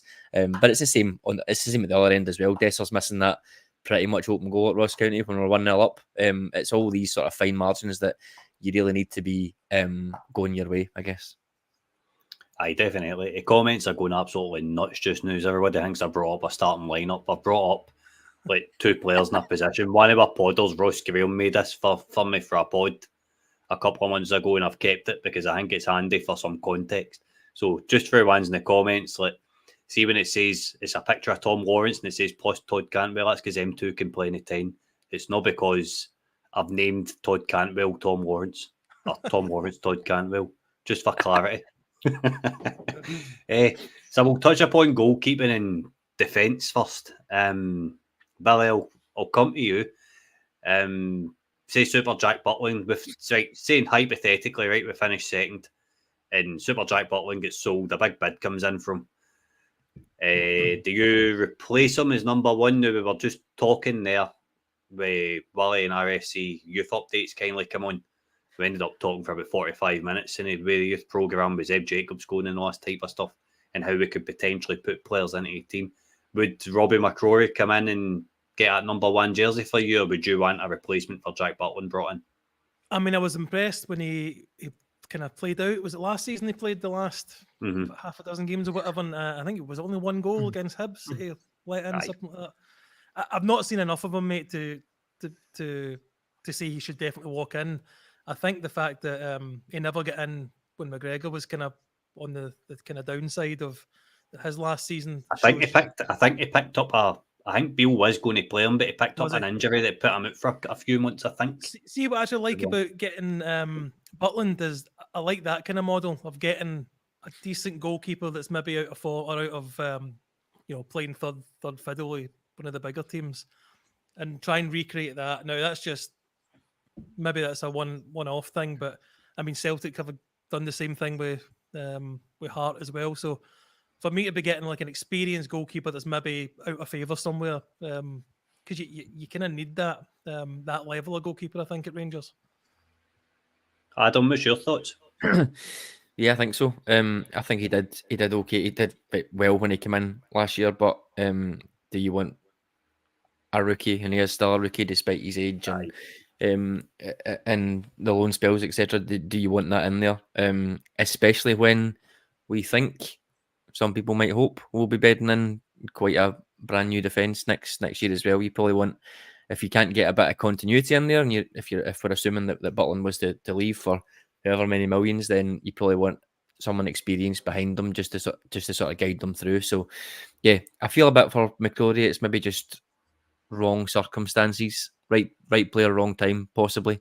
There's also the contract situation as well, that he's now got a year, I think, left on his deal there. So the manager has said no players. He's been quite adamant no players will ever run their contracts down again. So that works a couple of different ways. That's, well, if he needs to be sold then this summer, if he won't sign a new contract. I'm going to assume he might not sign a new contract, given he's pretty much in limbo there. So there will need to be a decision made on him and many other players. 4 or 5 of them probably out of contract next summer. So that part that we've not been great at is that sort of grown up thinking of, let's not hang on to players in case we might need them in one specific game. Let's just get rid of them and try and get the money in for them if the players we don't think they're going to extend their deal, or we don't think they're going to be 100% first picks. So in that respect, I probably expect McCrory to be leaving in the summer anyway. And yeah, we'll see where he ends up. But yeah, like I said, it's probably a wee bit a shame, because I do think he could have played more over the last couple of years than he has. Aye, definitely.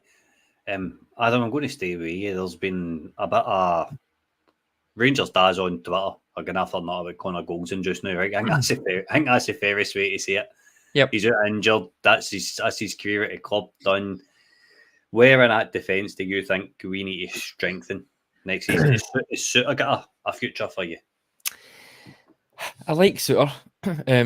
He's just got an unfortunate habit of causing a mistake, I think, and it's quite strange, because he's probably caused more mistakes than Ben Davies, but everyone thinks Ben Davies is an accident waiting to happen, or certainly more mistakes leading to goals than Ben Davies. I think it's just a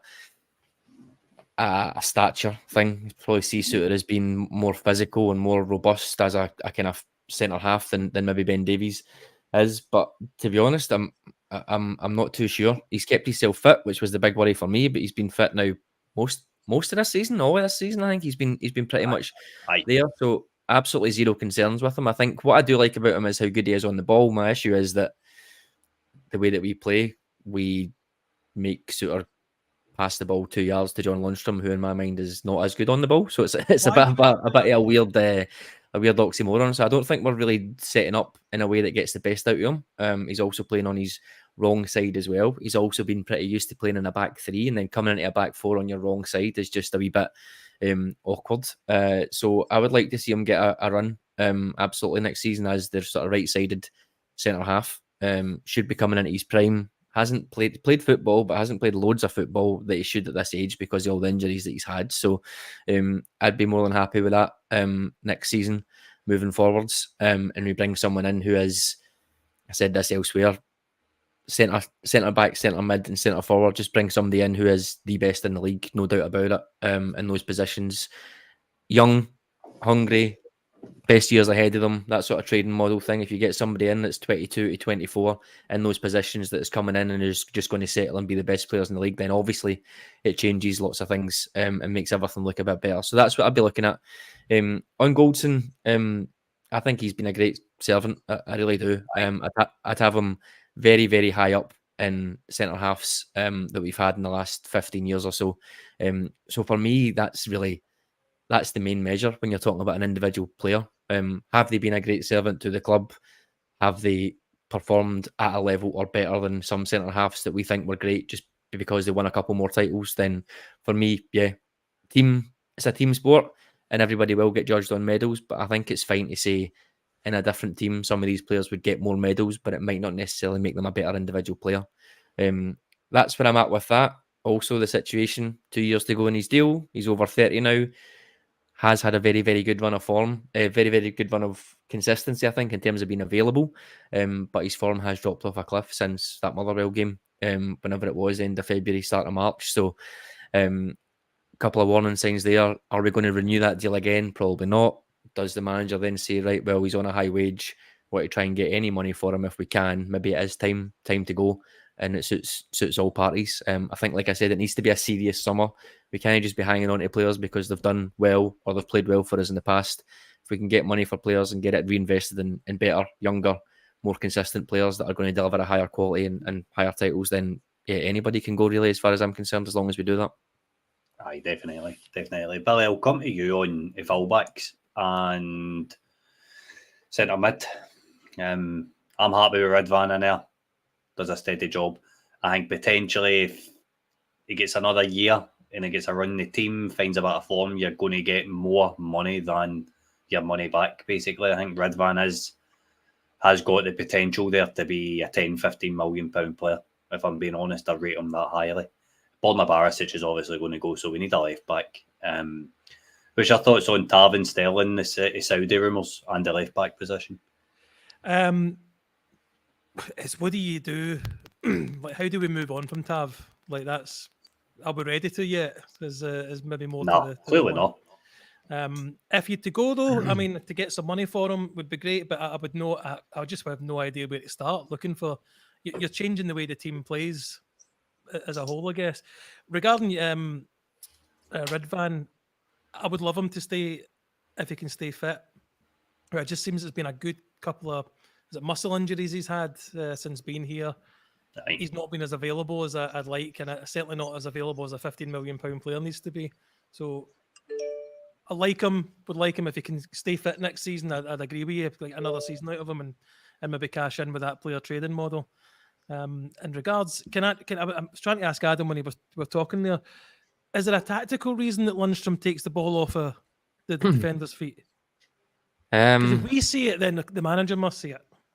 Yeah, I think it's a strange one, and it's not just the manager. I guess Gerrard's done it, Van Bronckhorst's done it, Beale's done it. So I think it is probably about that sort of building from deep. For me, I can kind of get it. If you're going to have somebody coming into the back three and then the fullbacks push on, that is certainly one way to do things. I think our main issue now is that our fullbacks are advancing in age, and we don't have the players in the middle of the park or at the top end of the pitch who are able to really help them contribute there. So I think what you see is Lundstram dropping deep.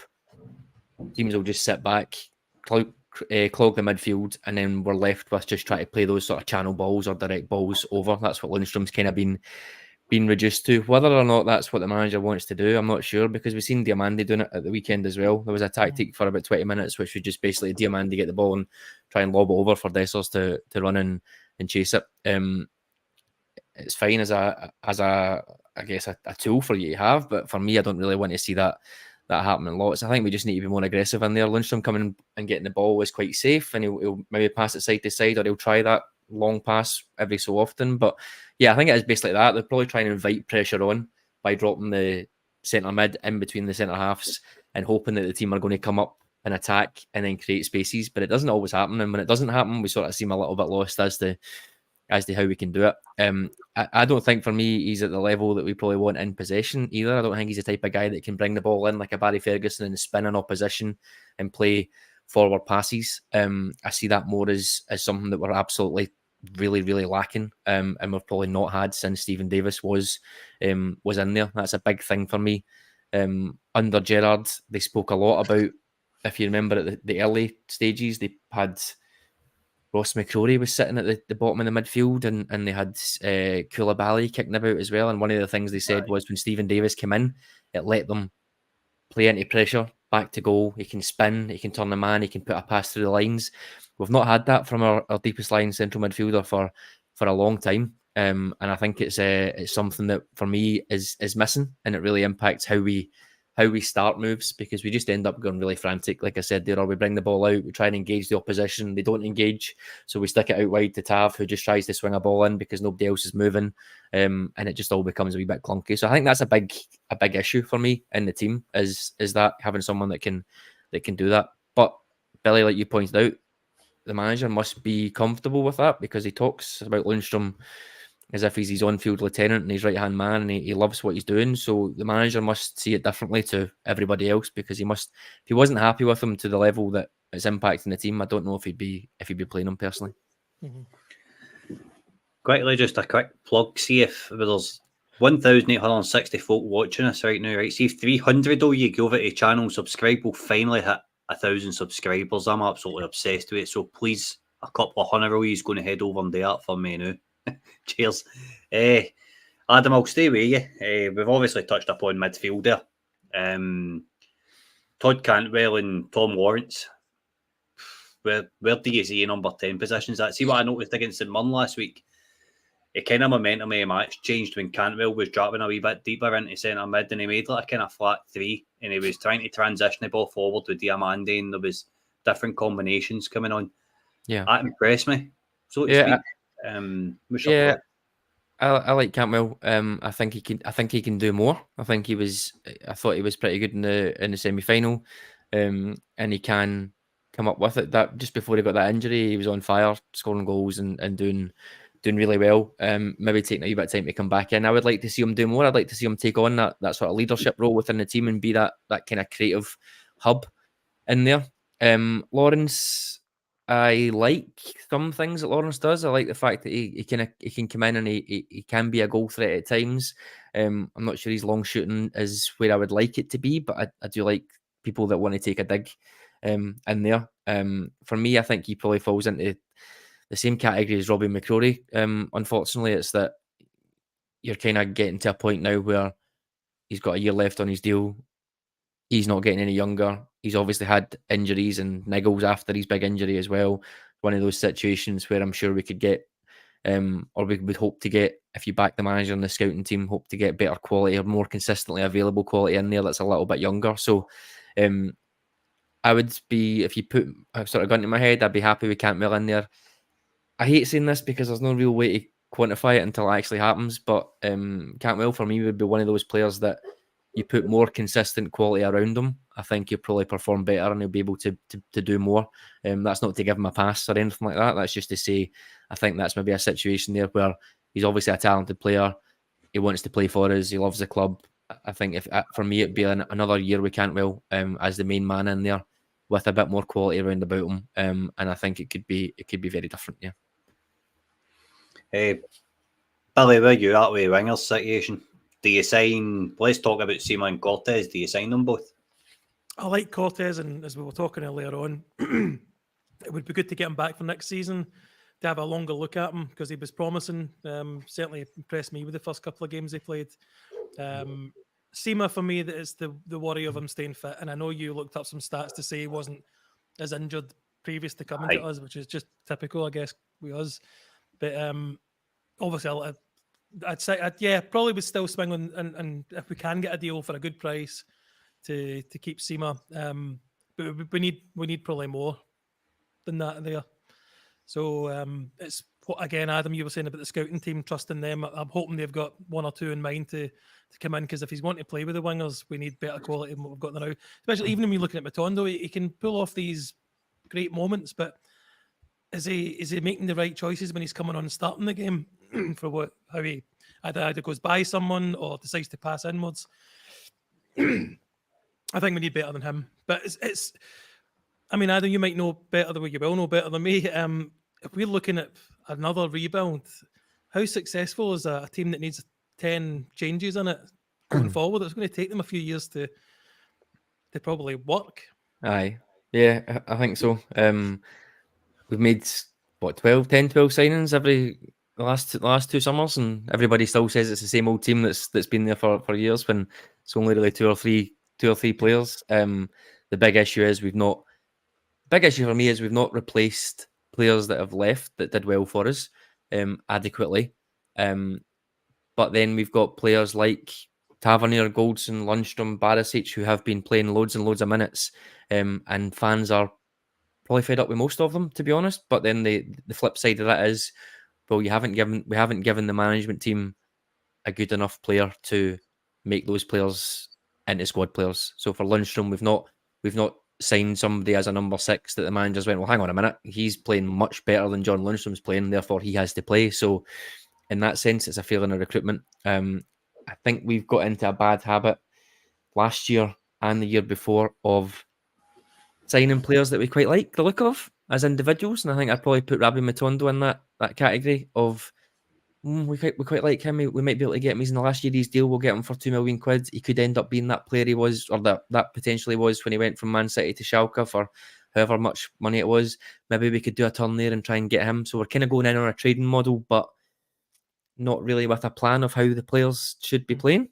Same last year as well, bringing in Danilo, Dessers and Lammers. I think everybody thought, okay, they're all going to play together, I guess, in this sort of narrow formation that Bill wants, and then he never really did that. He then switched. So bringing in players that either we think are undervalued and we can get a bit of money out of, or players that are undervalued because their star is on the wane and we want to sort of polish them up and get them going again. Too many gambles, I think, in that sense. So I think for me, the key thing I would be looking at in there is sort of like you said, have a plan. What do you want from your left winger? What do you want a left winger to do? Because Matondo and Seema and Silva are all opposites again. And we said this before.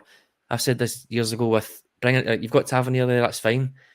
If you're wanting to play in a certain way, you don't bring in Matt Polster and Dujon Sterling as your backup right back, because that's just different again. On the other side, Barisic and Ridvan, polar opposites. So I get you want to have options, but if you've got a defined way of playing, then you bring in players to suit that. So we'll see what happens to the manager. I don't think he's as ideological as that, and he 100% has to have this way of playing, but he want to have players in that suit the system that he wants to play. So I think that's the main thing in there. Matondo, probably same as some of the other ones. I think he's one of the most one-dimensional players we've had in a couple of years. When he cuts in on that right-hand side, you know he's going to do it every time. Sometimes you can't stop it. Sometimes he can't stop it.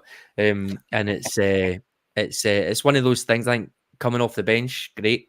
But then you need to think about if he's on high wages, we spent a bit of money on him. Can we really afford to have a player there who's a super sub going to run down his contract potentially and then be in the same situation that he was a couple of years ago where he's looking for a move? Like I said, if it's a serious summer, you're getting rid of the players that you think you can get a decent amount of money for that are close to sort of contract renewal time and just trying to reinvest it again. But I think there needs to be a plan, and from what we hear or from what we can see in terms of the manager and Niels Coppin, I don't think it will be that way in the future. I don't think it will be, we quite like this player and he might do quite well. It'll be, let's bring in players that are going to take us to the next level, which we have to hope, because that's where we need to get to. There's two things I was thinking when you're talking there. The manager said these players aren't ready to play the way he wants them to play. What does he mean by that? What are they not ready to do? I don't know on that. I think I don't know if it's the physicality or the durability of them from his teams at Bruges and Monaco. Certainly, he's had players who are physical, players that can cover the ground, players that are durable. You look at the players that we've got just now, and they're sort of lacking in some ways. I think quite a few of them you would say are lacking in physicality, and whether that is being 6'5" and built like anything, or whether it's guys like Dow and Barisic and Lawrence who always sort of seem to just have a wee niggling knock, or maybe can't last a full game, or are getting on a bit, and they're maybe not at the sort of physical level that you would expect of like a Premier League player. So they're sort of a little bit down. They've maybe got technical qualities, but they don't have the sort of full package. So I think I'm hoping that's what that is, and he's sort of trying to polish what he's got just now. But I think for me, understanding how he's played before, the type of players he likes, the type of players that he's brought in, the type of players he's signed before, I think it's probably about that athleticness. It's are you physically capable to play 60 games a season? Can you cover the ground? Can you dominate your man physically and technically as well? I think from the outside guessing, and I think that's probably the main thing for him. He doesn't have that trust because of all the injuries that we've had, because of some of those players we're talking about are quite old. We've got a decent mix in the team now, but they're kind of getting on a bit. We've got quite a lot that are 28, 29, 30. So I think we'll see that go, and it'll be a focus on younger players that are more physical, more athletic, but that hopefully have the sort of technical ability that we need as well. The other point isn't really a tactical thing, but it's how do you prevent players running down their contract? Well, that's the thing as well. You kind of can't. And I was always saying that about Kent and Morelos and the criticism that Rangers got for that. Like, at the end there, it was sort of getting to a point where nobody wanted their contracts renewed anyway. So you're thinking, well, in a kind of weird way, were Rangers right not to give them a new big massive contract, because they then end up you end up with them for like 4 or 5 years when they maybe fall off a cliff. So it's really difficult. It's fine for the manager to say, yeah, nobody will ever run down their contract again, but that means you've got a decision to make. You have to sell them for maybe less than their value to get them off the books and free the wage bill up, or you're sitting there with an unhappy player that you kind of have to run down their contract, or you mutually terminate them, and that costs you money as well. So I think it's absolutely fine to have it as your priority. But when Kylian Mbappe, the best player in the world, runs his contract down, I don't think we can be saying, it can't happen to Rangers 100% of the time, because it's really complicated. And Goldson's a great example. 2 years ago, Goldson in his peak couldn't get a club that he wanted on a free. How are we going to sell him next summer, if you like, when he's got 1 year left in his deal, when he's got three years on the clock? It's a tricky thing to do. Aye, definitely. Listen, Adam, thank you for coming on, mate. It's appreciated. No worries. You've got a downturn in quality now, but I hope you'll be. I hope you'll laugh. I'm just amazed the two boys are still awake. Shut up. Here's Andy. Andy's on to talk about spreadsheets and how good John Bennett is. That's my past life. Right. I'm not doing it this year. Right. Thanks, boys. Cheers, Scott. Right, Adam, thanks, mate. Appreciated. Bye-bye. Andy, right, Billy, I'm going to go and get my tea. I'll keep my eye for Dean, though, right? No worries. Andy, thanks for coming. That's the biggest insult ever. I'm on 1 minute. You're off your tea, mate. I've been on here for like, I don't know, 5 I'm o'clock. I'm only joking. Send Dean in when he gets here. Yeah, what? Right. We've got another boy wanted to join in the conversation with us, so when he joins in, we'll get him put in the thing too. How are you doing tonight, Andy? I'm doing really well, Billy. Nice to meet you. You too. I've been a listener of you for a number of years, so I'm great to speak to you. No, I realised when I was listening back to an old pod, it was to do with the Graham Souness's first title, and you mentioned my name in that podcast. I know. I realise it's maybe I've baited you here, because that's actually my dad that was the Was Billy it? Rankin. Yeah, it's a. I was going to ask you, right, because obviously I've no club ties in you before, Billy, and I was like, I wonder what age this guy is, because I was going to say to you, you Mr. Champione, but he's your favourite. He kidding on? No, I'm not kidding on. He turned 65 the other day there, and I'd because you were the only one that's ever mentioned him on Heart and Hand with that season review, I think. But I used to go into the shop after the matches, and he'd be on, because it's not just that song he did another one as well as a B-side. coming out on top. I was going to say that, coming out on top. It was. I was obsessed with that song because that 1986. I'm 10 or 11, Willie, and I used to play that loud as anything and blasting out my bedroom window, and then I'd go across and relive the game with my ball at the punting green. And so tell your dad he was part of my childhood, mate. I will do, mate. And I was going to do like some pod with him to ask him about how it came about. Because I was only like 4-year-old, I think. I remember we were round to my grand's house and he put it on the record player around there. And I remember the front cover of it with Sooners on it. But So I realised that. What's that? Did he write the lyrics? My dad, yeah. Did he? Well, him and it was Savage Studios in Glasgow. They recorded it. So him and the guy in there, because my dad was in the band Nazareth. Was he? So I'm guessing that's how he got asked to do it, and he was a Rangers fan. Dean, I better bring you in, mate. How are you doing? I'm very well, thank you. How you getting on, Billy? I'm okay, mate. I'm okay. Now, this has been going on a few hours now, so as much as I've not done all the heavy work, I've been listening into it. Mm-hmm. How long have you been going? Myself. Well, that's 4.5 hours so far, and I'm going to 10 o'clock. Aye. But with various guests on, and even I couldn't talk for that length of time. Fair enough. Oh, great! Now I'm getting comments about my dad in the chat there. Andy, if I can go back to my light's falling down here. Was that the season that we won the league? Is that the first one you can remember? No, as a fan? I can remember. My earliest memories of Jock Wallace's era, so I can remember games before that, but I can't remember like full seasons in the context and where the squad was and stuff like that. My first ever game was at Ibrox. No, my first ever game. My first ever Old Firm game was a New Year's Day game at Ibrox, and we get beat 2-1.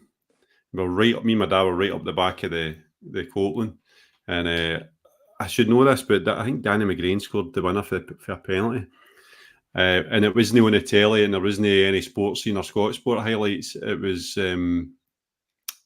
it's on YouTube, but somebody was filming it with a old school home camera thing, you know. So the highlights are there. But my earliest memory of Rangers was My earliest memory is Rangers. My dad took me, this is how bonkers it was. My dad took me Easter Road when I was 3. And I can remember not having a clue what was going on. But I was at the football, and that was to watch the Blue team. And I didn't even know what Blue was. And I can still vividly remember not being able to really see anything. I could see the top of folks' heads and then the pitch and that. And my dad just took me because obviously my mum was going somewhere that day, and I get carted off to Easter Road at 3-year-old when it was terracing and piss running doing it and alcohol. Well, was there alcohol there? There would have been alcohol at Gruns then, because that would be 1979 or something like that. So the season you're talking about with your dad's record and us winning the league is when my mind blows with Rangers, because it's as soon as revolution, and we've gone from I've never seen Rangers even compete for a league to actually, we're winning the league with guys like Terry Butcher. So that was the greatest time of our lives as a Rangers fan, and being 10, 11-year-old. And your dad's song was part of it. well, it's you didn't get songs. I mean, you go like all the kind of loyalist stuff, but you'd never really go any new Rangers songs. It was all the old style stuff with accordion bands, or the old Blue Sea Ibrox LPs if you're lucky to find them. Your dad's was the first. Even the cover was brilliant. As soon as it's like that. I got an Old Firm ticket for the game that Ramsey scored in the first couple of minutes, and it was a guy on follow, so he's known to people, but I don't want to mention his name if he doesn't want me to. But I picked up a copy of the single on eBay, got my dad to sign it for him, but because I've got the same name, he just assumed I'd signed it. So I had to clarify, no, it was my dad that signed it for him. Dean, come on, you're sitting there. Do you want to come in with anything? You ever made a record, Dean? My signal. Aye. Well, it was a school production, but I done a good bit of blues playing on the sax at high school. So yeah, that was good fun. But nah, nothing to the to the levels of Billy's dad, unfortunately, Andy. I'd love to though. It'd be good, wouldn't it? I've got I've got the amps and stuff, but I've never had an official record recorded. I am genuinely stunned because I had that thought in my mind when I seen I was going to be on a pod with Billy Rankin. I says that's a bit of a coincidence that. Well, I'll tell you what, if he does want to come on, I'll get you back on. You can. I can fawn over him, Billy. But so you're in finance, and is that right? Yeah, I'm in finance. Finance. Well, I mean, you're obviously the David's finance guy to go to, but couldn't have you on without talking about the finances at the club at the moment, I'm afraid. That's fine. What's the kind of feeling you've got of how we're doing in comparison to maybe 5 years ago? By comparison to 5 years ago, it's night and day, right? And how this came about was that I'd always taken a bit of an interest in football finances, and you've got to remember that historically football fans did not concern themselves with football finance. They did not. They had a half idea, but they did no concern and had no real influence, and it didn't really matter to them, right? And latterly, with the advent of internet, with the advent of social media, with bad things happening to big clubs, it started entering into fan parlance, if you like, right? Mm-hmm. And obviously, with us, you had the Murray years, and Follow fanzine was the first place where you actually had any critique of our finances. Mm-hmm. Because I don't know what age you two are, but in the 90s, so realised when Murray came in to maybe, I don't know, 94, something like that, we just rode on the wave and trusted the process and trusted who was in charge of the club. And Murray was, a tabloid millionaire, self-made millionaire. This mystique about him, he had the legs. I mean, that was something that was like, I know it sounds ridiculous, but I added to his mystique that he was a self-made man despite that handicap in his life. And then he'd basketball clubs, he'd hockey clubs, and he bought Rangers. And it was just of its time, because you had Tapi, Bernard Tapi at Marseille, you had Silvio Berlusconi there. I'm trying to think who else you had. Even in England, you had the start of people trying to buy football clubs. Robert Maxwell's trying to buy Derby, trying to buy Man United. You had Michael Knighton who tried to buy Man United, but I think he was a bit of Craig White. So it was all coming in. And when we got to the crunch point in 2011, 2010, we didn't have any real critique. And it was all kind of he said, she said. There was people coming in and I'm like, I don't agree with that. I don't think that's right. There was a guy in the Follow fanzine called Brock Stoker. It was a play on words. It was a play on stockbroker. And he used to break down the fact that Murray International Holdings and Rangers were intertwined. And he was the first one years and years and years and years before it who kind of started saying, there's a couple of things we need to watch here. But nobody was interested because as long as we were winning, who cares? Losses were posted. Murray would have a bit of bluster. He'd cover it, even to the point where we were like, whatever it was, 50 million in debt, and he kind of absorbed it into Murray International Holdings. It was all kind of smoke and mirrors. Nobody understood it. But when it came to 2011, 2012, and the shit hit the fan, I started taking interest. And then when did I start Heart and Hand? 2017. And it wasn't until I got to that platform, purely by accident, Davey asked me on, she's wanted to try this out, and I quite liked it. I thought, I'm going to actually try and bring sense to this. And the reason I wanted to do that is because my dad, he's 76 now, right? But at that time, right, he's 65, 66. He was a postman all his life. Couldn't 10. So he's reading things in the paper that are sensationalised. He's shitting his pants and he's wondering what the hell is going on with my club. And he'd right to be, because, I'm going to bed and put my head in my pillow at night and I'm worried about if I'm going to have a football club to support the next day. That's how serious it was. So as we come back and Charles Green and all that kind of stuff starts to happen, I put together the blogs. Can I just stop you there? I told you I could talk. Fair tell. No, it's not that. I want you. It's not it's just something that came to my mind. Did Murray not step back before and then kind of come back in again? Do you remember what that was about? Aye, because it was that. Aye, did. Aye, you only go in, I'll let you speak. No, he did. He did take a step back and then come back in to save the day, as it was. That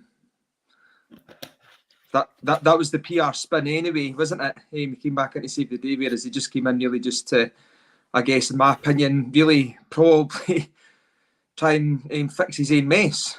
And it was at a point where it was unfixable. But going back to your point there, Andy, you said about fans back in the 90s. I'm 38, so I grew up with 9 in a row and all the rest of it, and the glory years, so to speak. And like, spoken to my dad about this, I've spoken to other, like, older Rangers fans and stuff, and I don't actually think it's more of I think fans not being interested in it was because of the words you used, education, didn't understand it. So I don't think it was good because, as Rangers fans, we don't really change, do we? We still want the best for our club. So you don't have that information in front of you and telling you what's right and what's wrong. You're just going to kind of go with the flow, aren't you? So, and then as you said... You're listening to newspapers and Radio Clyde. Basically. Exactly. And the Celtic fans went through the same with their situation in 93, 94 and so forth until McCann came in. They're listening to whatever information is offered up on the very, very few platforms. So if you've got the airwaves, you could command the narrative, basically. To be honest, it was David on Real Radio, I think, that first I heard about it, and then... And Davey was viewed as a rabble-rouser back then, and even then, I knew Davey then, and, I didn't agree with everything. I was like late to the party with Murray because maybe I was in denial, maybe I wasn't up to speed, with the actual facts of the matter. But it wasn't until lately I was like, actually, we've got a problem. And you referenced when Murray came back. So Murray, kind of novel wore off of Murray. And if you listen to David Eger's podcast, which was called Murray and Me, because he was jousting with Murray at that time, right? He was a pain in the side of Murray.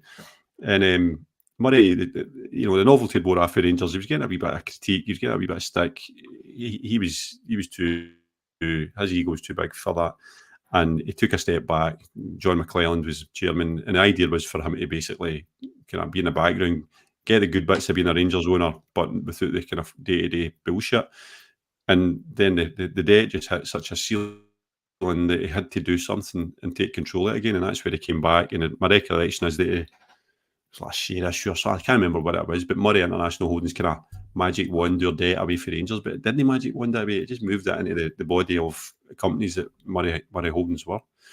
So that's why I started talking about the accounts, because I thought I want to make sure that my dad understands enough. You might not understand everything I'm explaining. I'll try and explain in layman's terms because I am a layman, right? I'm in finance, but I'm not an accountant. My forte is personal wealth, right? Financial advisor, if you like. But I can understand a spreadsheet, a balance sheet, and I can understand a profit and loss. So I was able to do enough to take it through and make it kind of understand it in my own brain, and then kind of regurgitate it for the fan in the street and try and make sense of it. And folk clung to it because I was giving them a wee bit of hope, and that I was saying, right, we're going in the right direction. There's a loss here, but you've got to keep it in context and perspective. So to your original question, Billy, where we were 5 years ago and where we are now is night and day. Where we were, when did the good guys come in? 2016. So when John Gilligan, Dave King, and that came in 2016, it's a fucking shit show they had, right? There was embers of life, but there was so much work to be done, and there was so many legacy issues, and the stadium was getting decrepit with serious issues. And so it's a miracle to me, right? And folk will say, that's a bit low bar. It's a miracle to me that we've ever won the league again. Mm-hmm. It's a miracle to me that we still compete as we're competing just now, and we've had a European final in between. I really, really, really feared the worst when we get put down, because I was at a fan meeting, which Charles Green, right, before we kind of lost trust, rightfully so. He used to hold meetings in the Ibrox suite, and if you're running a supporters club or something, you used to get invited, and it was mobbed, and we're giving them the benefit of doubt. There was one guy in the room that said, "I don't believe you. You might be right, I might be wrong. I don't believe you." That was Stuart Daniels at Kinnan Park, right? But everybody was giving Charles Green the time of day and believing him that what he was saying was the truth, because we had no other option, really. And at that point, I thought, there was actually a vote in the room. Do we want to go to First Division and take our medicine, or do we want to go to the Fourth Division, or the kind of bottom tier? And I was like, we can't go to the Fourth Division. We'll lose our youth system. We'll lose, the revenue will drop so low that we will not be able to survive. We'll not be able to rebuild. It'll be effectively a death sentence, or we'll be like some kind of pale shadow that we are. So I was one of the very few that says I would go back to the First Division. See, the vast majority of the room, they said, no, we'll go to the Fourth Division. And they were right, I was wrong. Because I thought we were done when we went to Fourth. It wasn't until Brecon that first day when we went up there that I thought we were going to be all right. There was just too much voice in the fans. There was just too much fire in the belly. Maybe not in the park, but on the stands, that I thought we're going to be all right. And we were all right. We saw ourselves through that period because we never ever gave up. And that is I'm really, really proud now that our club came through that. Not for the obvious reasons, but the way we came through, there's no many clubs who do that. There's no many clubs could do what we've done, support our club or in the country. And just in a kind of microcosm, me and my best pal, we went to away games, we went to home games, we rarely missed a match, really. But when we went down there, we kind of had an unspoken look at each other and we're like, we're not going to miss a game again until we're back up. And I think we missed 2 games or something like that because we got stuck in traffic and I was a diarrhea one night. And that was the truth. I would go through hell and high water to get to these games because I thought, I'm going to support my team like I've never supported them before. And is this when you got involved with the bus side of things, or was that before then? I wasn't by design either. Getting involved with Heart and Hand wasn't by design, and getting involved with the bus wasn't. I'm from Ayrshire. I'm back in Ayrshire now, but through giving my life story, I moved to Stirling for 20 years, or Stirling area, Alloa to be precise, Tullibody to be precise. And I was on a bus there. Guy was running it very well. And through those years, right, when we're fucking, going to Stenhousemuir and all this, he ran a bus and built it up to a really good club. And then he's like, I've had enough. And it was one of the ones where everybody looked around, they're like, Andy, you can run it. And I'm like, the natural leader in me was flattered, but the other side, I'm like, I could do without this, really. And it was a good bus to run. And I just all the joking about me, making them sing songs, all the rest of it, there's a half-truth in there. Because there was a few band pots that were ruining it. So I had to kind of... Well, from Alloa, I can understand. And if you're from Alloa, you'll know who I'm talking about, probably. And Dane, if you want to come in here.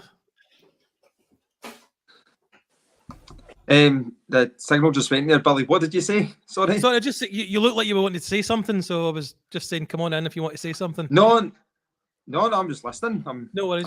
It's not a chance to speak yet. I've fucking commanded the whole episode. Well, it's kind of why we ask for guests, so they can come in and fill the time for us. We don't have to think of content for 6 hours. But, well, I mean, I started off asking over the last 5 years, where do you see us going with the kind of limited, I guess, funds with the Champions League and things like that? How are we going to survive on, I guess, European League level rather than Champions League? So, we as a club have got we as a club and we as a support, we've got a realisation. We want that, right? We want the absolute highest standards. And the reality is that what we pay in, right, and this isn't a criticism of Rangers fans because we put in every penny we can, right? That's beyond, I know, for main bank account. We want the high standards that cost that, but our income between the fans and the environment we're in, league, TV, all that kind of stuff, is short. And it's always probably going to be short. And there's this gap that has to be made up somehow, or we need to live within our means. And I don't think we've lived within our means truly ever since the kind of consciousness of Rangers finance. So I'm going back to 1986, right? We've got the soonest revolution. we are spending money like we've never spent money in Scottish football before. And I even remember when we won the league, there was a big banner in the Govan rear that somebody had put up loads of money. Remember, loads of money, a Harry Enfield character. Yeah. So we viewed ourselves as the biggest club in Britain, and we just opened the safe and got all this money out and we'll buy him, we'll buy him, we'll buy him, right? It was the middle of the Thatcher era. It was, yuppies were prevalent, overly mobile people buying their council houses, finance credit was coming into vogue. And we were spending money and we were moving the dial for Scottish football, but probably for British football, right? And it was us and Man United, the two biggest clubs in Britain financially, right? There was no doubt about that. That's a fact. Oh, it was all debt. And nobody knew this. Nobody realised that. Nobody really kind of considered that this is the problem. We were basically taking money for the banks, because the banks would lend to football clubs then. Because as I say, that was the context. Thatcher years, new corporate credit. We were more or less buying all this on kind of an overdraft. Sounds a lot like my finances, Andy, to be honest. and we didn't realise it, and nobody batted an eyelid. And it's decades later, we're sitting looking back and saying, Christ, that was a bullshit move, we were absolutely leveraging to see what happens. And so what happens if you don't win the league? What happens if Celtic continue to dominate, or Dundee United and Aberdeen continue to take titles off the old firm? So that's where we were at then. Can't make the question, Billy. It was now, us going forward now. Now, so what we've got today now. Well, the reason I'm asking is because we can't continue to have a rebuild every single season where we need to sign 5 to 10 players. So I'll caveat everything I'm saying first by saying that our finances are normalised. So you see this year when the accounts come out, I'm not doing a blog. You're not doing it this year? Right.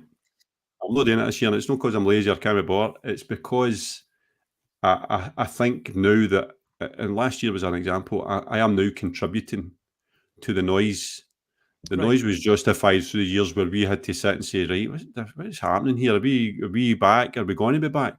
And there was this stage of progress. And if you didn't, if I was countering the bullshit Celtic bloggers that would come out and say, 21 million loss, and this is what it means. And I'm saying, no, actually, this is what it means, and this is why it's happening, and it's not always going to be like this. Here's the risks, here's the pros, here's the cons. And see now, I think we're now back truly to a position where some years we'll have a profit, some years we'll have a loss. That's football the world over, and especially when you're still chasing a wee bit, which we are. Celtic are not the nearest comparison, but it's a wee bit apples with oranges, because what they've been able to do is build a very slick machine over a period of 15 years now without competition, without real competition, right? And they've got their house in order. They've got a guy in Lawwell that maximises their accounts to the, aesthetically, right? They just do it brilliantly. They're their accounts, and the way they run their club is an exemplar, and I don't say that, lightly. And we need to get to there. Problem is, Billy, we've got Champions League money, and they win it, they get it. We don't. We've got a handicap. Yeah. And you've got UEFA sustainability, financial fair play, which is, it's in some ways it's a leveler, in some ways it's a clamp on things we might want to do. But overall, I think financial fair play is a good thing. Fair enough. Believe it or not. See, can you tell me what they do as regards to strip deal that we don't do? What are they doing there? So it's dead simple. They declare turnover. So Celtic have the Adidas deal, and they have their shops, and the shops are in-house, so they're part of Celtic's infrastructure, if you like, right? And therefore, when they declare their accounts, they declare the full shebang. The turnover of what comes in from their shops, the Adidas deal, merchandise, and all sorts of stuff. So they book something, don't quote me on this, but it's something like 12 million overall. But that's everything. But what they've then got is the cost of the shops, the cost of staff, the cost of, it's turnover. And in there somewhere, you might be able to work out what their actual profit is. Mm-hmm. Whereas we've, ever since the JJB deal, when we sold off the Rangers shops, which actually in hindsight was a good deal at the time because they got an upfront bang for their buck and a royalty payment every year. But now we just declare basically the profit. So this is why when people say, "Oh, merchandising's this and theirs is that," it's no apples with apples. If we could get true visibility of what their bottom line profit is, I think yours will be there or thereabouts now. Right.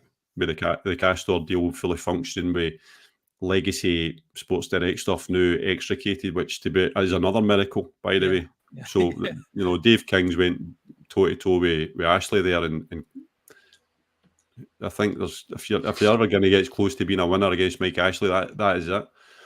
So that's where we're at, and this is why I'm saying things are normalised. If you look at things in isolation, their advantages financially are they've got 10,000 more seats, Champions League money if they win it, and they've got the rhythm of the last 10, 15 years, because they were well run before we went down, and when we went down, it just gave them an absolute free run to take risks, know how many overspend. It was just a dream scenario, and they knew what they were doing by getting us out the road. Can I just add one more thing? The fans, I don't think particularly like being with Castore. I think they'd like to be with Nike or Adidas, but is it Castore good for us? Matter of opinion, right? So when we first joined up with Castore, I thought, right, this is a Bisgrove deal because he was young, he was marketing minded. He was getting in with somebody, an upstart, challenger at ground level. And I think Bisgrove's idea would have been that, we'll come in with them, we'll give them the kickstart they need in terms of name brand recognition.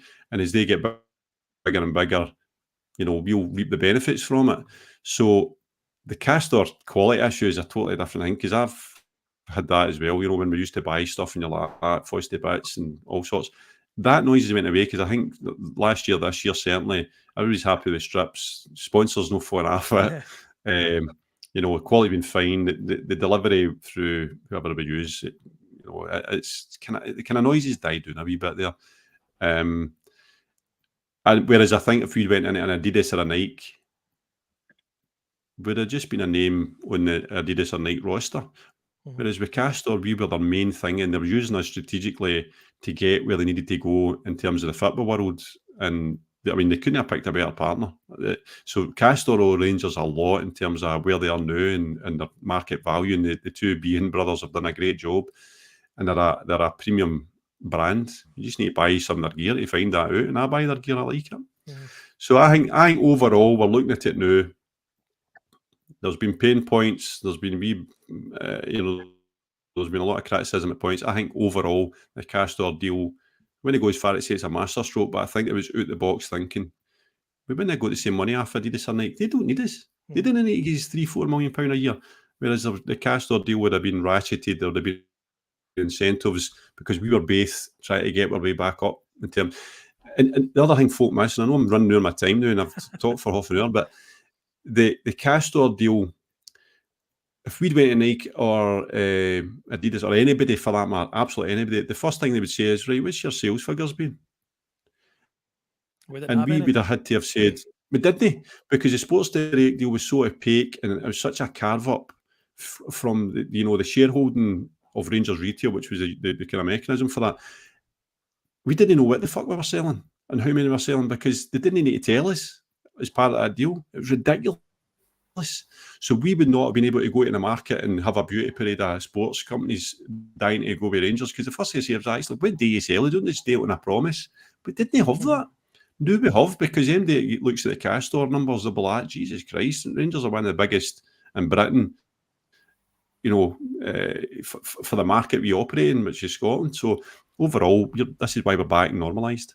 I'll be interested to see what happens next, Billy. That's because Castor sell about 100 taps a year. Well, Andy, Scott? We're going to have to move on because Scott's got another. We all buy it. Thanks very much. Right.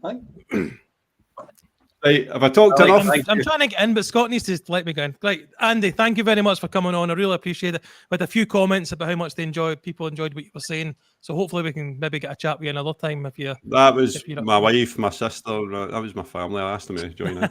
I'll go and donate now, boys, because I've not donated. So anybody that's watching that's not donated, don't be a tight arse. Get donated. Thank you very much, mate. Thanks, Andy. Cheers, guys. pal. Thank you. Bye bye. Cheers.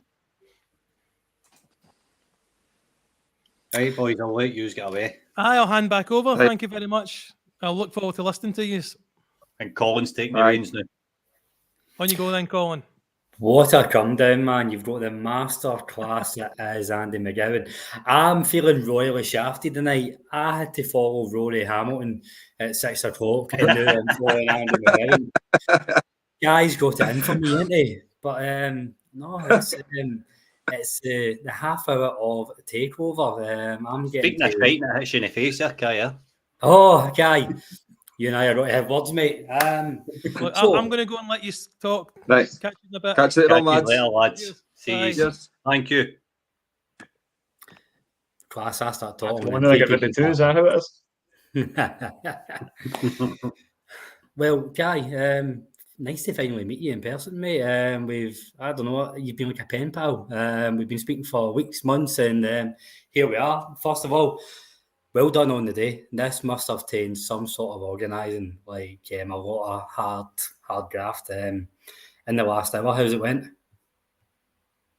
It's been amazing, mate. I mean, I can't take all the credit. Like Scotty's helped me with kind of planning stuff out as well. It was Billy that got Andy on. I thought Andy was a brilliant listening to Andy.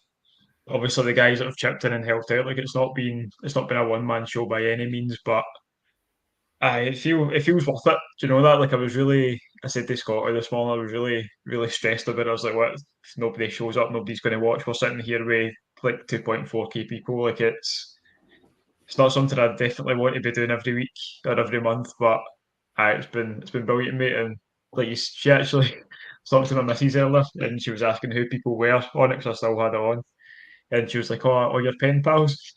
I was like, she actually said they were pen pals, but it's great to be on you finally, Colin. No, nice to be on, and well done on the amount you've raised so far, £493. I can see that's tremendous. Friday nights don't get much better than reunited with my old rhyme buddy. Let's put Curry him up Muncher here. himself. I want to How see are his you, my face. friend? I am brand new, mate. Absolutely brand new. Until I found out you were bloody hosting, I was like, here we go. This should be good. Kai, absolutely brilliant job, mate. £493. See, I used, as Andy said, I use tight arses. Get your phone in your wallets. Get the bloody credit cards out. We're £7 off of £500. This is only wee rant I'm going to do until we get over the £500 mark, right? So anybody that's hung about waiting for me, these are all psychopaths, like Paul that always comes into the chat. So get your £500 and you'll have a brilliant rant, and you can guess who the man I'll be ranting about. So if you're ranting a good rant, dig deep. Well, Scott, this is a crossover of all crossovers. You know, I'm getting to host a wee slot in the journal. This is like Family Guy meets the Simpsons, without the without the wit patter or the animation. But seeing as Curry was on with me, I thought this section, let's have a good old debate. And I'm going to let you kick us off with your opinion on James Tavernier. Should he be a Rangers player next season? Kick us off. No, seriously, honest opinion. Aye. Right, that's what we're all about here. Honest opinion. Aye, you should. He's still a top scorer this season. Tells you everything. See moments like Kilmarnock away and scoring the winner in the League Cup final, and I'm being serious here. I think he's still leading the team. I think it's the other leadership that can kind of let him do it at times. I think there's too many core players in the squad that have come on doing. Can't just blame Tav. Like the way Curry's going to come in and blame Tav for the whole Ross County and that. Like everything. I can see him loading up a gun already. He's going to shoot me in the heat.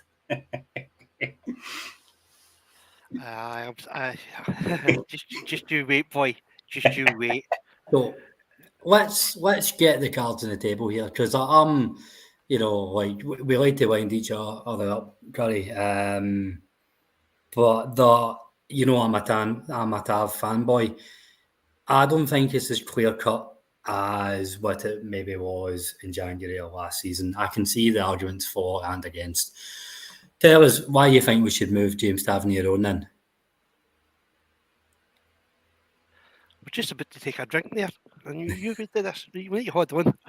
The LCG Novo thing. Sponsor break. Because he's the same guy we've had for the last 8 seasons. I've always gave Tav praise when he deserved it. And season in, season out now, it's getting less and less.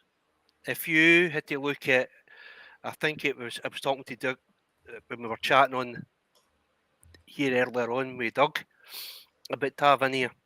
How many man of the match performances has he gave us this season? I can think of 2. Tav's problem is that I don't think he's the captain that we need. We need somebody that's going to tell another player to get the finger out when they're not playing to their best, or giving at least, as we can see it, giving 100%. Now,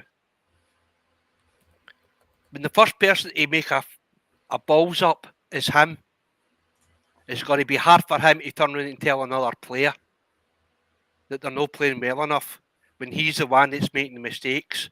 And this season, he's had some absolute howlers. It's just, I've never ever been able to take to the guy. And I think, obviously, I'm a Rangers da, and I think back to the previous captains that we've had. Everybody used to criticise one of my favourite captains was Big Amaruso, because he was the type of captain that would give it out as much as he gave it to himself. Same with Ferguson and all. No, I never liked Barry Ferguson as a person, but as a captain, he was fantastic because he demanded every player give 100%, and I don't see that for Tavernier, and I've never seen it for Tavernier. It's just, as I said, I've just always had a bugbear with him, and I just think he's too timid, he's too nice, and I think can be one of the first people to go into hiding, and I've always thought that. Now, I know a lot of people don't agree with me. I've already seen in the comments they want to mute me. By all means, you don't need to listen to me. Everybody's got a different opinion. I will respect everybody's opinion. I can see where you're coming from, Scotty. I find it hard. I can see where you're coming from. I can see where Colin comes from. That's because he's a happy clapper for Tav, but that's it. And he likes to fucking wind me up. Right? I know that. He only did. I think he only did. I know deep down he hates Tav as much as I do, but he just doesn't want to give me the satisfaction. But, Curry, see post on that reminds me in the comments a few weeks ago in the Gallon View. It was after the Ross County game, and we I don't know. I tend to try and be quite balanced, and I don't get too high or too low. And there was like 4 or 5 comments all saying, "Oh, that's the club sending their paychecks out for the usual happy clappers." I'm like, listen, if the club are paying me to spout a message, tell them they wrote their own fucking details. I'm getting nothing. But no, you're right. Like before, it's all right to have an opinion as long as we can back it up with a bit of rationale. And you have done there. And Kai, I suppose that we're in a transition season. I feel like I've said that every 6 months for the last 5 years. We're going through a transition yet again, or we should be. It's not just new players coming in and players going out. We do need to look at the leadership. I think the leadership group needs changed. I think we all admit that. So we can all accept Tavernier's output as a player. Do you see Clement looking for a new captain? I think it's a really tough one, mate, and it depends. I think everyone's opinion would maybe be different if you see what it's like in the dressing room. Like, if it obviously doesn't seem like it on the park, but if every player buys into Tav being the captain, then Clement coming in and being like, right, cool, he's not the captain anymore, do you upset the whole dressing room doing that?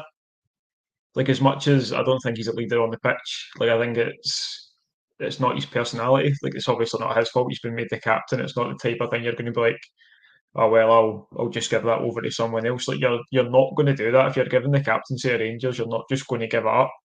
You're going to wait until it's taken off you until you leave. So I don't think he's a leader on the park, but that doesn't mean that the other players don't look at him like that. And I think you risk upsetting a whole dressing room with their players taking the captaincy off him. Like I said, I wouldn't have him as captain, but I think Clement's smart enough to not upset the apple cart that much when he's got, like you say, if it's a transition season, the amount of turnover you're going to have if he stays as well. Like, obviously the Saudi rumours are apparently quieting down because they're going to change their transfer strategy over there. They're going to look at younger players to spend their money. How true that is, we don't know, but I think Clement's too smart a man to strip the captaincy off him, especially depending on how it's seen in the dressing room. I really like that comment you just shared there, Scott. I think it was for Kieran, unless you see what happens in the background. I think we do need to remember as fans, we base these players and the captains and the manager on what we see 90 minutes every week. There's a lot more than 90 minutes to go in. Obviously, that 90 minutes we are basing it on is the be-all and end-all, but you can't just turn up on a Saturday. You need to work hard. You need to do the hard miles day in, day out. Question for you, Colin. Easy. Right? On the rumours, right? Obviously, they're going about now, whether it's true or a lot of bullshit, we don't know, right? Tavernier and Goldson obviously getting linked with Saudi, right? With Gerrard, right? If they make an offer for Tavernier to go, do you take it? Well, it depends what the offer is. Say 3 or 4 million. No, but see 4 million. I think. Would you take it, aye or no? I'm going to be honest, probably aye. There you go, right, Scotty. Offer 4 million for Tavernier. Do you take it, aye or no? No. Your Do you ass. want me to justify it? No. Do you want me to justify it? No. Right, No. okay. You're talking your No, arse. it goes against my argument. Yeah, no, I'll wait till how. Kai, what about you, mate? Offer 4 million. Say 4 or 5 million for Tavernier. Do you take it, aye or no? I'm probably taking 4 or 5. Right, justify it, Scotty. Right, £4 million, right? So we sold Fashion Sakala for £4 million. We could give her a panel on this day and say, do you think we would be better off with Fashion? Would we not be? I think everybody would agree that we would be better off with Fashion Sakala on this team, right? Because of these contributions they would probably have, especially with the injuries and everything else this season. Fashion Sakala has been a bit of a loss for Rangers.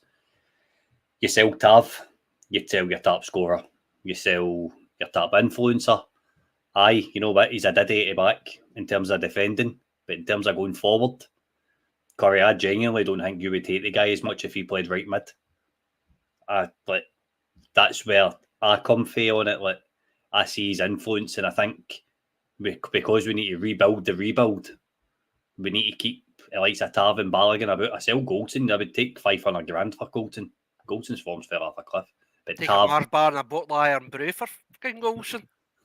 exactly. I know, mate. I know, 100%. I just think we need to keep somebody. We can't sell them all. And I think Tav's the one that's least to blame for the current fall. See, Scott, that's like I get what you're saying, Curry.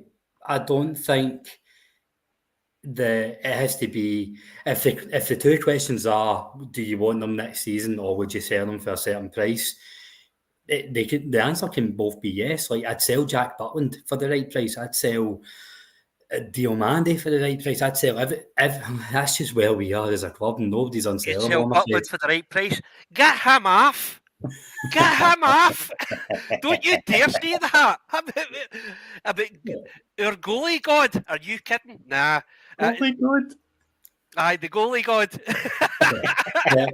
Yeah, be here first. Superb. I love it. Like, no, do you want to know something, Colin? I'll agree with you. He's no the end all, everything that's wrong with Rangers right now. We've got bigger problems throughout the team, I think.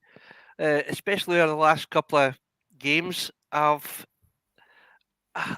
really have get sick and tired of the same players coming out with the same types of performances at this point of the season, and it just seems to be the same ones that are letting us down. Where we were in October, right? I've said this 17 times. I've said to you, Scotty, where we were in October, we were basically down and out when player ID left us. Big Phil came in and he put a bit of structure in. I don't think you can criticise some of his decisions. I think he's made some really puzzling starting 11 picks. But overall, where he put us, I think it built up our expectations that much that we honestly thought we were going to get the title no problem. Especially the way that they were playing, because they hit the patch that we hit the other week there about a month ago, just over a month ago. And what's more disappointing with me is that I think this is probably the poorest side that they've had in the last probably 5-6 seasons at least. And I think that's what my problem is now, is when I look at the Rangers team, I'm seeing the same players that have let us down time and time again. And because that one guy is the head of that team on the pitch, it's him that gets mostly my criticism. As I said, I'll praise Taffy's scored some absolutely amazing goals. He's put in some amazing performances, but he's, as they always say, he's overstayed his welcome. The same as other players like Lunny, Borna Barisic, Jack, people like that. They've all outstayed their welcome. They should have been moved out of Ibrox after 55. There should be no players that we've got just now that played in the 55 season. And that's just I agree. I agree with the kind of undertone you have without the actual statement, and it leads me on to my next point. Guy, like in football, you can't stay the same. It doesn't work like that. You either regress or you improve, and it's no coincidence that Tav's best season, the 55 season, he had Nathan Patterson, who was looking like he was going to be the best young player to break through for the academy since Barry Ferguson, and I'm not overstating that. We were all excited about Nathan Patterson. That's the last time James Tavernier had proper competition for right back. And I think everybody that Curry's named there, it's no surprise to me if you don't have the right competition to push people for places or bench them when they're tired or they're out of form or they're just not playing good enough. We're going to get substandard performance. It's no rocket science that competition will increase levels. So right now, we're at a bit of a crossroads with a certain man who's going to be key for Rangers next year, but I don't know in what way. Do John Sterling. I'm going to die in the hill saying that for next year onwards, we start looking at playing them in full back again. I do think that'll be his best position. I'll concede that I'd happily see him in the middle of the park on Sunday, but next year I'd push him to right back. What's your thoughts on that, or would you be looking elsewhere? I think looking at the reason selling in the middle is so exciting just now is the lack of energy you get from a John Lundstram in there. Obviously, whatever's happening, we're asking he's not getting minutes. I don't think people realise how good Diomande was until he was out for a few games. Then he comes back in and people are like, well, do you know what, actually, boy is quite good despite the criticism he was getting. I think again, the lack of energy you're getting from Lundstram when he's not fully on it is why Sterling looks so good in there. It's nothing to do with, I'm not saying he's technically poor, but he's not technically what you need in the middle. Like he's high energy, gets in about it. He does have a decent bit of quality going forward. He gets fouled quite a lot. And I think that'd be really good having that fullback again. Like I think you see Tav less running down the line now, and he will come inside and it's again crosses from deep shots. From deeper he'll find himself like inside the 6 yard box almost. Like he finds himself in those areas, but not necessarily where you'd want an overlapping fullback to be, because that's not what his game's been anymore. So I think when you look at Patterson, there's not really been anybody else that came in that would even be an understudy. We bought in the Polish boy Zakowski that got shipped out on loan. I think he maybe played a couple of games if he was lucky. Then he came, I'm sure, was it pre-season he came back, and he came back from loan and he'd put on like 10 pounds of muscle or something. He looked like an absolute tank. He was Never on the got a Morelos technical ball, like on that special coffee. Never got the chance. I'm not saying he'd be good enough. I think he went back to Poland and he's not done anything, so maybe he just wasn't good enough. But I think Sterling deserves, I'm sure he's said that's where he prefers to play. And again, like I say, I think the only reason the kind of clamour for him to play in the middle is the lack of energy you get for the other options. So hopefully next season, depending on what happens with Tav, he does get minutes at right back. It'd be good to see him there. I don't know if he wants Clement to push Tav further forward or sit on the bench for a bit. A game, one game, like see what happens. Yeah, and there's been times this season where we can tell Tav's just not on it, like very recently. He could be doing with somebody else playing the right back. And Timothy Sharp in the comments said Selling, he was brought in as a replacement, but when we can't read out history, first 6 months of the season he was injured, and he was in and out of the team. Now, when he is fit, we need him everywhere else apart from right back.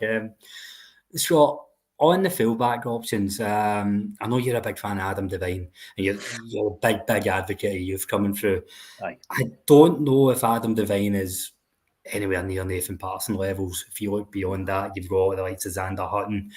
I don't see any ready-made replacements yet. I mean, Xander Hutton might turn into a very, very good player, but he's only 17.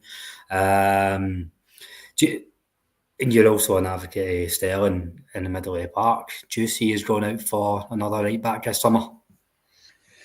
If Tavernier leaves, then I would say I probably agree.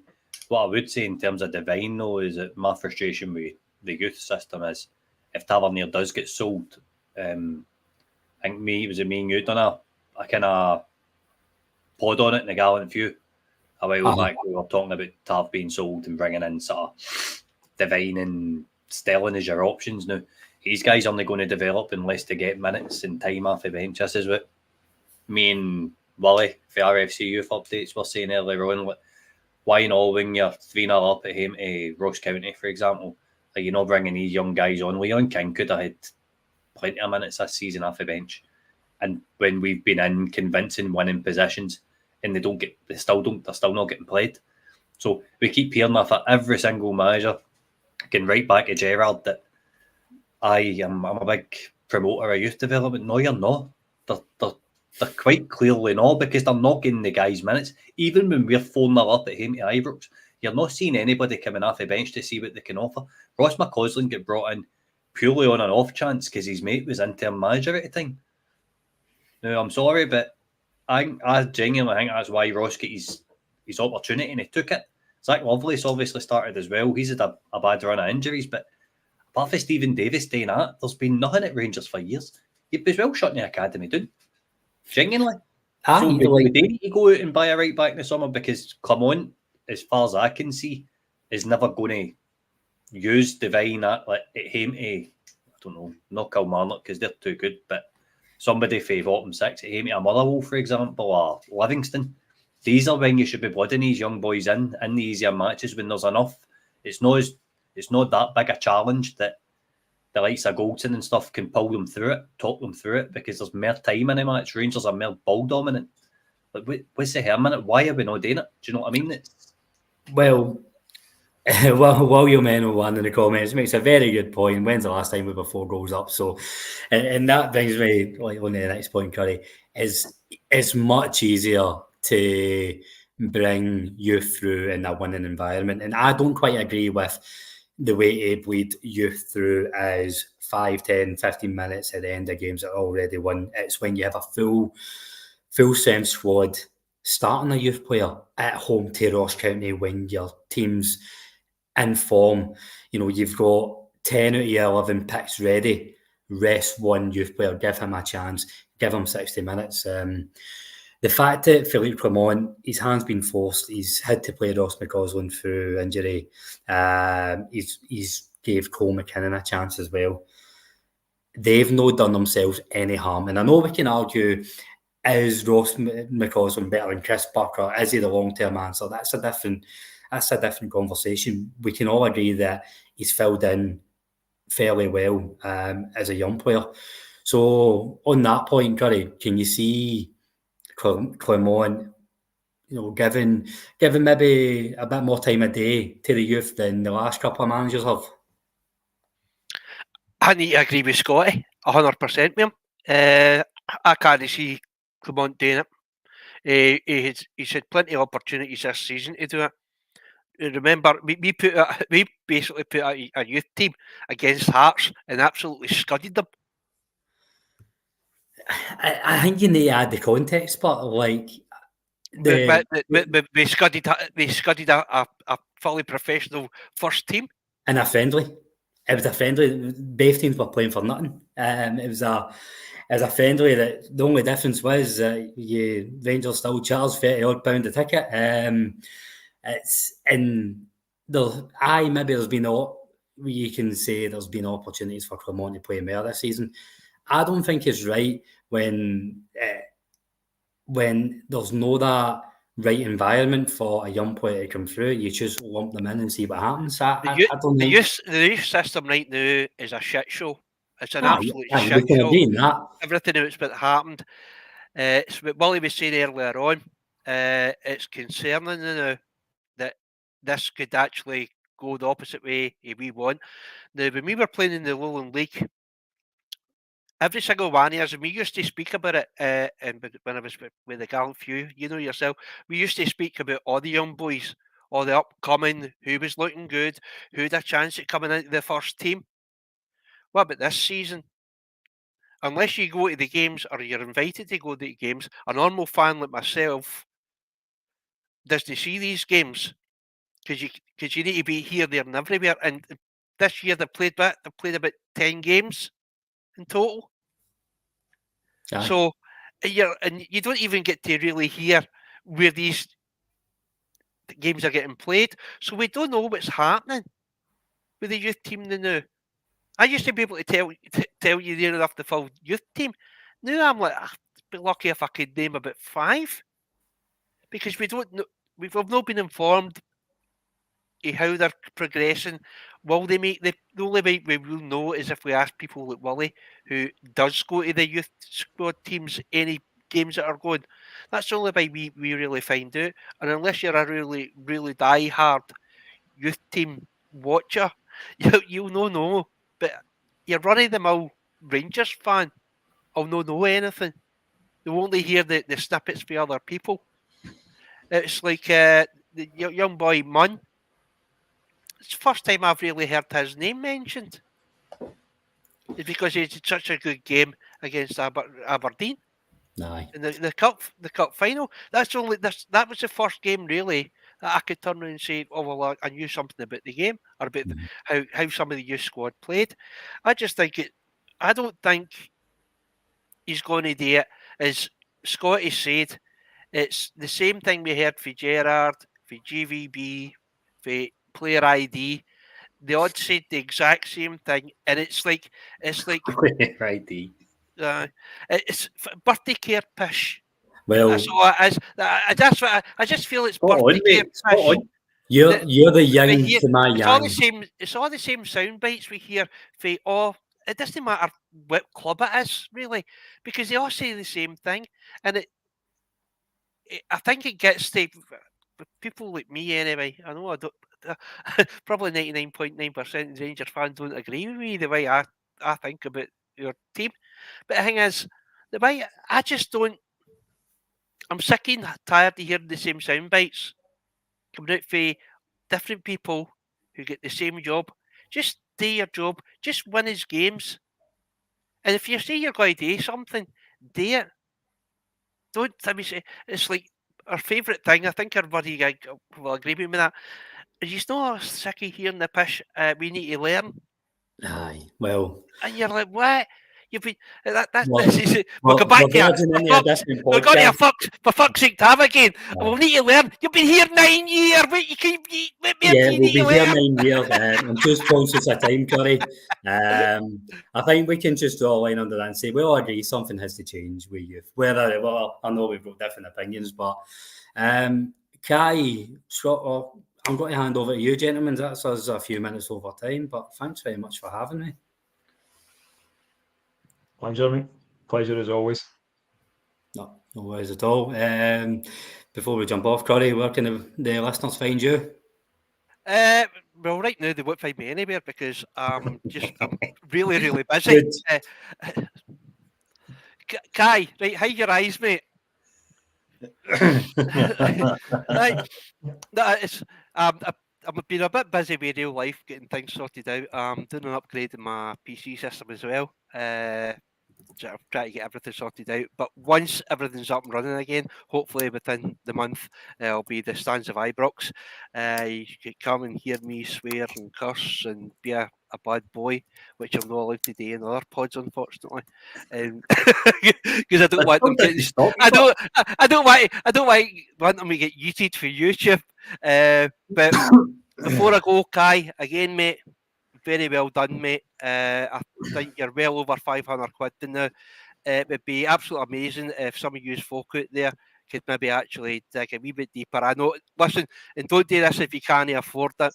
You need to think of yourself first. But if you've got a few spare quid, it's for an absolutely brilliant cause, and it's for a charity that I think is all close to our hearts. So, for me, we are the people for a reason. Let's prove it for Kai tonight. Right. See you later, guys. I'll echo Cheers, that mate. Appreciate you coming on, mate. Me listeners as well. Just a massive thanks to everyone maybe involved tonight, boys. It's been a pleasure and well done again. And I'm away to donate as well because I'm one of the tight arses that hasn't done it yet. So thank you and enjoy your help, Colin. Cheers, pal. Cheers, Colin. Appreciate you, mate. Scotty boy, we're almost at the end. Last bit. 5 hours, 35 minutes in. I think I've got fucking pressure sores, by the way. A good thing I'm a nurse, I'll know what to do with them. Christ. I broke a suspension in my chair. I can't believe it's almost over, actually. All that days and hours of planning and getting stuff together. And there's a link in the description, Timothy. Also, right, there's 2,000... 2 seconds, Kai. There's 2,600 people currently watching. See if you're on Twitter. Come out to it on Twitter. Load up your YouTube. Hit the like. Hit the subscribe button. Get us to that 1,000 likes. Come on. There you go, Kai. Right. 2,600 people is amazing. Like I say, the link's there. You're not just donating to an amazing cause. Like I'm not getting any of this money, but I've got 4 brilliant prizes to give away. We've obviously got the signed top by this year's squad, which, depending how the end of the season goes, might be worth a bit more or a bit less come the end of the season. We've got a tour to Ibrox for 4, again donated by the club. We've also got the painting that will be commissioned by Stevie, one of our podders' wives, Caroline's Pet Portraits. And the last one is the signed picture of John Lundstram, courtesy of another one of our podders, Cammy. So 4 really good prizes. If you can donate, like Curry says, like think of yourself first. If you don't have the money to donate, don't. But it's a brilliant cause and you have the chance to win a couple of good prizes. And I'll do that in the next 10 minutes. Get that done. Get that sorted. What are we sitting at just now? Yeah, I just got an email from someone as well that to help them donate 553. 553, right, cool. So what was your target, 600? Last one was a nice wee. the target was set at 600. Like it was just like when I asked the charity if they were obviously up for me doing it, they said that apparently they have a lot of people that ask for it, and they kind of set a target for people to try and get. So almost smashed through that. The last tenner we get donated was from our pals at This Is Mappa. Oh, was it? Brilliant. Brilliant. Anybody who missed That it is just curry demanding a Tav statue. Brilliant, man. I love them boys, honestly. They're outstanding. Some good times over at a Gallant Few back in the day with them, man. But I think you've done well, mate. It was well organised, all kind of ran to time. So it did. I don't know, I could see there's a couple of times I felt there was like a few minutes to go, and I can see the people. See, just when you see the people waiting and sitting in the studio waiting. I know. And that was good. Like Rory Hamilton was class on. Like Rory was really good on. Aye, definitely. Adam Thornton was brilliant, but you don't expect anything less for the boys at Heart and Hand. Thanks to the boys at Heart and Hand for coming on. It was a great help. Thanks to Rangers Rabble as well, Gallant Few, Stanza Ibrox, all the podcasts really pulled together for us. If anybody, obviously Avengers as well. Yeah, every other Saturday in there.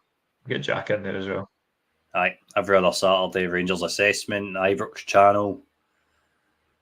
Tonners of them, man. Tonners. Their own guys as well, obviously. Tom, Billy, Dean jumped on. Appreciate that as well. Aye. Stevie Wilson made his pod debut.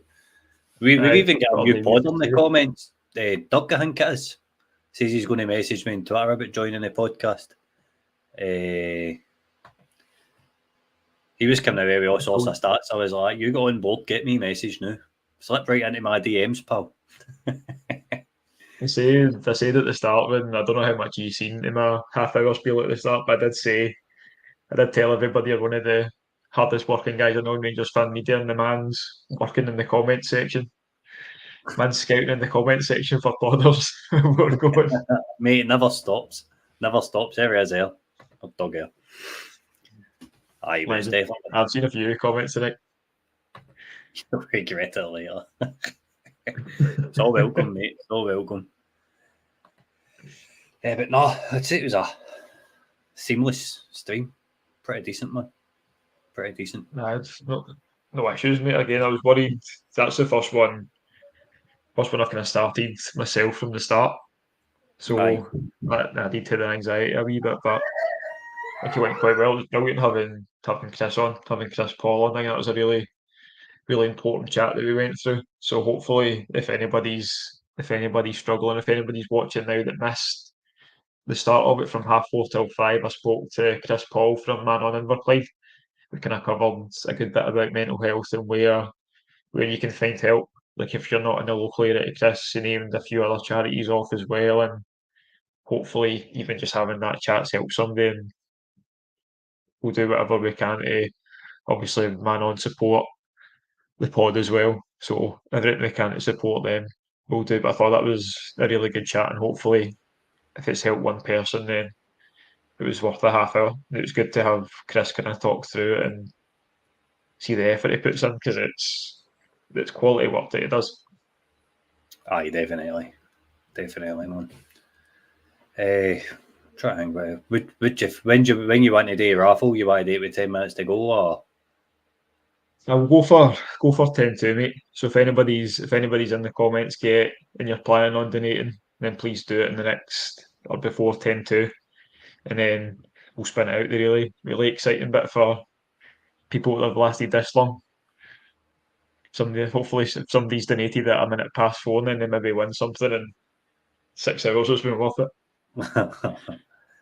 But like you say, sitting on 2630, like Scotty said, if you're on Twitter, then please consider jumping on YouTube and hitting the subscribe button.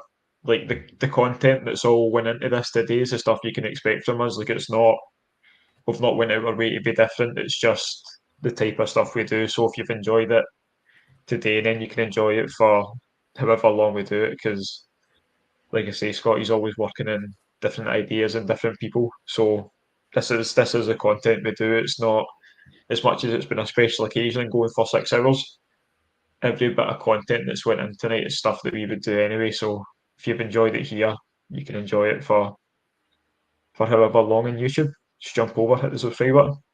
That is absolutely free. Aye, definitely. We are. So we've currently got a FM stream. I'm reluctant to come back and do a second season for. I need spoke into it because it's hard to put in all that work and you only get like 25 viewers after. Try to go against the poll. The poll said aye, and he's still going against the poll. I know. We're doing a podcast on Monday, Wednesday, Friday. We're going to try and integrate one into a Sunday night as well. And we're going to try and maintain that throughout the summer too. There's going to be different interviews getting done with players getting linked. We're going to do podcasts and set. In fact, no, what? I'm not even getting it away in case anybody nicks it. But there's hundreds and hundreds of ideas going on, so hit that subscribe button. I really want us to get it. I think as soon as we hit 1,000 subs, I might actually start breathing a bit. But I really want to get at 1,000, man. It's dragging there, so it is absolutely dragging. And head on over to Stan's Ibrox to see if this isn't your thing with stats and analysis and all that type of stuff.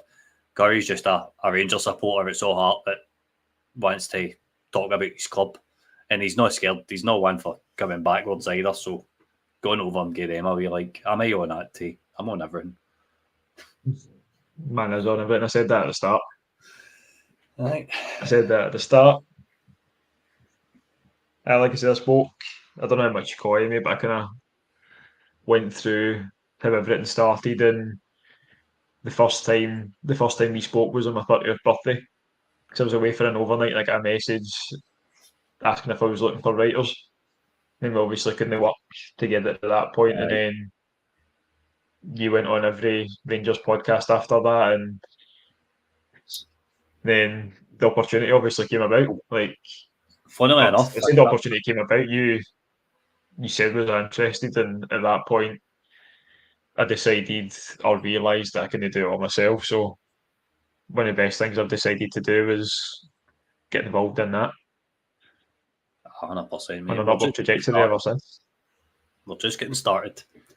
What was I going to say? I started writing for Scott McPike at Rangers Assessment, and then I think I was even writing for Rangers Raffle at one point.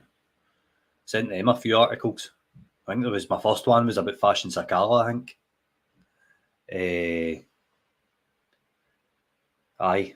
And then I obviously messaged you, and then I ended up joining the Gallant Few. Chrissy Paul put me in touch with Colin. That's when that all started. There's been a bit of a journey for me,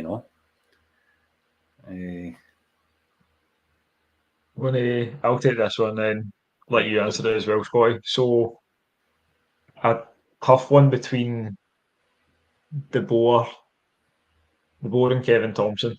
De Boer made me fall in love with that kind of attacking midfielder. Just a player that probably never should have been at Rangers. Considering his history and the type of player he was, so lucky enough to be able to see him. And then I thought there was just something about Kevin Thompson. I was maybe at the time I would have liked us to get Brown and Thompson, but I was happy that we got Thompson. Just that type of midfielder we don't have right now. We could really be doing with somebody who would just go and smash through somebody 2 or 3 times a game, instead of people replaying that 150-50 Lundstram had against Celtic in semi-final or whatever it was. And then one of my favourite memories of being at Ibrox was the only time I've ever been in the club deck was the 1-0 Fern one that Thompson scored the winner. Nice. So I think I've just kind of always held him in that goal, been kind of special for me. Who's yours, Scotty? Gaza was my favourite player all the time. In a Rangers jersey. My favourite ever football player was Stevie G. It's because I seen him live. Me and Chrissy Paul actually went down to Stoke at Hame and Stoke at Anfield, and Morris Edu come on. That was the season after Morris Edu just left, right? Morris Edu come on for Stoke, and I started booing him. I think the best player I've ever seen live in a Rangers jersey was probably De Boer.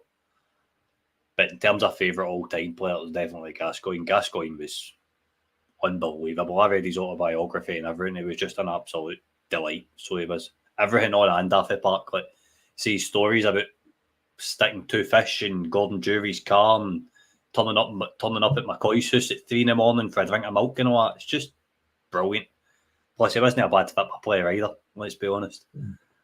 It's not too bad. And I need to shout that just before it was just suddenly got a really nice email from somebody called George Lavery. That's who Curry's talking about right now.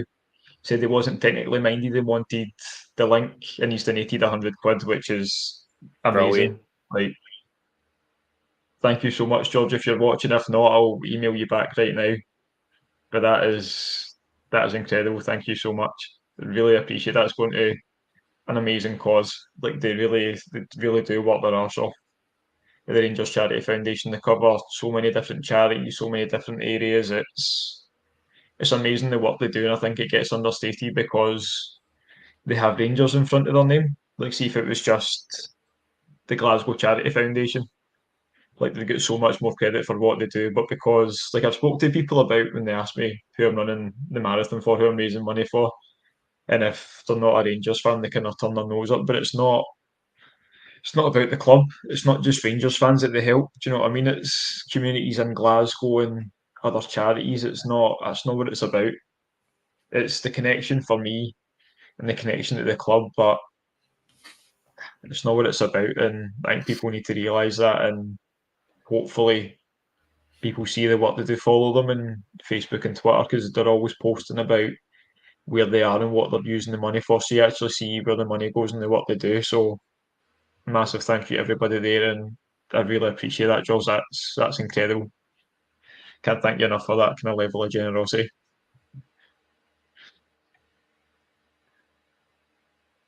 I just need to add, I'm going to need to get you to talk me through how to get this wheel in the screen, Scotty.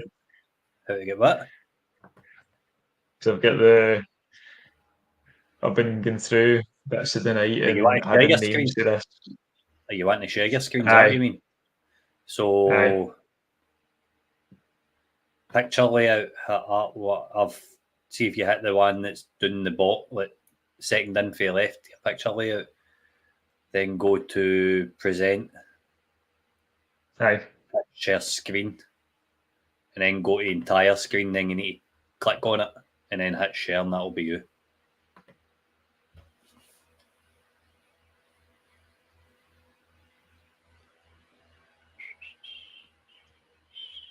That'll be why. Any luck? That is. Right, so this is the wheel. Is it showing already? Because I now can't see the wheel. Can you see that? I can see it, aye. Is it showing the wheel? Is it showing it, aye? No, it's took it away again. Right, so this is... I can see it now. Right, you took it away again. Right, I'm on it now. That should be fine, I think. Let's spin that. Fucking spin the wheel. Okay, shut up. Right, so we'll start off with first prize we'll go for is the painting commissioned by Caroline's Pet Portrait. So Stevie, if you've been watching the pod, Stevie's wife, her work's really good. Follow our page on Facebook. So the first prize will be the pet portrait. So let's go for it. My name better as soon as be someone on wins something, I'll be taking their name off. So. You go one of our guests tonight. When's that one? Wilf. Congratulations, Wilf. Nice wee win for Wilf. Second one, we'll go for the signed picture of John Lundstram, which has been donated to us by Cammy, one of our other podders. Who's getting the signed picture of Lunny? If I get it, I'll give it back. Kidding on. Nice wee win for Hugh. So Hugh, I actually don't know if he's still on this is Ibrox, but Hugh's a Paralympian who's also a podder on this is Ibrox. Brilliant. So I'm sure it'll be easy enough for Cammy to get that over to him. Then the next prize we'll go for is the tour of Ibrox for 4. So let's see who wins this one. Curry, if you win this, take me with you. Oh, get in. Curry, you're not coming, mate. Kidding on, I'll take you. Class. I'll take you. See in the nicest way possible. I'm really glad that wasn't the sign top because everybody would be calling this a fix. Right, last one. Big money. My name's not on the list, by the way, before anyone tries to call that out. So who's winning the sign top? Big prize.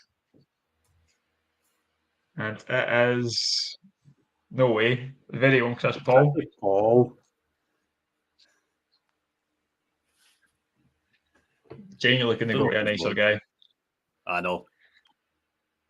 I'm going to phone him now. Genuinely couldn't go to a nicer guy. And I'll get all that sorted, get everybody their prizes. I'm sure he'll be buzzing. Came in a nice wee Rangers Charity Foundation wee drawstring bag as well. I know, mate, I know. Brilliant. I'm phoning him. Telling me one big money. Big money, big money.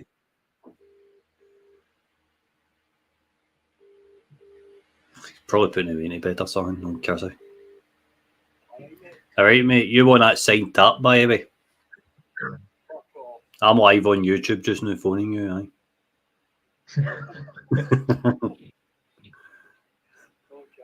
I thought I'd phone and tell you did win. I watched the wheel spin and I willed it onto you. You know what I mean? I'm not, honestly.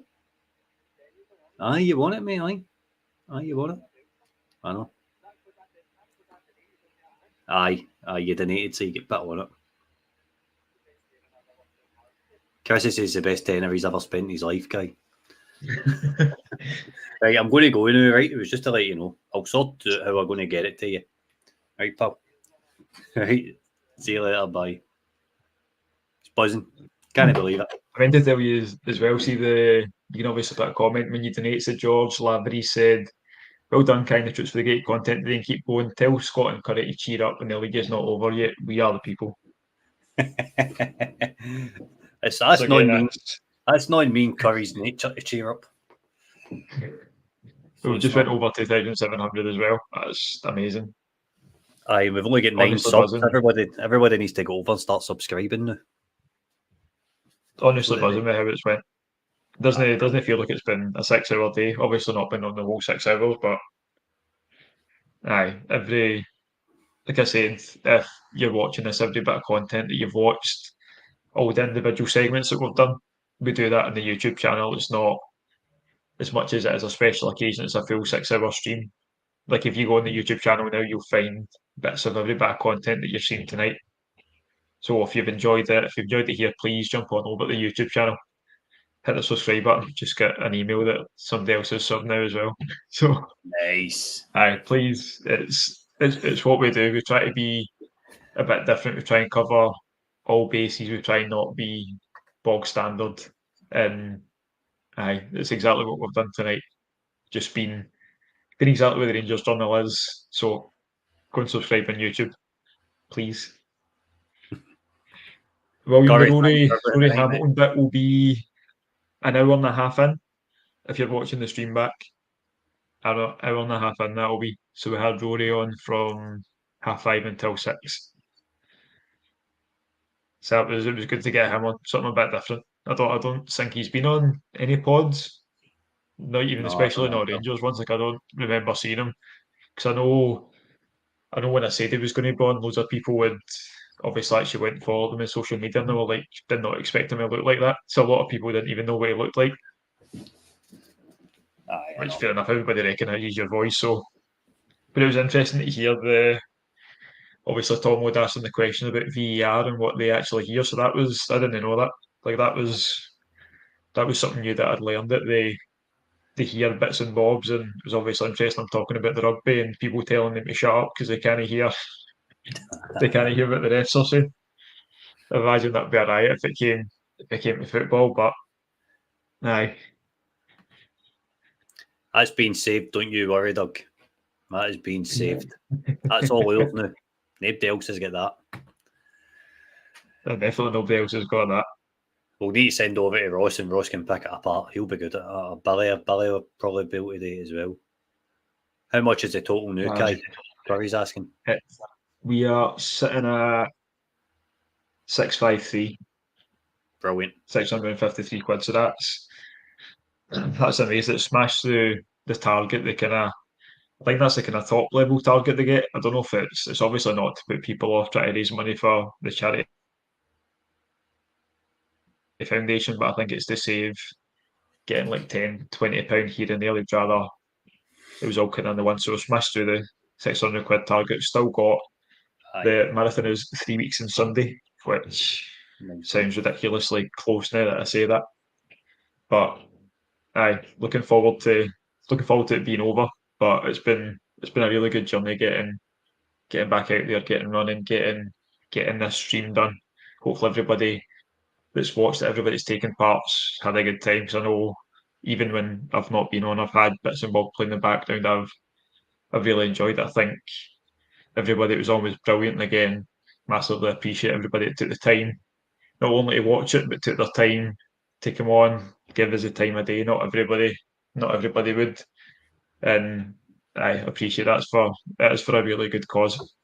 And again, thanks to yourself, Scott. You were a massive help kind of organising the topics, getting the lads in their pod chat kind of in place. Like it would have been not impossible to do on my own, but I'd had a lot more sleepless nights if I was doing it myself. So already bigged you up at the start of the pod, so I'm not going to be too mushy here at then. I do appreciate all the help, mate. And if you want to hear me be nice about you, you can watch the first half hour back because I'm not doing that again. I seen it. I was driving him. I can still try to fire in comments and that as I was driving. I think you watched on the motorway.